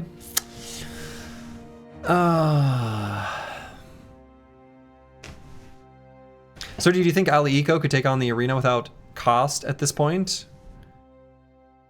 Like without risk? I mean, he'd be super good at it. The problem is that we are hostile.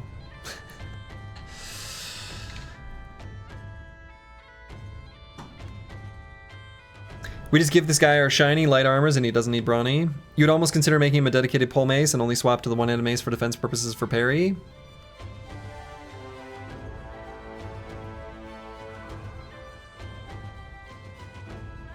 Nimble plus Indom is a lot of damage reduction when you need it. These are all true statements.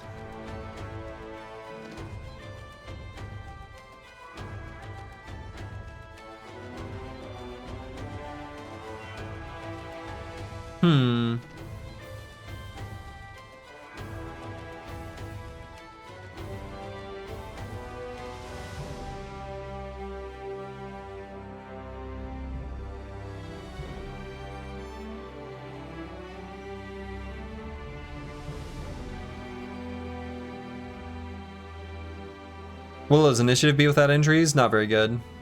97. Not terrible, but not super high. Pretty low for one of these brothers. Chubby Cat needs an Injirok infusion first and foremost. Yeah, we can give him one of those.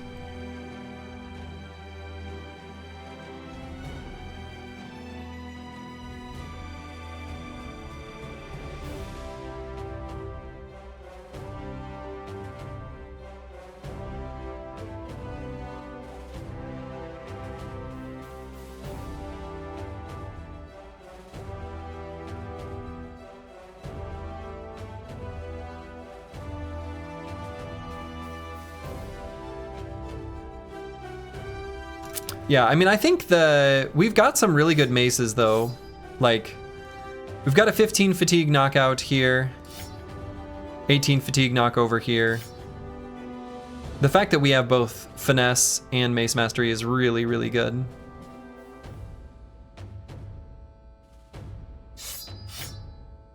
And I do think we're gonna move this cruel mace over to Choppy Cat. Slurgy's gonna have to deal with the winged mace until we get him a cudgel. Who knows? Maybe we'll fight a champion man-at-arms and get ourselves a fancy one. Yeah, famed mace and these masteries is really good.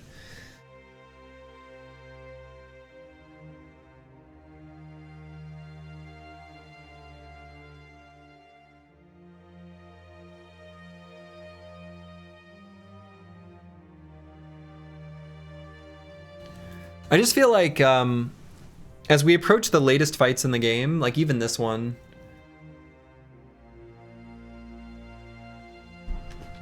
I don't know. It's just like a big chonkin plate of armor protects you so well.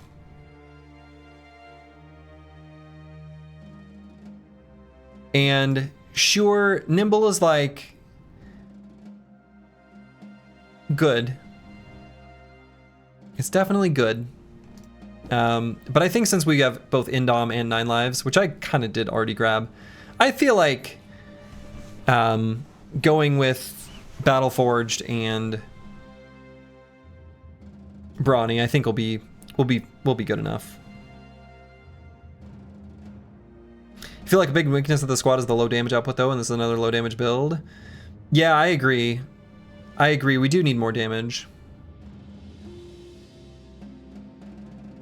You can also just put potions in his pocket and pay full AP for them, no quick hands.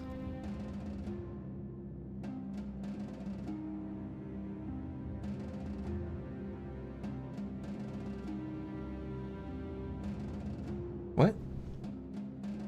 Heavy armor's never the wrong answer. I mean, it's pretty good. I see we survived the Biokin. We did. Well, most of us did. No, I'm gonna go heavy armor Brawny.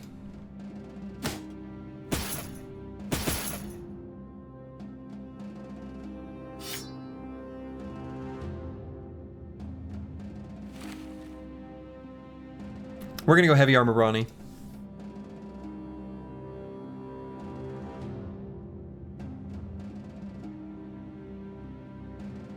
Caffeine doesn't count, he already failed us. Yeah, fair enough. Oh, did I update? I did, yeah, okay. Oh, wait, whoa. I put Choppy Cat on the wrong one. Whoa. Choppy Cat, whoa. I'm glad I typed that.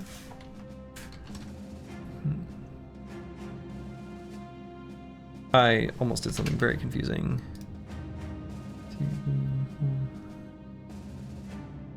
Okay, now it's fixed. Yeah. I put him on the wrong list. I just fixed it. If you do it now, it should update.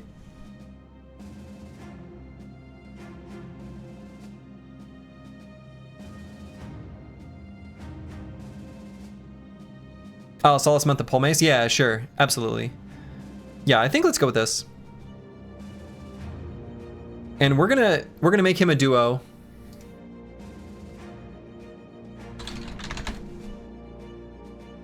And we're gonna make him a duo. We're just gonna make him a duo with Big Fat Wins. Big for twins.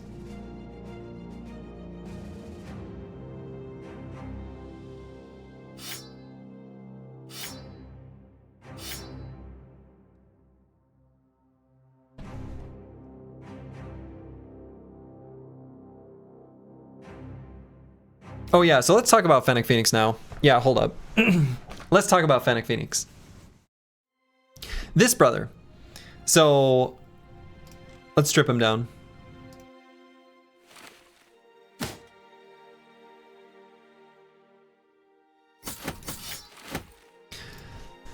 So these are still level 1 stats.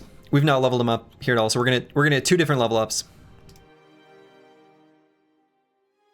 We have access to trained perk group on this brother, as well as the tactician perks. He doesn't have great offensive stats, but he has pretty good defensive stats. Well, he's got good melee defense.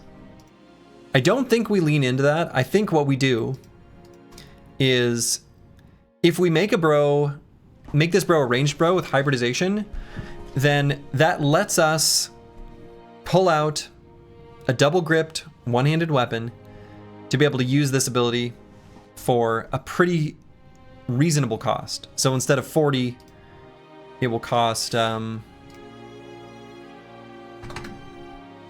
26.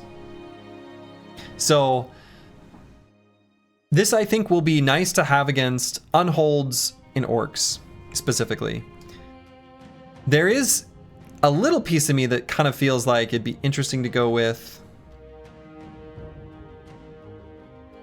Onslaught specifically for goblins. But I don't know. I'm not necessarily convinced.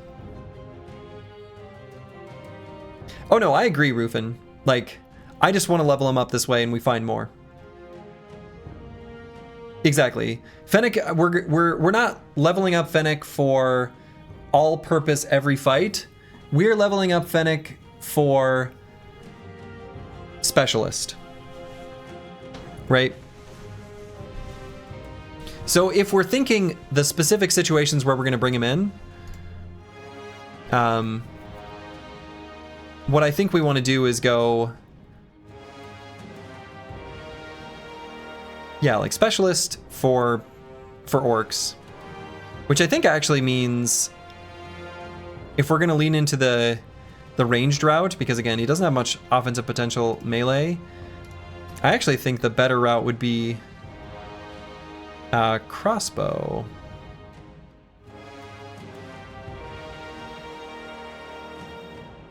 And by crossbow, I mean gun.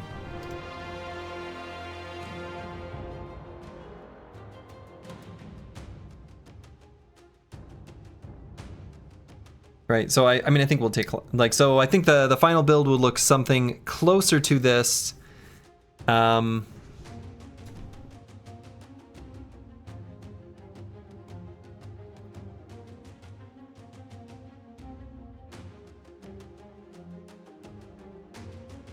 I think getting more handgun blasting, I think, will be good for the team's overall damage output as we fight the bigger camps.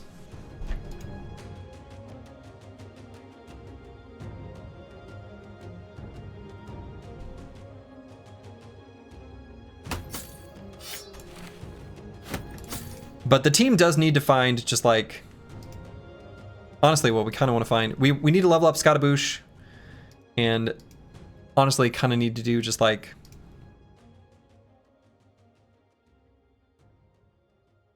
I don't know, we need to find just maybe a sword lance or two. Recruitment has been a disaster lately, ever since getting the recruiter.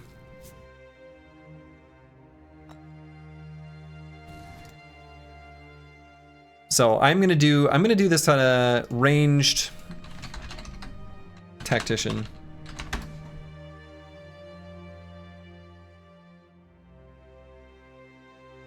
Recruiter needs to be fired.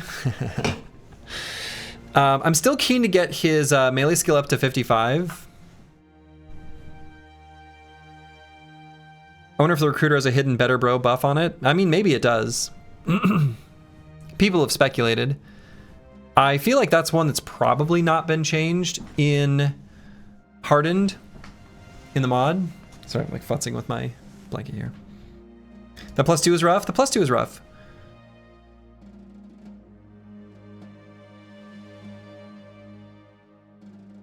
I might skip it on this level, as crazy as that sounds. Because one thing that's a little bit tempting to me, one thing I really want with a brother using the tactician perks is I do really want them to be fast. It lasts for 2 rounds.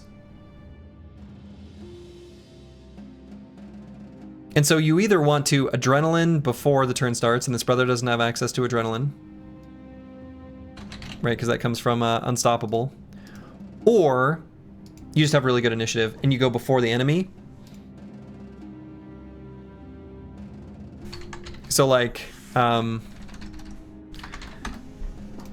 feel like initiative is kind of important. So you get the 2-turn benefit from hold steady. Like, he needs to be faster than the enemies that he needs to stop from doing their madness with hold steady. So I really do kind of want to be pumping initiative. So I actually am going to go melee skill, fatigue, initiative.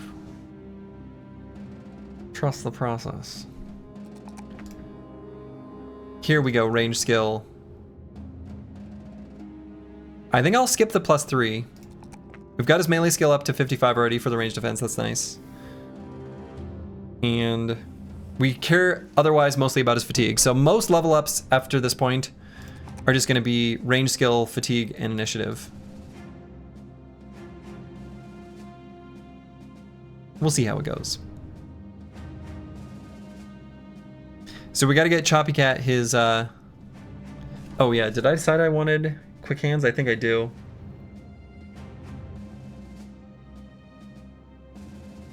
He may want some +4s in HP. He's kind of brittle. Yeah, we'll maybe take some opportunistic +4s in HP. He is kind of brittle. Probably grab Colossus along the way too, while he's leveling up.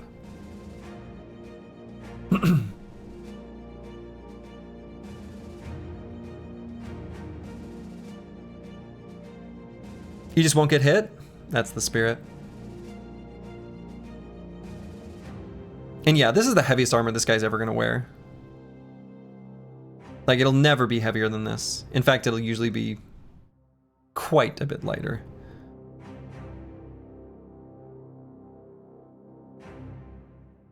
So I'm gonna go with Reforged and Quick Hands. We really do want to be able to Quick Hands and stun. I'm just gonna click it. So we need to get him down to the south to get trained up. So we're gonna head down to Donnerfesta, which is the only training location accessible. And I'm still thinking we can do the watermill at some point here. I was gonna give that sword to Ali Eco, but oddly enough, I think he found a better one. We maybe don't have a good use for the sword, which is sad.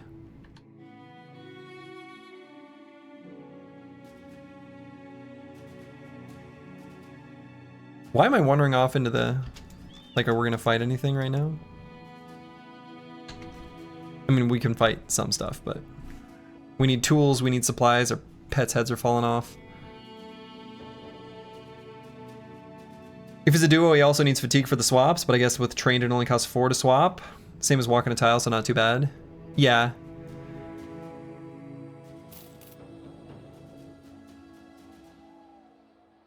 Are you winning, Slurgy? So far.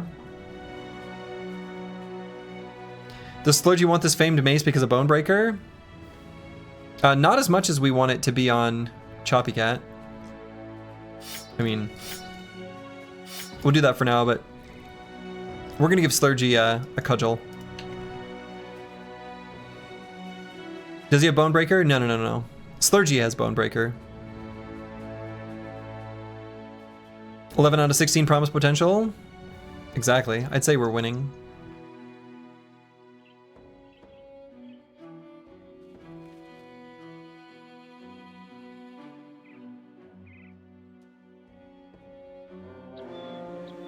Undone Fortress.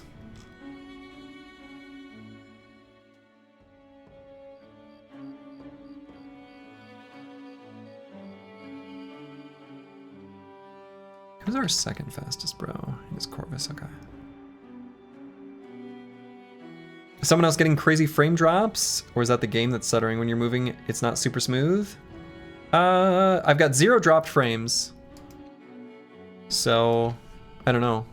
I'm not, it feels smooth to me. I mean, I'm shaking the camera there, so that's not smooth, but feels normal to me. I'm hearing that if you have to bet on whether a new bro is PP or not, you should pick the more likely 50-50 chance. You should. In fact, it's not even a 50-50 chance, it's 100%. You just don't know which of the two it is.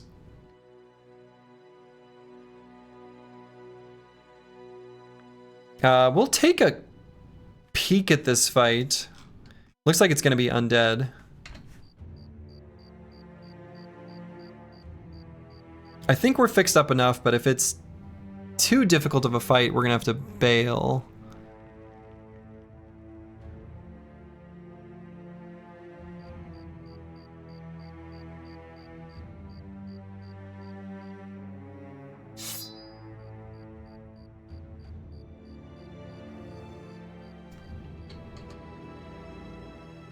Can we do some chill fight? Yeah, this one's probably gonna be chill. Probably.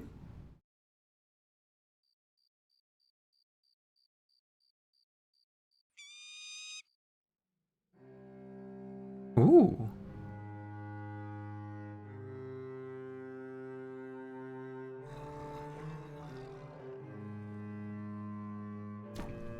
Huh. This is probably gonna be chill.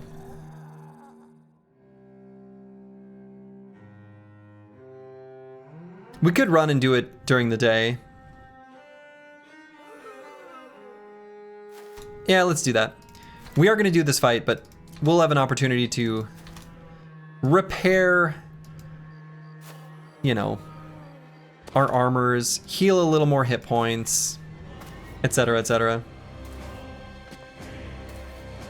After fighting the Night King's army, every zombie fight looks chill. Yeah, for sure. Zombies make this a bit more scary. Oh, I was thinking the nachos made it a little easier. Nachos make it less scary. Like this this type of camp configuration isn't as frightening to me.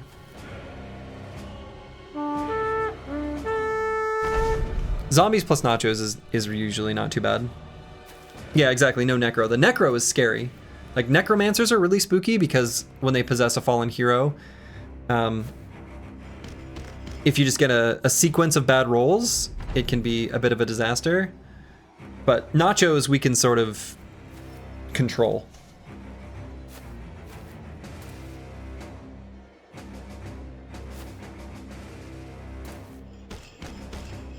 You think refreshing your stream fixed the lag, so it must be some side effect of keeping the stream open for many hours? Yeah, I can see that. Some kind of memory leak or whatever. Yeah. Never understood the nachos plus zombie teams. Does the nacho eat body? I mean, I understand what they wanted to go for. I think when they designed the fight, it's a little weird because I feel like in practice it doesn't actually really work like it feels like the game designers intended, because what ends up happening is the zombies like fall and then they like rise up and the nachos still don't get their food. Anyway.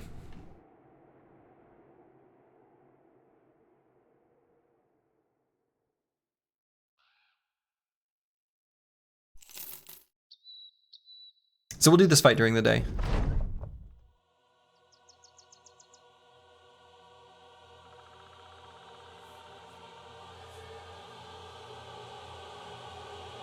So we'll let them come to us.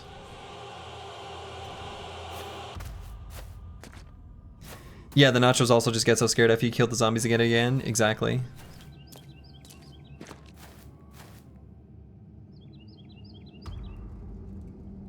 Alright, so we could have Ali Eco run up and deal with this part, and then we just put the duos up here. Have Ubercore Spearwall off here. That feels okay.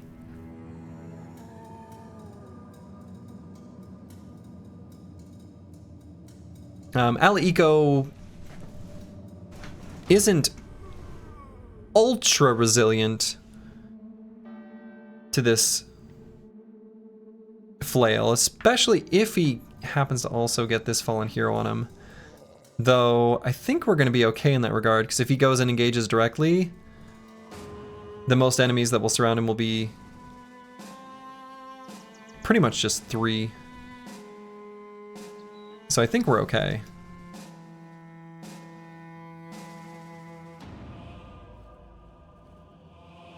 Oh, Chubby Cat's dissatisfied. I was like, how come he's not exuding confidence? Sad. Honed Head Crusher, sounds like the champion is aimbotting. Filthy cheater. Aimbots? Can't have that. And we're gonna be faster than them, so we can just end our turn. Actually, we could go all the way to here. And I think just should.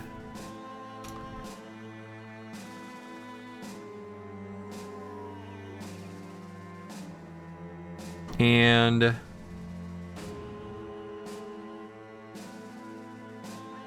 we'll put Slurgy here.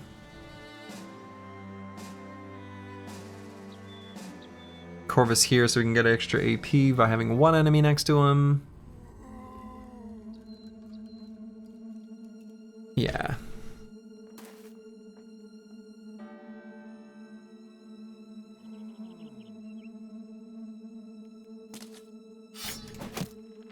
What?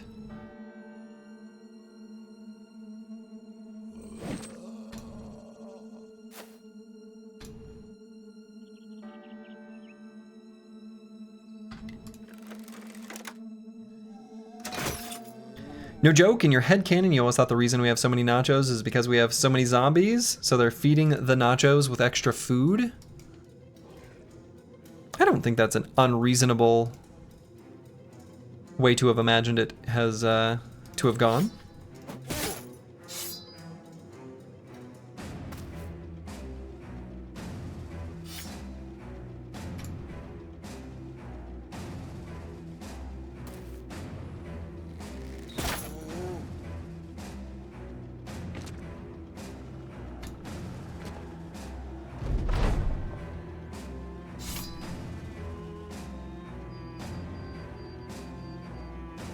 You have a cannon on your head? You don't?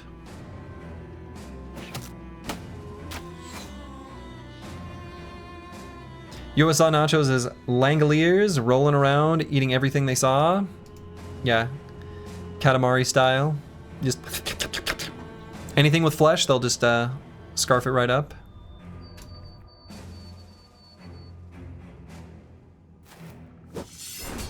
Don't worry, I'll never make that sound again.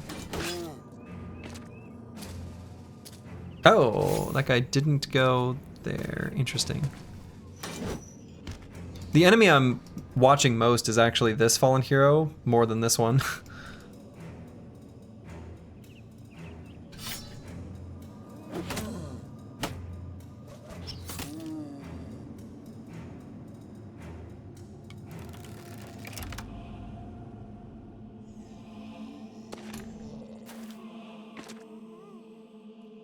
Damn it.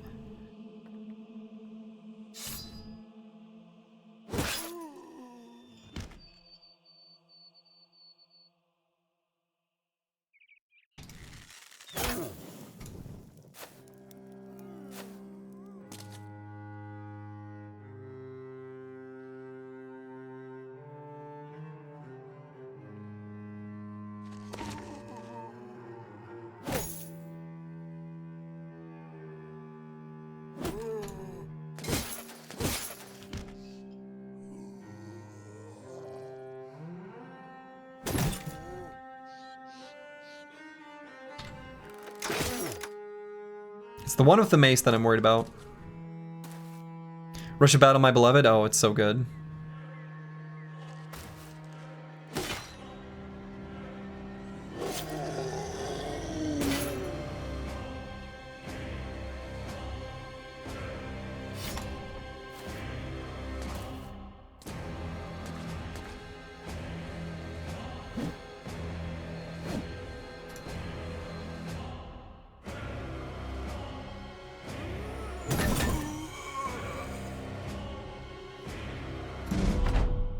Like how that flail hero got anchor after being spearwalled. Yeah, I know, because he did end his turn on the same one he started at.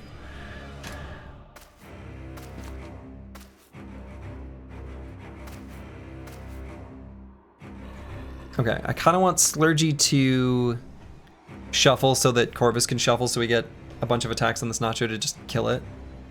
So I'm gonna wait here.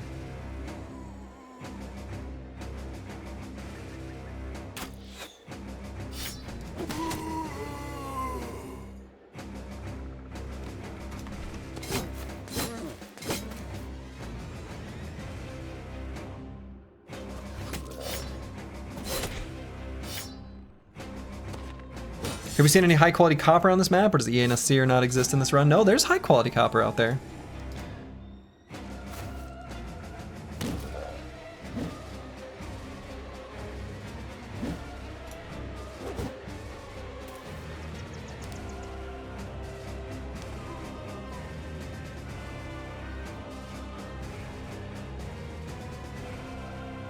I don't really want this Fallen Hero to attack Fennec Phoenix like at all.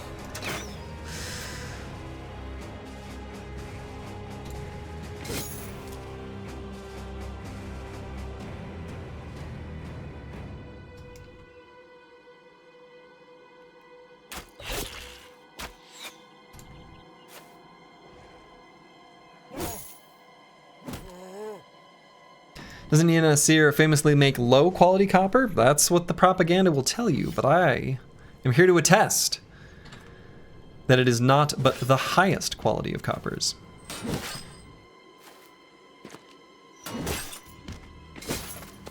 And actually, what is Sir Sigbold's hit chance? 14. Okay.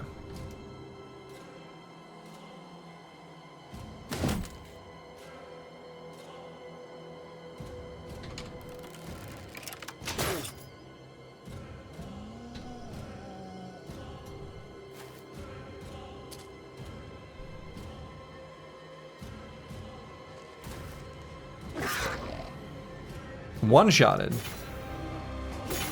I guess that's pretty good.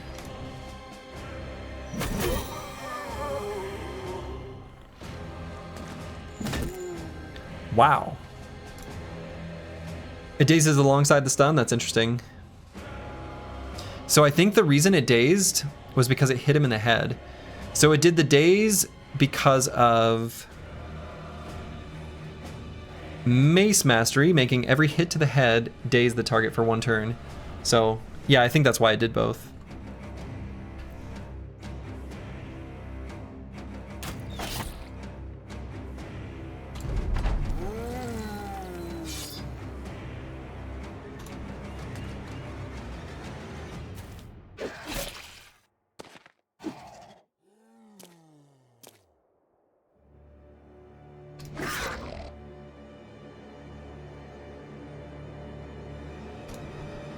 Okay.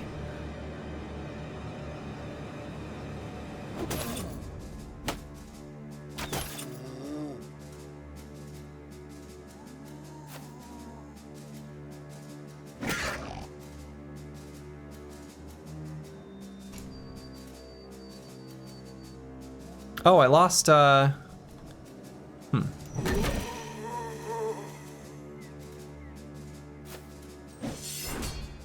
Is this run full-on camp busting mode now? Oh, definitely.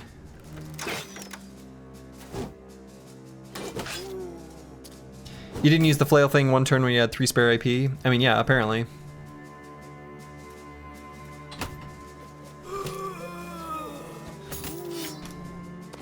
Whoopsie.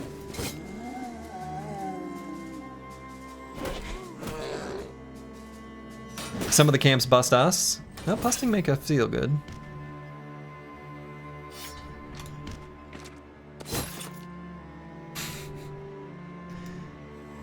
Bustin', bustin', bustin', bustin', make me feel good.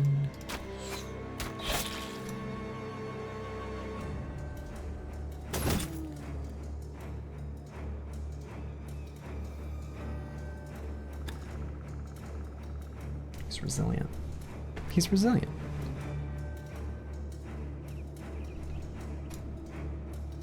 It also gives additional hits. Yeah, the funny thing, Rufin, is that here's how I outplay myself. I remember what happened in that turn. I looked at the hit chance, and it was 95%, and I said, I don't need to use Flail Spinner. And then I didn't use Flail Spinner. Like I said, I outplayed myself.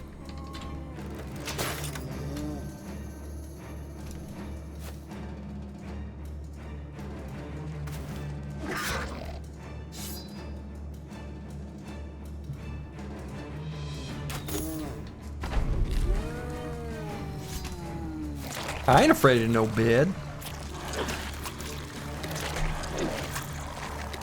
I Wow, what the hell? They attack when they feast?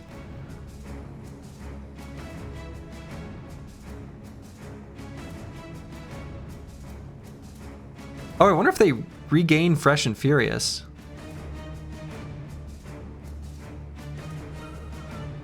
Is this a problem? This might be a problem. Only because Brewski can get eaten. So we need to make sure this Nacho dies.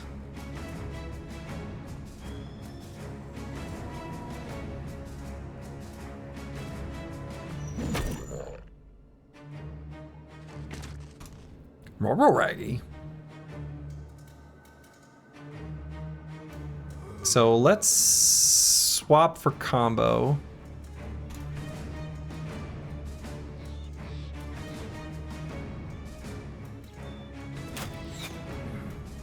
Oh.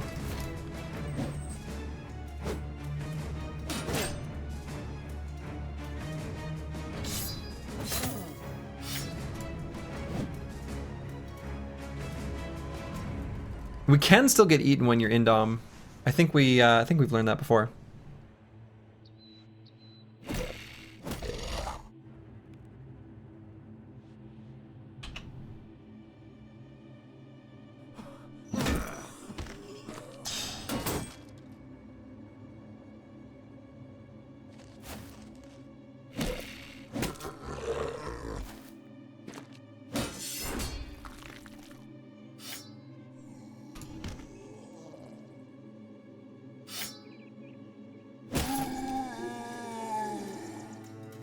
I don't like days not showing up as a status effect.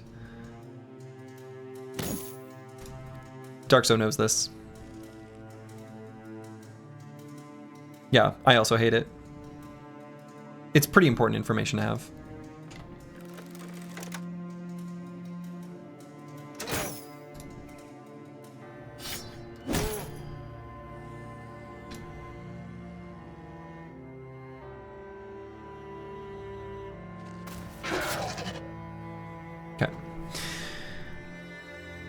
So if this Nacho snacks, we have to move ideally 2 brothers in range.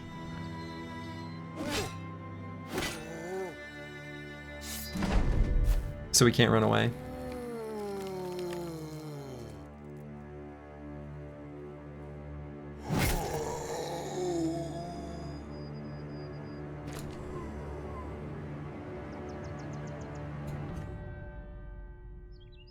And I think if someone's gonna get eaten, it actually maybe should be Brewski. Is that true?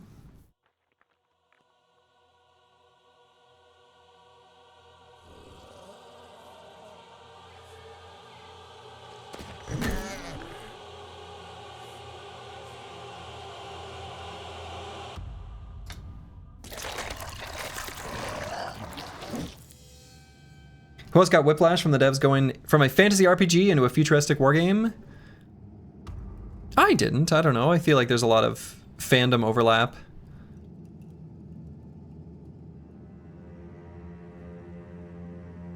All right, so we need to get both Psycho Ling and one other brother next to this Nacho.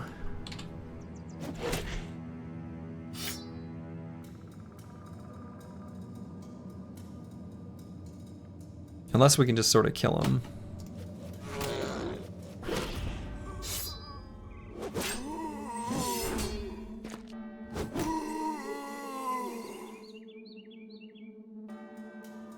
You excited to see what their full plan for Menace is? It definitely needs time to cook as is.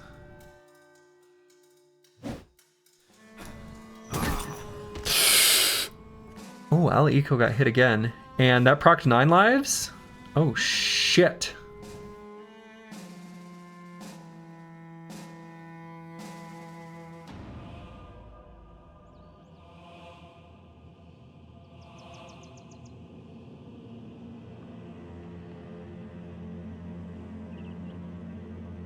He still has all his defenses. Is he a PP? Or is he valuable?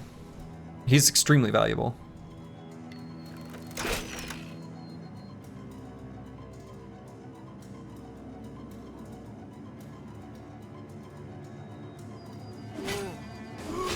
Yeah, he's maybe the most valuable. He's maybe the most valuable. Does Champ have a formidable approach up? No. We hit him a long time ago.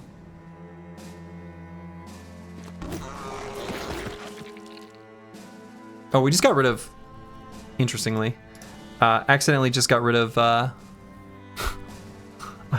Lone Wolf. The Broken fight was everything you expected from the first time Slurgy fought them. Great stuff.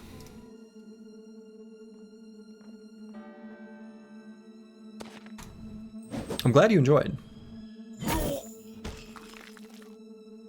I mean, so we're just gonna sit here and...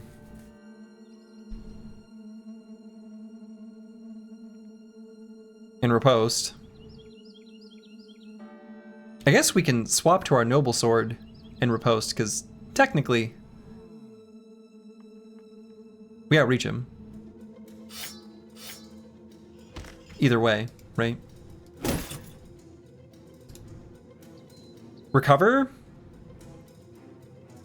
I don't think so. And I think we need to get Choppy Cat over to do his new job. Now, this guy has Resilient. Oh, no. And in fact, he's... No, let's... Now,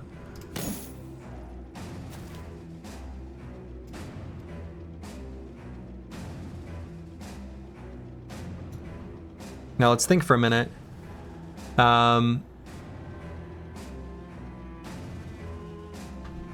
It's 18 fatigue for us to use the reach weapon stun. So we can go to this hex. He was worn down. I still think it's worth... I don't... No, he doesn't have worn down.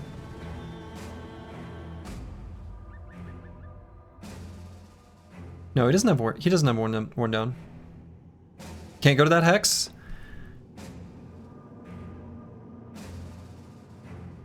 Four fatigue to traverse a hex. Yeah. Yep. So next turn we can move here and do it. You're right. 4 fatigue to traverse.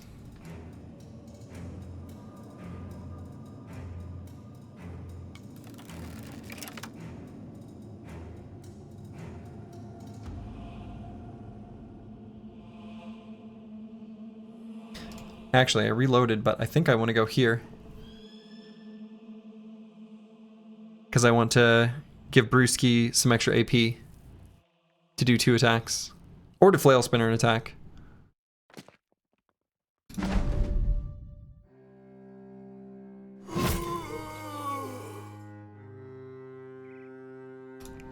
But probably just 2 attacks.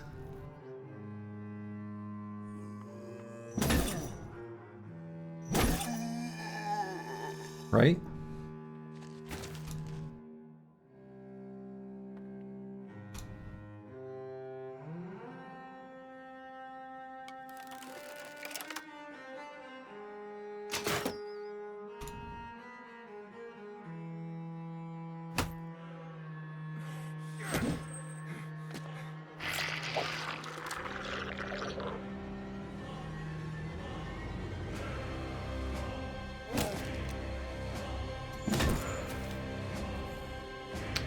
Fucking hit him.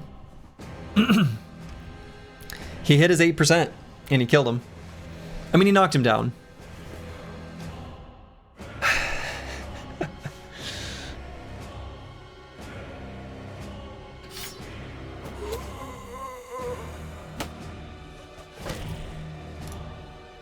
Another missing eye? Let's hope.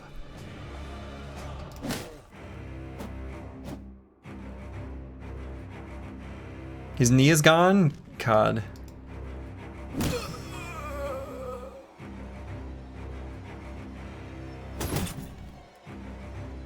We need to chill a little, do some contracts, get new bros. We do need to get new bros.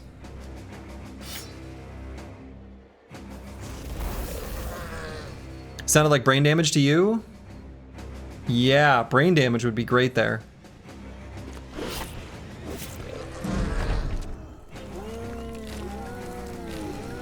At the end of this campaign, we'll have 13 eyes across our 12 final bros.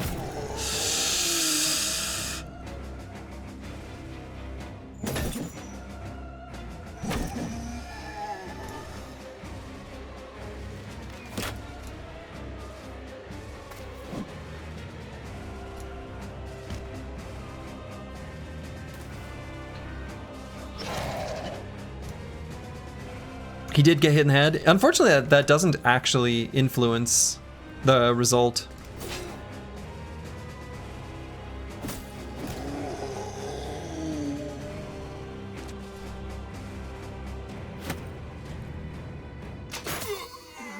The injury has nothing to do with the body part hit, which is kind of weird.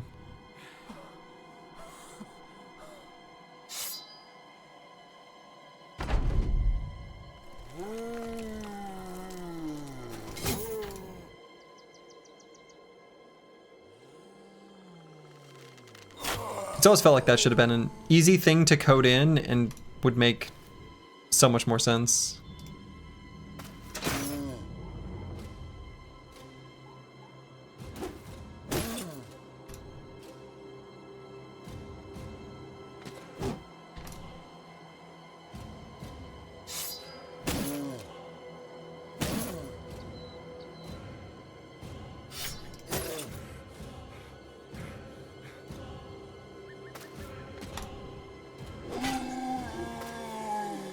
Does he have a shiny flail? He does. Oh, get back down.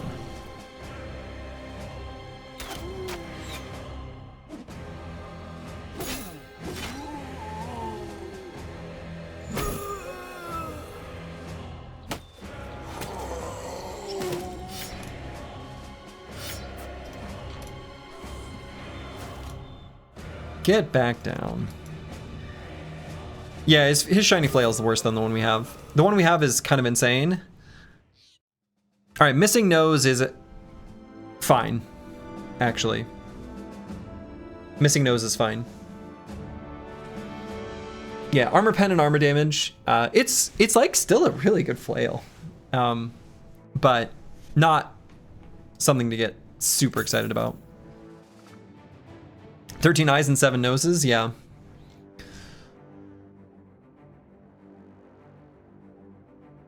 It's like we have two bros, the real. I mean, I'm not disagreeing with you, Rufin.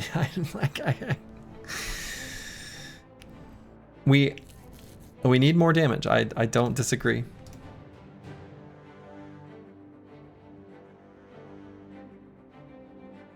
You show up right in time for the shiny.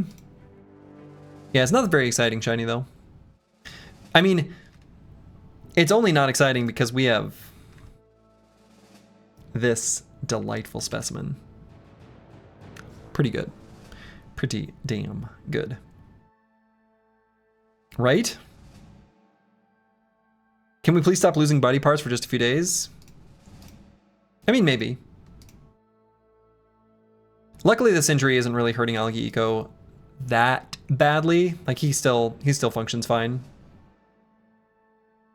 We just need to hire more damage, the bros will come.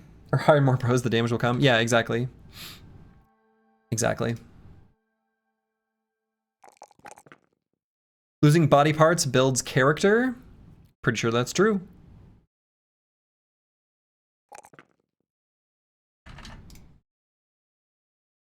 All right, Choppy Cat, we're still waiting on his training. Fennec Phoenix, I am gonna circle back for Colossus, just so he doesn't get oopsied while he's leveling up.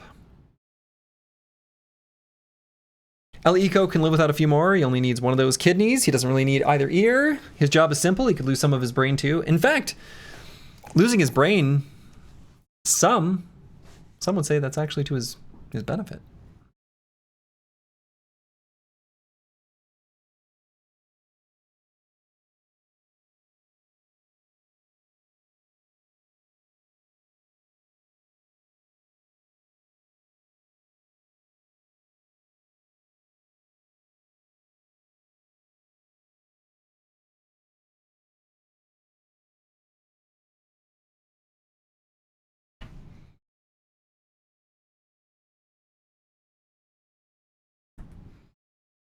Yeah. Most of the permanent injuries have all been fine. There have been a couple pretty rough ones. Actually, no. Now that I think about it, like the bros that happen to get broken knees, it's not that big of a deal. We've been pretty lucky with that, for sure. Hey, thank you, Rufin. Have a good one.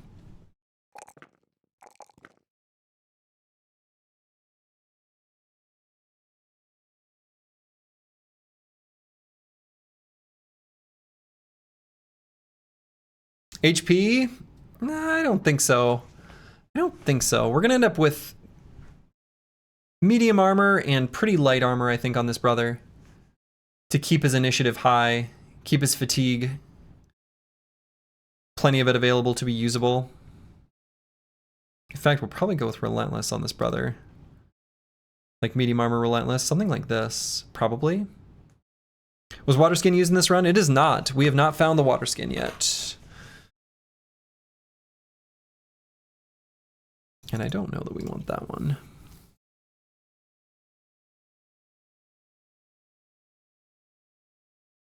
I'm kind of wondering if there's maybe a world where, depending on the weapon skills we get available when we realize our potential. That's right, when. We're gonna go with like Weapon Master and Ready to Go. Then we could start with preloaded firearm and maybe do reach weapon shenanigans.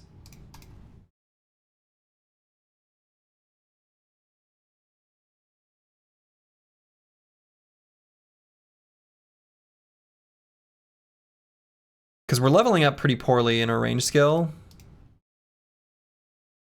We could, in fact, pivot away from the ranged entirely.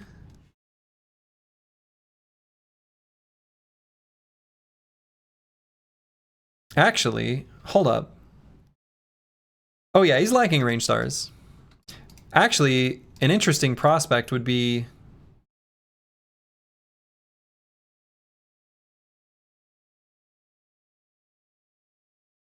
if we went for, man, I'm thinking he could be kind of a goofy build that can do firearm blasting and polearm reaping. Yeah.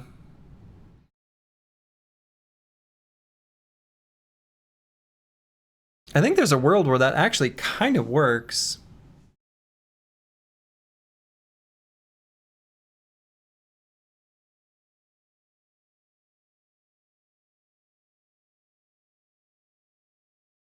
We need to cut one perk from this set, though.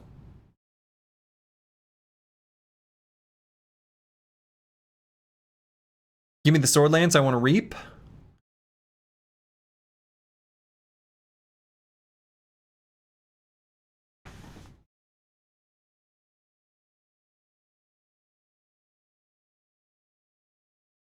Because, yeah, I'm thinking something like, it'll be like a heavy crossbow, sword lance, and then just like a dagger. Something to swap to.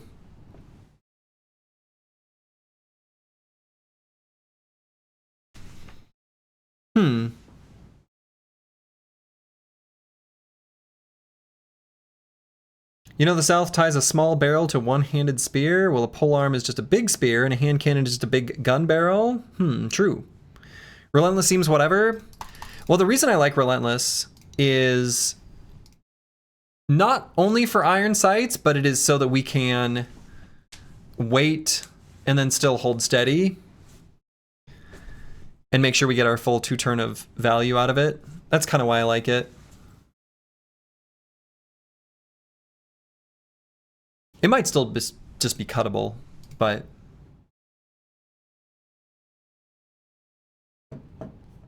could just not wait. Yeah, but sometimes not waiting means like not shooting, right? We might want to wait so that we can fire the handgun. I feel like Relentless feels kind of good here. I don't know.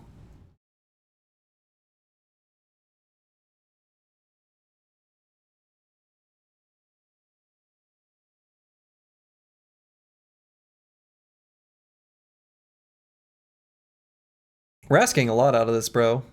Which is kind of the point of this the builds that we're able to do. Like, we're asking for a lot of different stats. I feel like if anything, I would maybe cut Death Dealer. Feels kind of bad though, too. Might be too many rolls if he's doing AoEs and Tactician stuff. Yeah, maybe.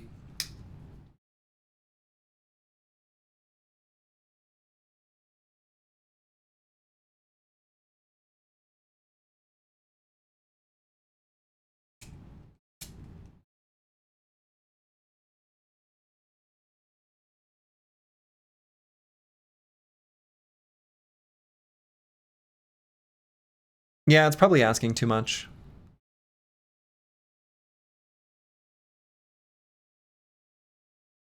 We've been rolling +3s in melee skill and +2s in range skill though.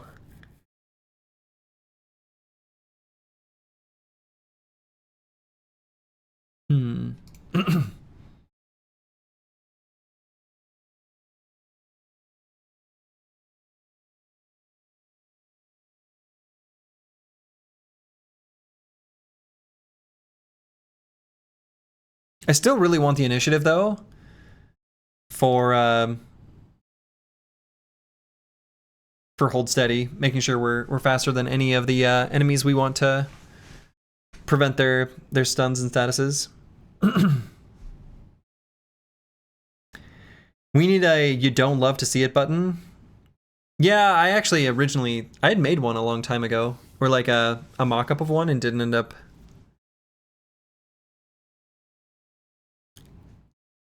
finishing it. Should have. Yeah, I don't know.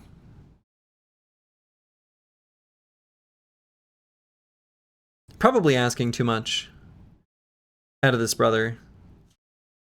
If we're not getting the level ups, it's a big ask.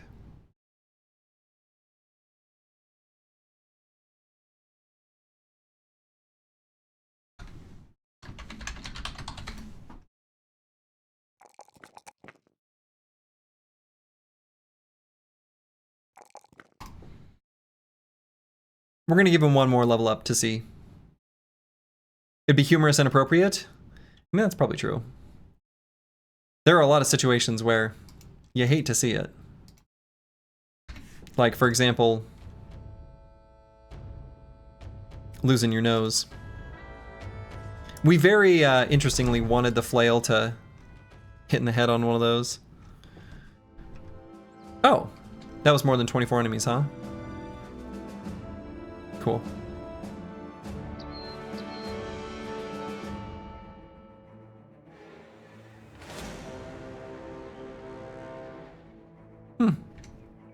Carry on.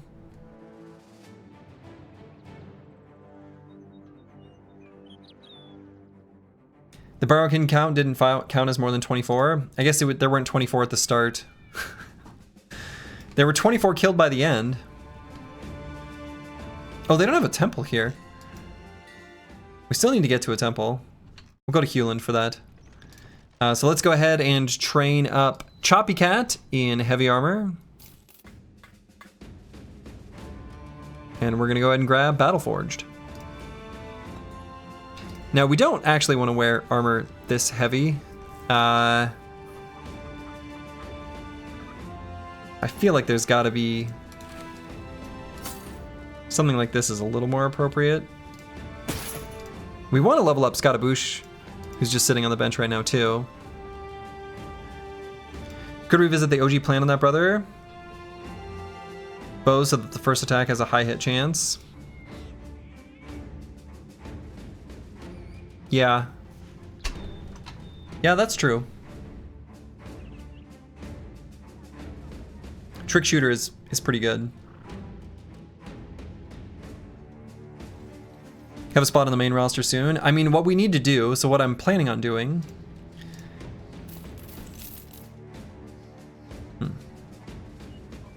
is after selling stuff in Hewland, let's stop by Karakhan and Tanware. We need to look for bros. We don't need a bunch of hedge knights. We need cripples. We're kind of low on money. We have a ton of money though in stuff.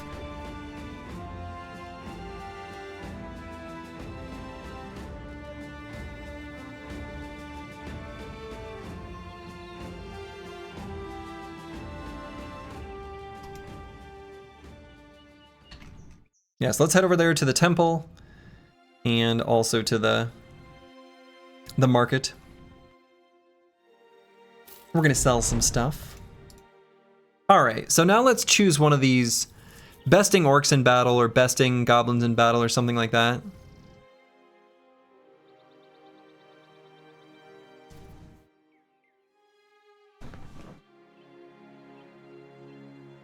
Yeah, let's do that. What's our... Okay.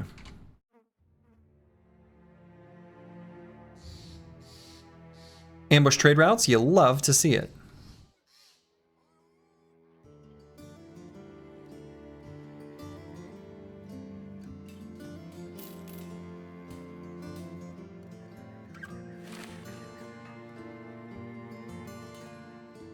I don't even need to look further, you're hired. Glance value is good enough here. Dr. Vishnevsky, welcome aboard. We'll put that back.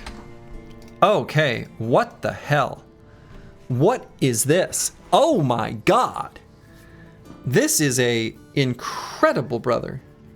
These are max rolled secondaries, well, except for the initiative, but max rolled hit points, fatigue, and resolve. A near max roll in melee skill. Oh boy.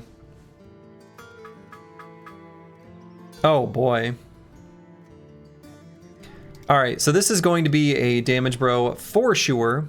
I don't think it's going to be a hybrid. I think this is actually going to be a melee brother. 32 range skill, despite the 2 talent stars. I don't think that's what we want. I think straight melee is the way to go. Yeah, part of a duo two-hander, absolutely.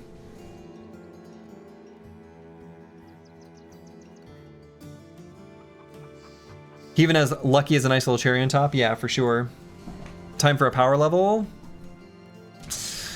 We'll do our best.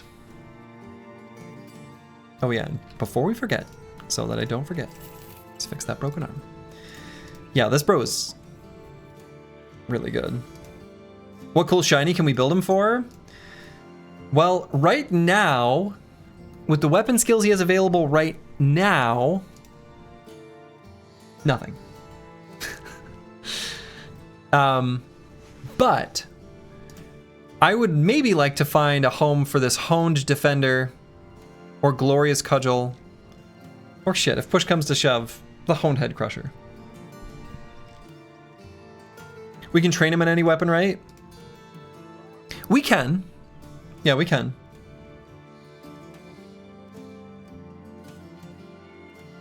Yeah, we absolutely can.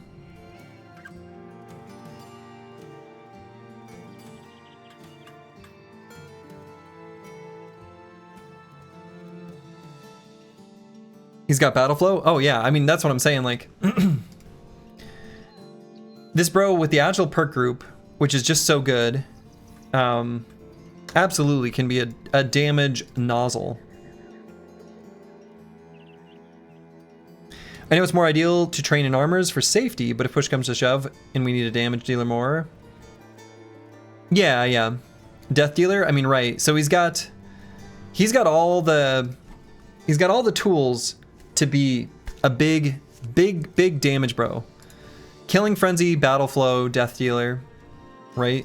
So I think we want to lean into that as much as possible and do big damage. Big damage. That is what this bro's destiny is. That is this brother's destiny. Zweihander or Sword Lance? Yeah, probably, and I think why not just go with his Honed Defender?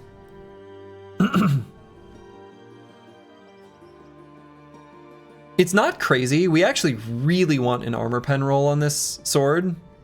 It's maybe not quite as crazy as you might think, just because a damage roll is sort of helping the sword do the thing it's already got a good damage number in, if that makes sense. Still good, right? Still good. Can even swing twice with Inspiring Presence, so he has like a pseudo berserk.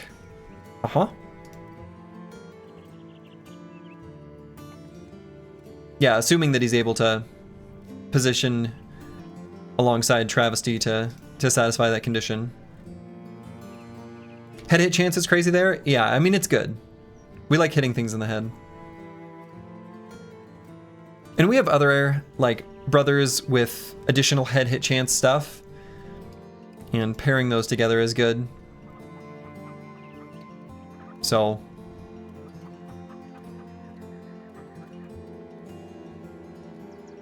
Could it be a start to a new duo, or are we maxed out on duos? I mean, I think he would be a either start to a new duo, or could potentially even be Choppy Cat's partner eventually, depending on what happens with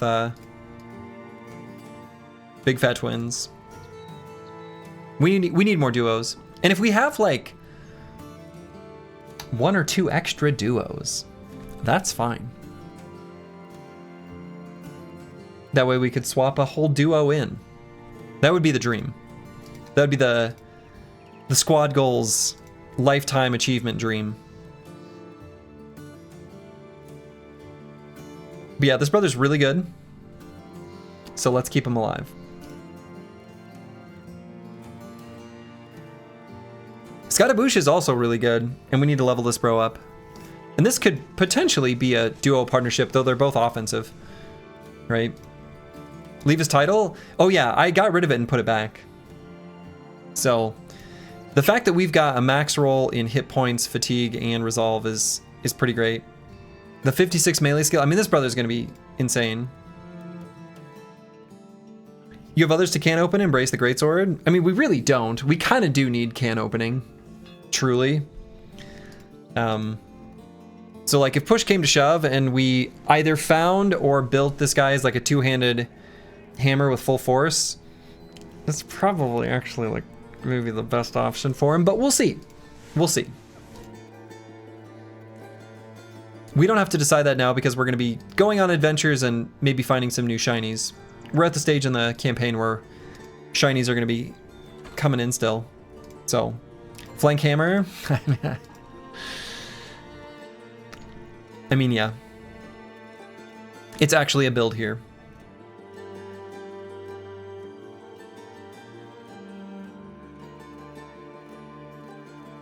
I'd also like to build a bro for the lightning sword. I think it's like good enough that I like building around it. I guess that could just be Ala Eco's pocket sword too. It's fine. Do axes still get bonus head hit chance? Axes don't get bonus head hit chance. You might be thinking of the one-handed axe, which gets bonus critical damage on a head hit chance. Might be what you're thinking of. So, all right. Well, that bro's great.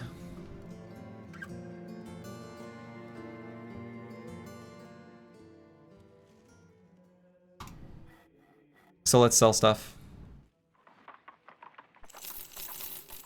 And get rich. Rich! Do we want to keep the nacho brains? I don't think so.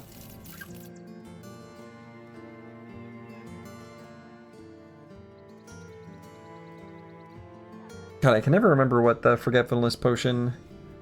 Oh, it's a Necrosavant, right? Then Phantom Draft is... Hullenhund bones. So let's just sell all those. Oh yeah, we can compare a Great Axe to the Barokin Axe. Okay, so it's actually quite a bit less damage for the increased reach. Okay. Is that holy water in the market? Yes, there is holy water in the market in the mod, but the holy water is nerfed, so it's less good. It doesn't splash anymore. And lots of ancient dead and other undead enemies just have like tons and tons of hit points. So the blessed water is a little less exciting unfortunately. Do we want to use this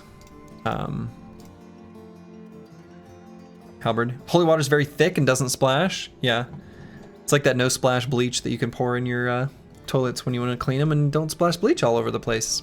But it's holy water instead. What's the weapon next to the hammers? It's one of the new Barokin weapons. We need to give blessed water to the blessed.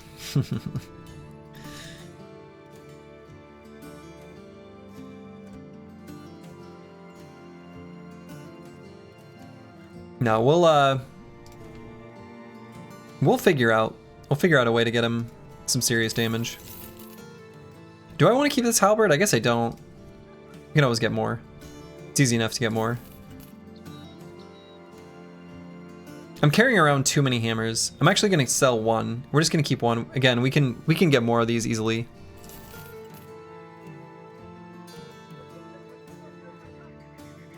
What are your thoughts on the Barokin weapons? They're pretty strong. We're using the Ancestral Sword on Ali Eco because it's got more reach than a Noble Sword,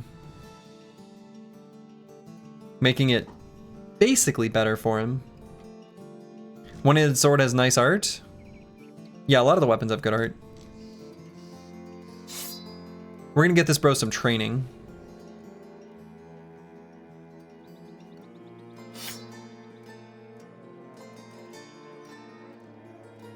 And are we not hanging on to any backup armors?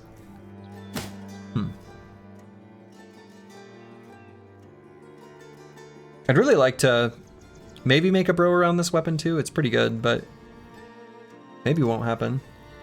Do we want to keep one of the cleavers? I don't think so.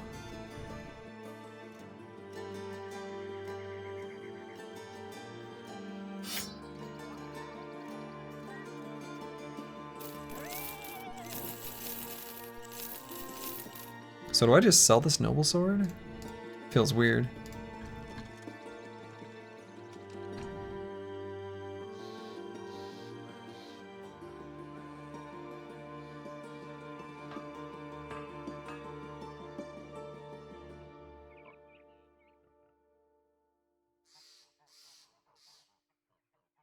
Yeah, it's basically a military cleaver with more reach. Yeah, but I don't think we're gonna use it in the short term. And it's a weapon we can get more of. Dr. Wisniewski gonna be this famed Zweihander bro? I think so. And I guess we don't need the fighting spear anymore.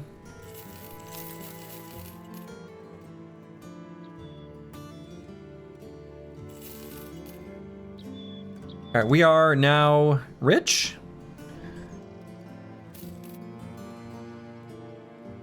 Question mark? Boy, that's what a Chadley bro. So I still want to do another like sweep to look for more bros. What I'm thinking about is like, it's been a hot minute since we've gone through this area. I guess it was a week ago. I guess it wasn't that long ago. Or whatever. But we've not been to Karakon or Tanweer for actually quite a while. So that's where I've kind of got my eyes set. So let's go back to Donnerfesta real quick. We'll just swing through that there on the way. 600 crowns, sure.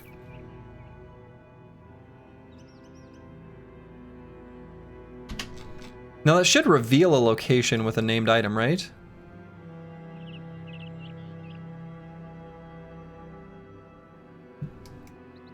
Is that not what it did?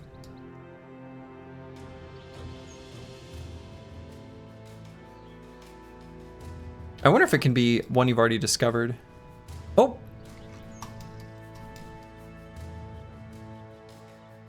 Okay. I think it's telling us that this is for sure a named item. It was hard to see. But yeah, it's gonna be this, right? The excavated heap of bones? Okay. I'm sure the excavated heap of bones will be fun. Definitely. For now, though, we're going to go the opposite direction. For now, we're going to go the opposite direction.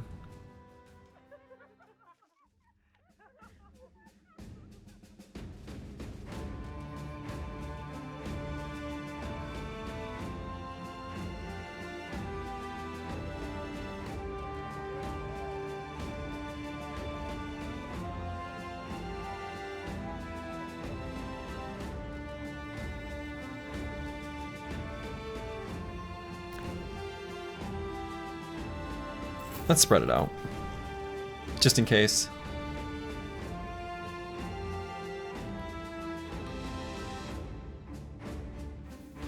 All right, and I guess we're just gonna move on.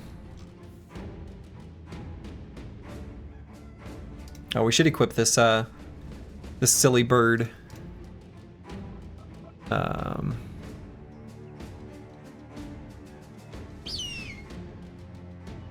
it on Brewski. So we're gonna make our way down to Karakon and Tanware. That pesky bird! That's right. We also need to buy more tools.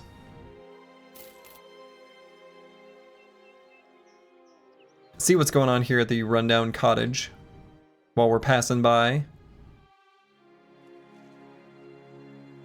Because what I'm wondering is, could this be like an okay fight to get a little bit of training in? I feel like it is okay for that.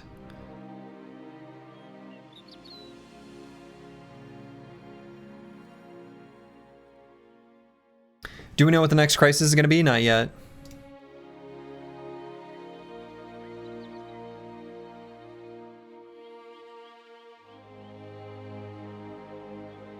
Yeah, let's maybe just level up Fennec Phoenix and...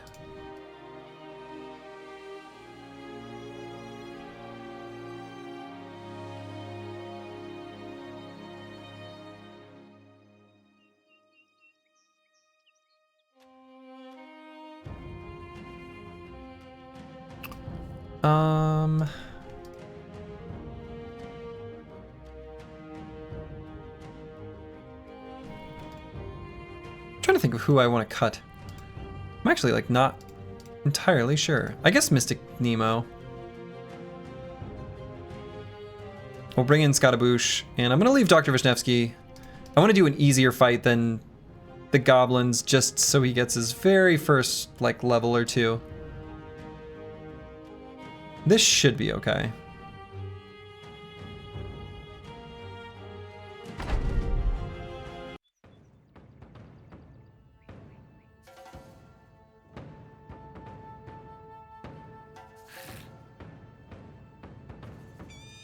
Caw!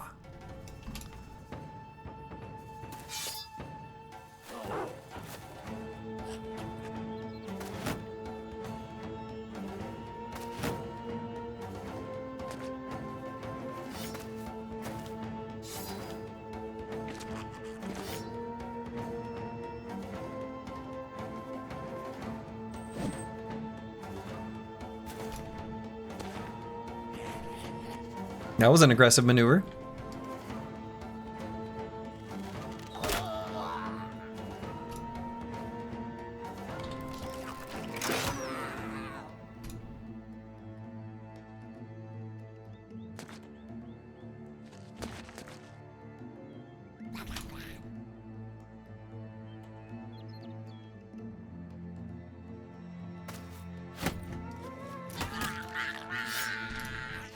Got him.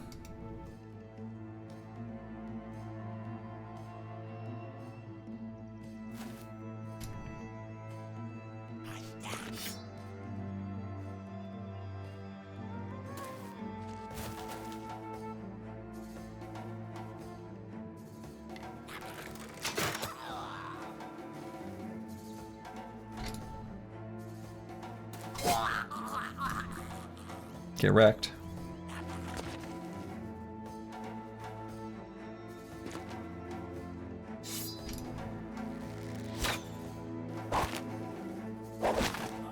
Oh, they're putting nets. They're putting nets on me.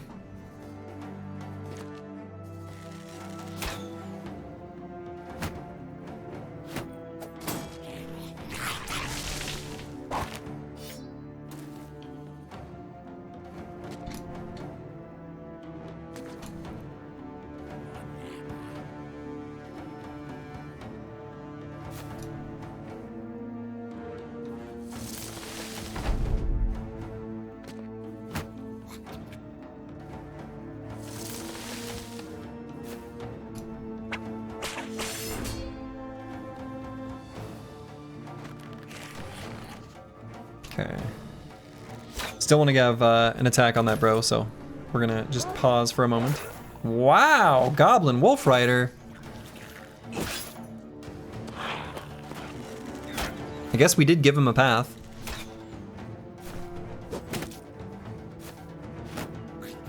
It's a lot of potential punctures on Psycho Ling. That's actually kind of spooky.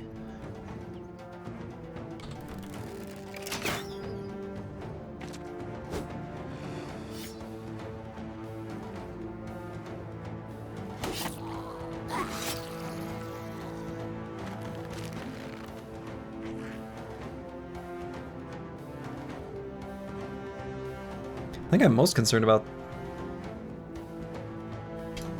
this set of goblins here. Get S-worded.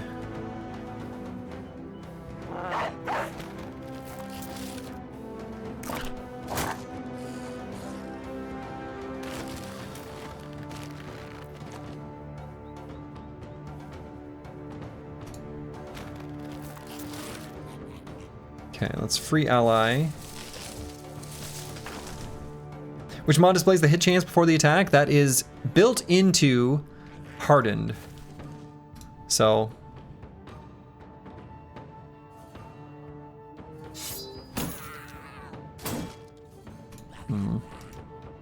So unfortunately it's not available as a standalone.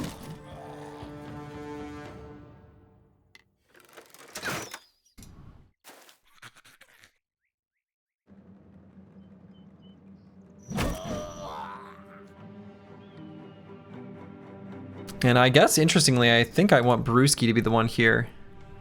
Because he's got the anticipation for any puncturage.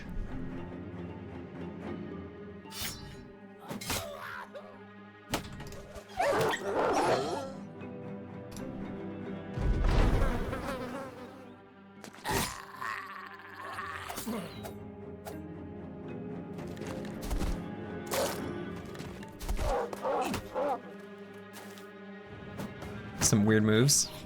Yeah, went for that puncture.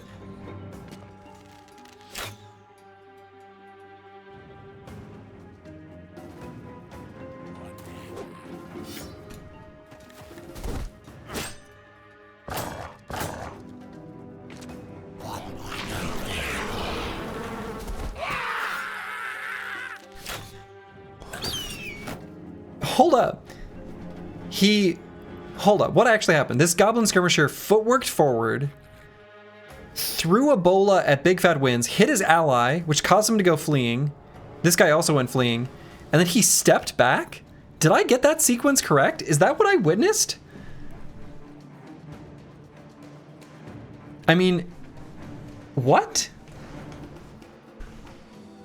That is absolutely bizarre. Why would he walk back into zone? I mean, that was something.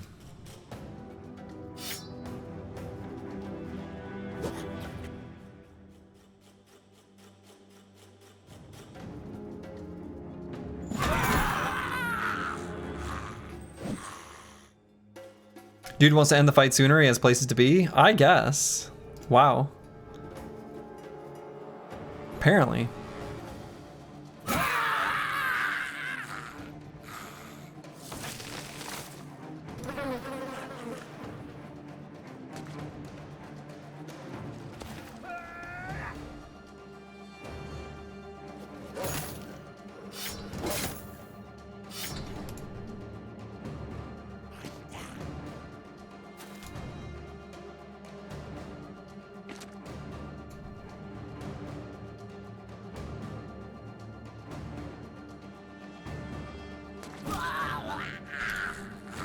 Got him.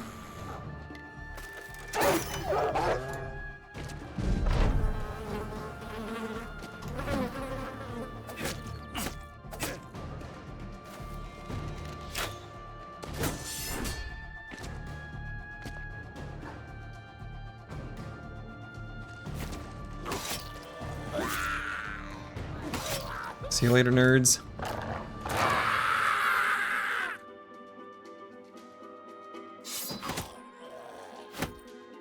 The big flank, yeah. This guy up here going for the big flank. It's, you know, it's a choice.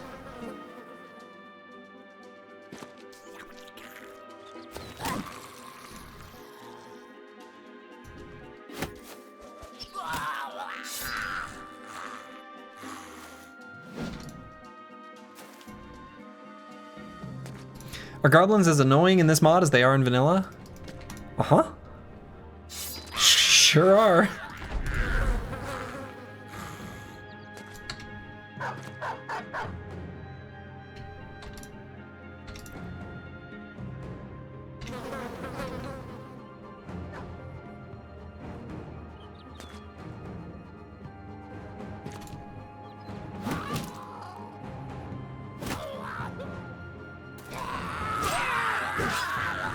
Okay. Yeah, pretty good experience for a couple fresh boys.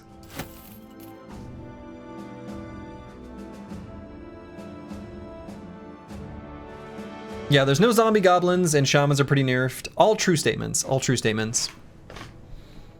So Big Fat Wins is already up to level 10.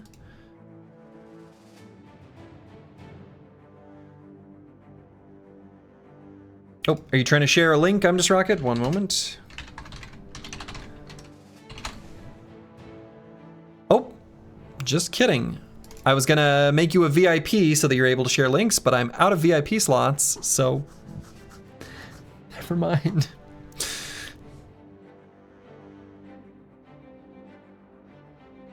Just the clip of the funny goblin, all good? Yeah, share it in the Discord if it's funny. If it's funny, share it.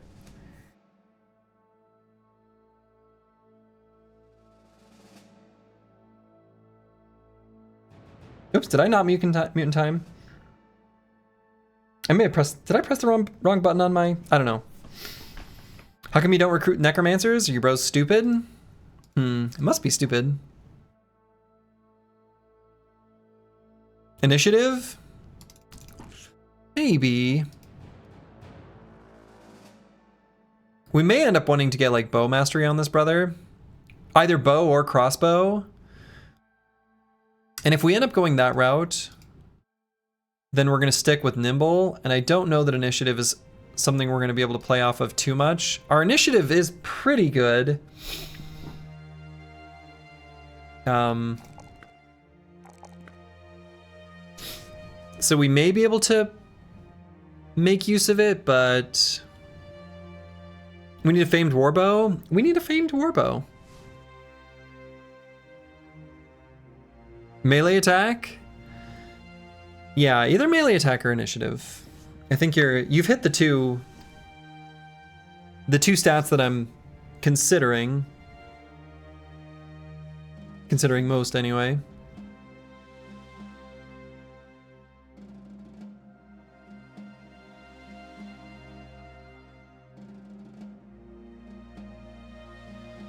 Let's just go melee attack. But maybe could have been convinced to do initiative. I don't know. And at least for this level up, I'm gonna grab marksmanship. I don't know if it's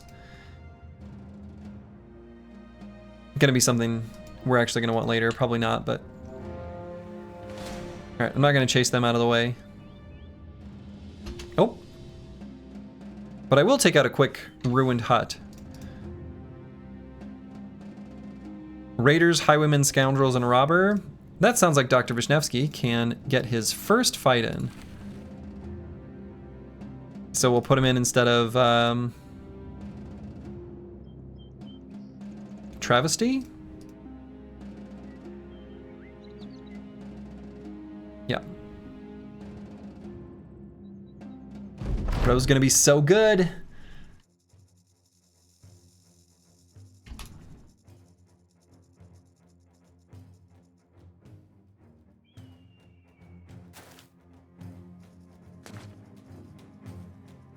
Time for a little R&R. Exactly.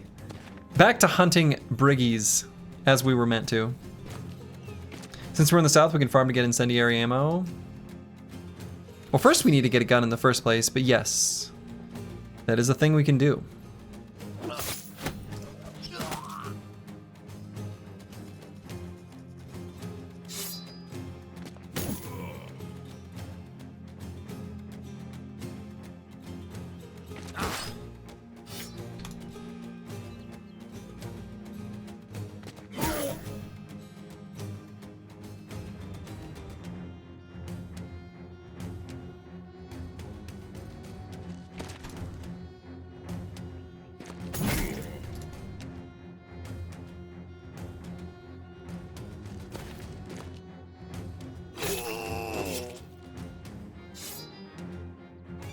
Caw. You remember your first fight? You got put on the front lines, not coddled like these soft recruits nowadays? Sounds like a pretty reckless commander based on what you just described. I don't know. You might want to contact HR and let them know.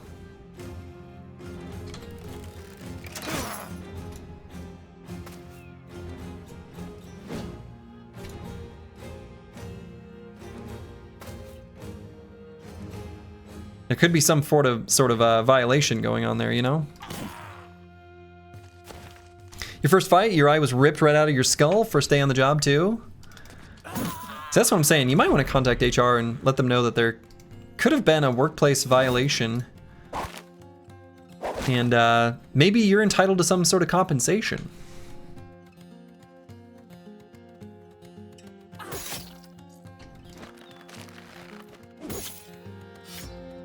Maybe. Probably not.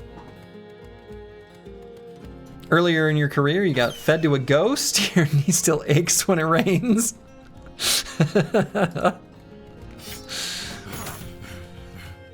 I mean, that sounds like a buff, right?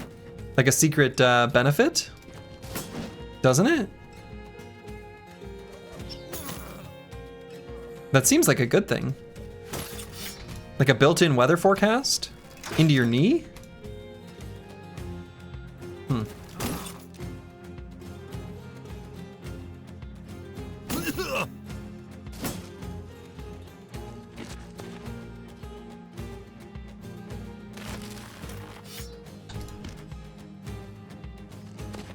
Whatever you say, boss, that's the spirit.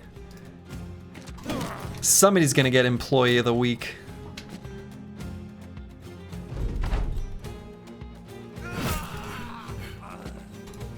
There's an employee appreciation pizza party. And you'll be first on the invite list, you know? Wow. No higher honor.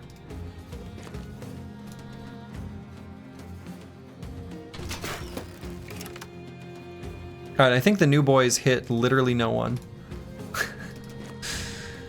The new brothers didn't connect with a single attack. You guys think you had it bad? I was sent in alone, naked, and screaming at a horde of enemies, and then there was a certain hub jingle played.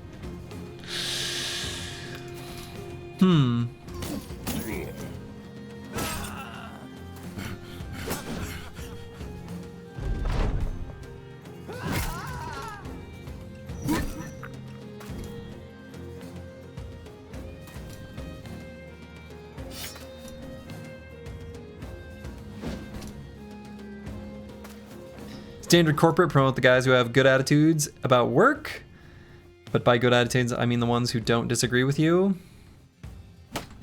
Those are the ones.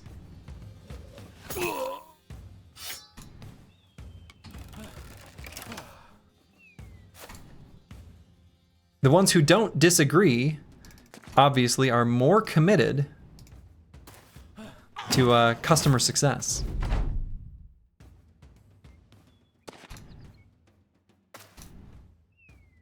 Unless you're not committed to our customers' success.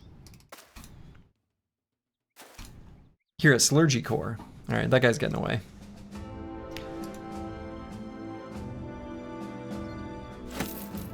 Remember poor Apples and Fruits got mauled to death by a crazy man all by himself? Nah, that was an alternate timeline. That didn't happen in this world. It's fake. False. Never happened. Not true. They still leveled up though. Leveled up through osmosis. Not a great first level up. How did you die in this world? God, I don't even remember. Oh, I do remember. Yeah, I do remember. That fight against the outlaws and assassin. Yeah. Looks like a great hybrid.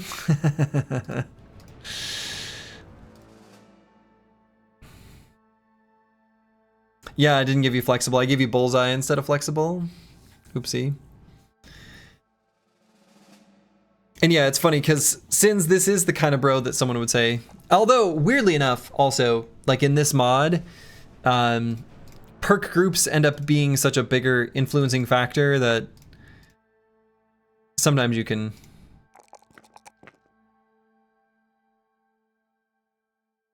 The stats don't tell the whole story, I guess.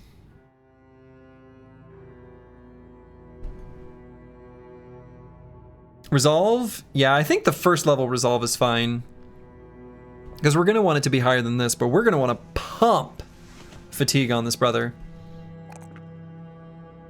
Probably? I don't know. We'll see.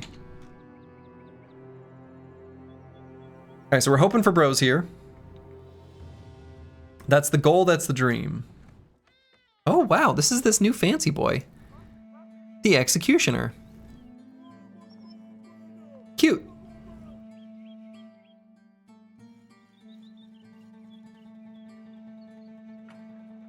They've got a slave revolt.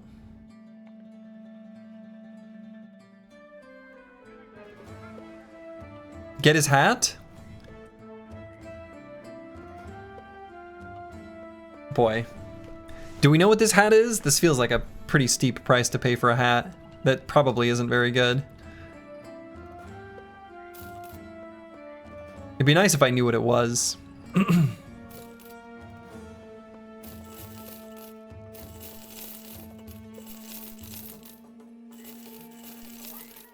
You can get executioners for like 500 gold. That cheap, huh?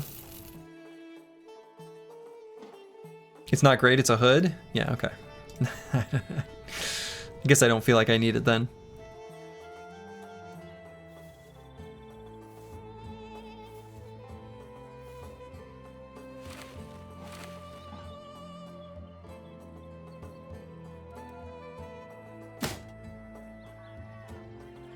You want to say 40 armor, minus 3 vision, 5 weight? Okay, yeah, that's whatever. But it's true, Sins. Fashion is indeed the most important stat. But I don't think that hood communicates the fashion that I aspire to have, you know?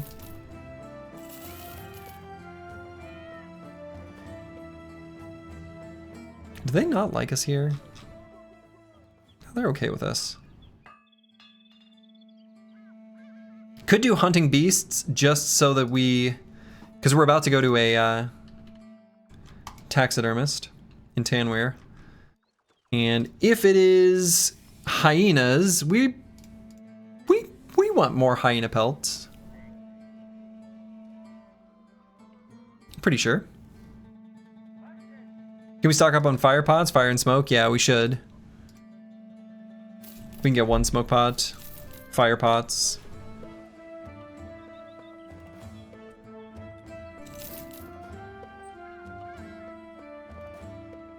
We all know Slurgy's peak fantasy is conscript cosplay. Definitely. I keep carrying around these poisons, and I don't know that I'm ever going to use them. I like equipped them for some fights and then ended up not using them at all.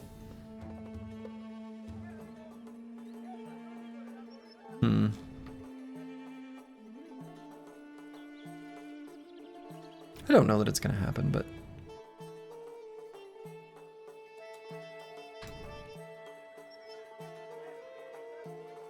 I'd really like to get a ranged throwing weapon for Luke Solus as well.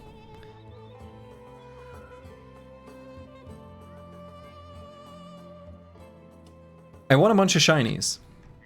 I want a bunch of shinies. It's that simple. Just that shrimple. 7 to 10 Goblin Wolf Riders, huh?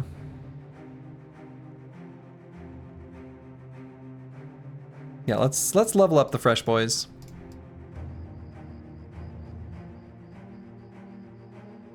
Fennec Phoenix leveled up.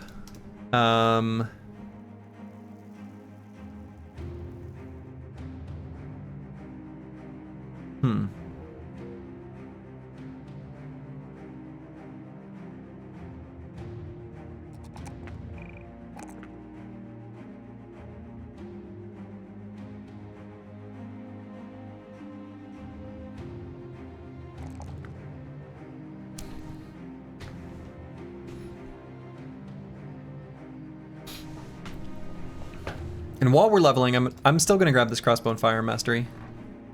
I think it's fine.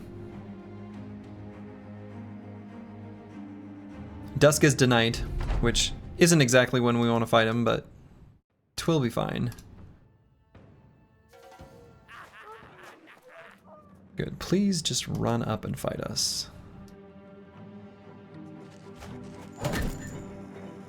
Let's get melee contact so that they feel like that's what they want to do.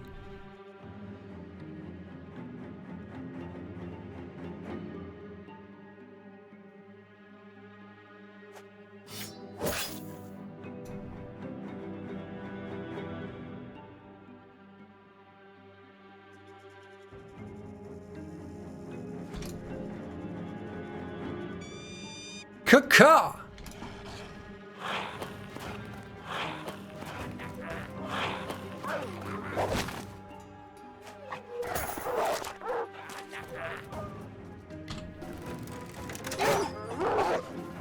Got him.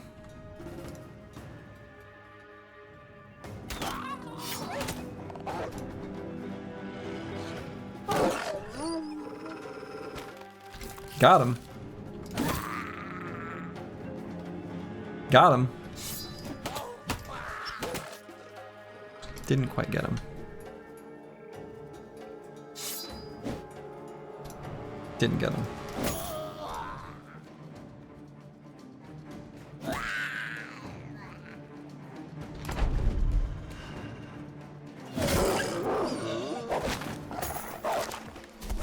Got him.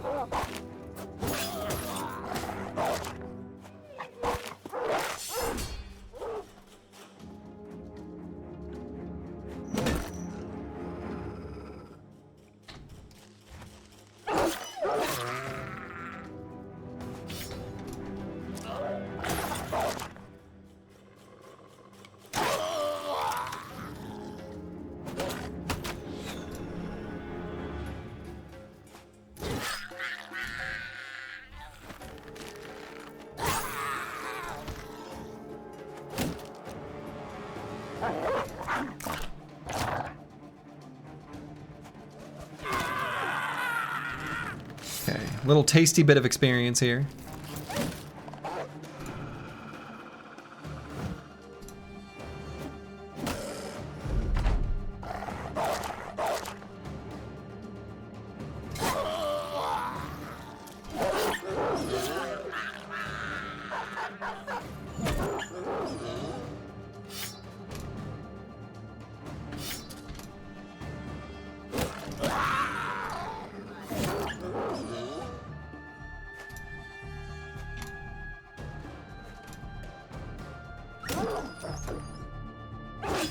Okay.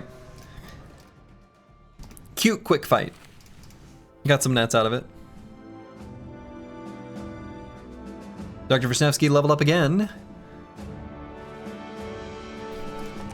Not my favorite level up again. I don't know what the deal is with these +2s. But, let's grab...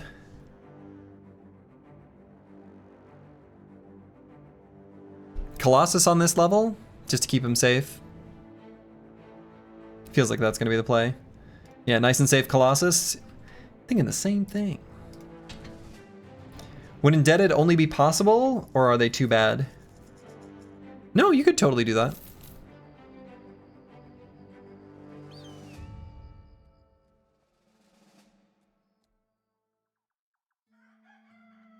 Man! What's a guy gotta do to find some beggars, cripples, and refugees in this world? What's he gotta do? What's a guy gotta do to find the dregs of society? The lowest of the low. The ones that he wishes to find. We got this special recruiter to bring out, you know, the worst of the worst, but we can't get those kind of recruits. Everyone's claiming they've got 5 years of experience. Look at Reagan here. He's worked as a sellsword since his father handed down his equipment. Who can compete in this job market? We're looking for those people, the up-and-comers. We want to give you, like, an internship. We're not gonna pay you. well, we'll pay you, but we're going to pay you very little just to see if you've got the potential. That's all we want to do. And those bros aren't here. Paid in exposure? Yes. Think of all the people that will see all of these art assets that you generated for us in our multi-million-dollar award-winning game or movie. They will want to hire you in the future for spec work.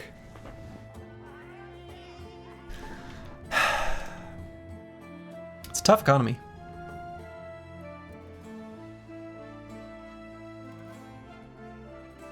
Capping a team at level 7 seems brutal. Well, that's in the Manhunter's origin. Otherwise, Indebted can level up just the same as any other bro.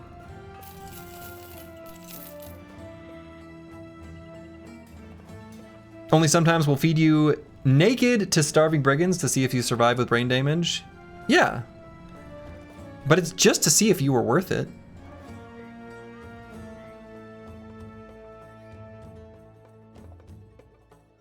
Man, so disappointed that we can't find the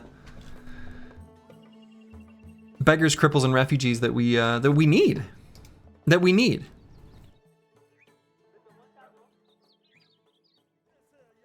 Because I want to train in some new bros. Because we need, like, Dr. Vishnevsky. There's a few things that the team really could use to sort of finally fully come into its final form.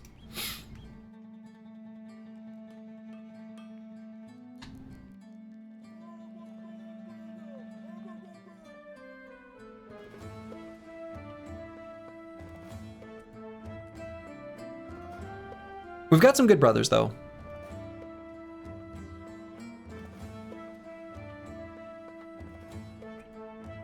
Yeah, I want to get a good partner for Choppy Cat, which again could be Big Fat Wins.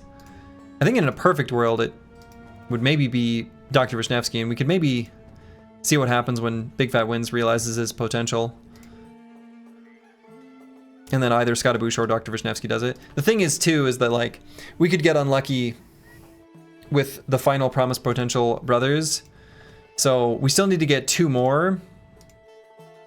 And that could take more than the 4 bros we would expect it to, I guess. Another Lone Wolf tank, like, yeah, agreed. Another Lone Wolf tank like Ala Eco could be really good. For sure. For sure. And I still think that the two-handed riposte can be good if we find a sufficient brother for it.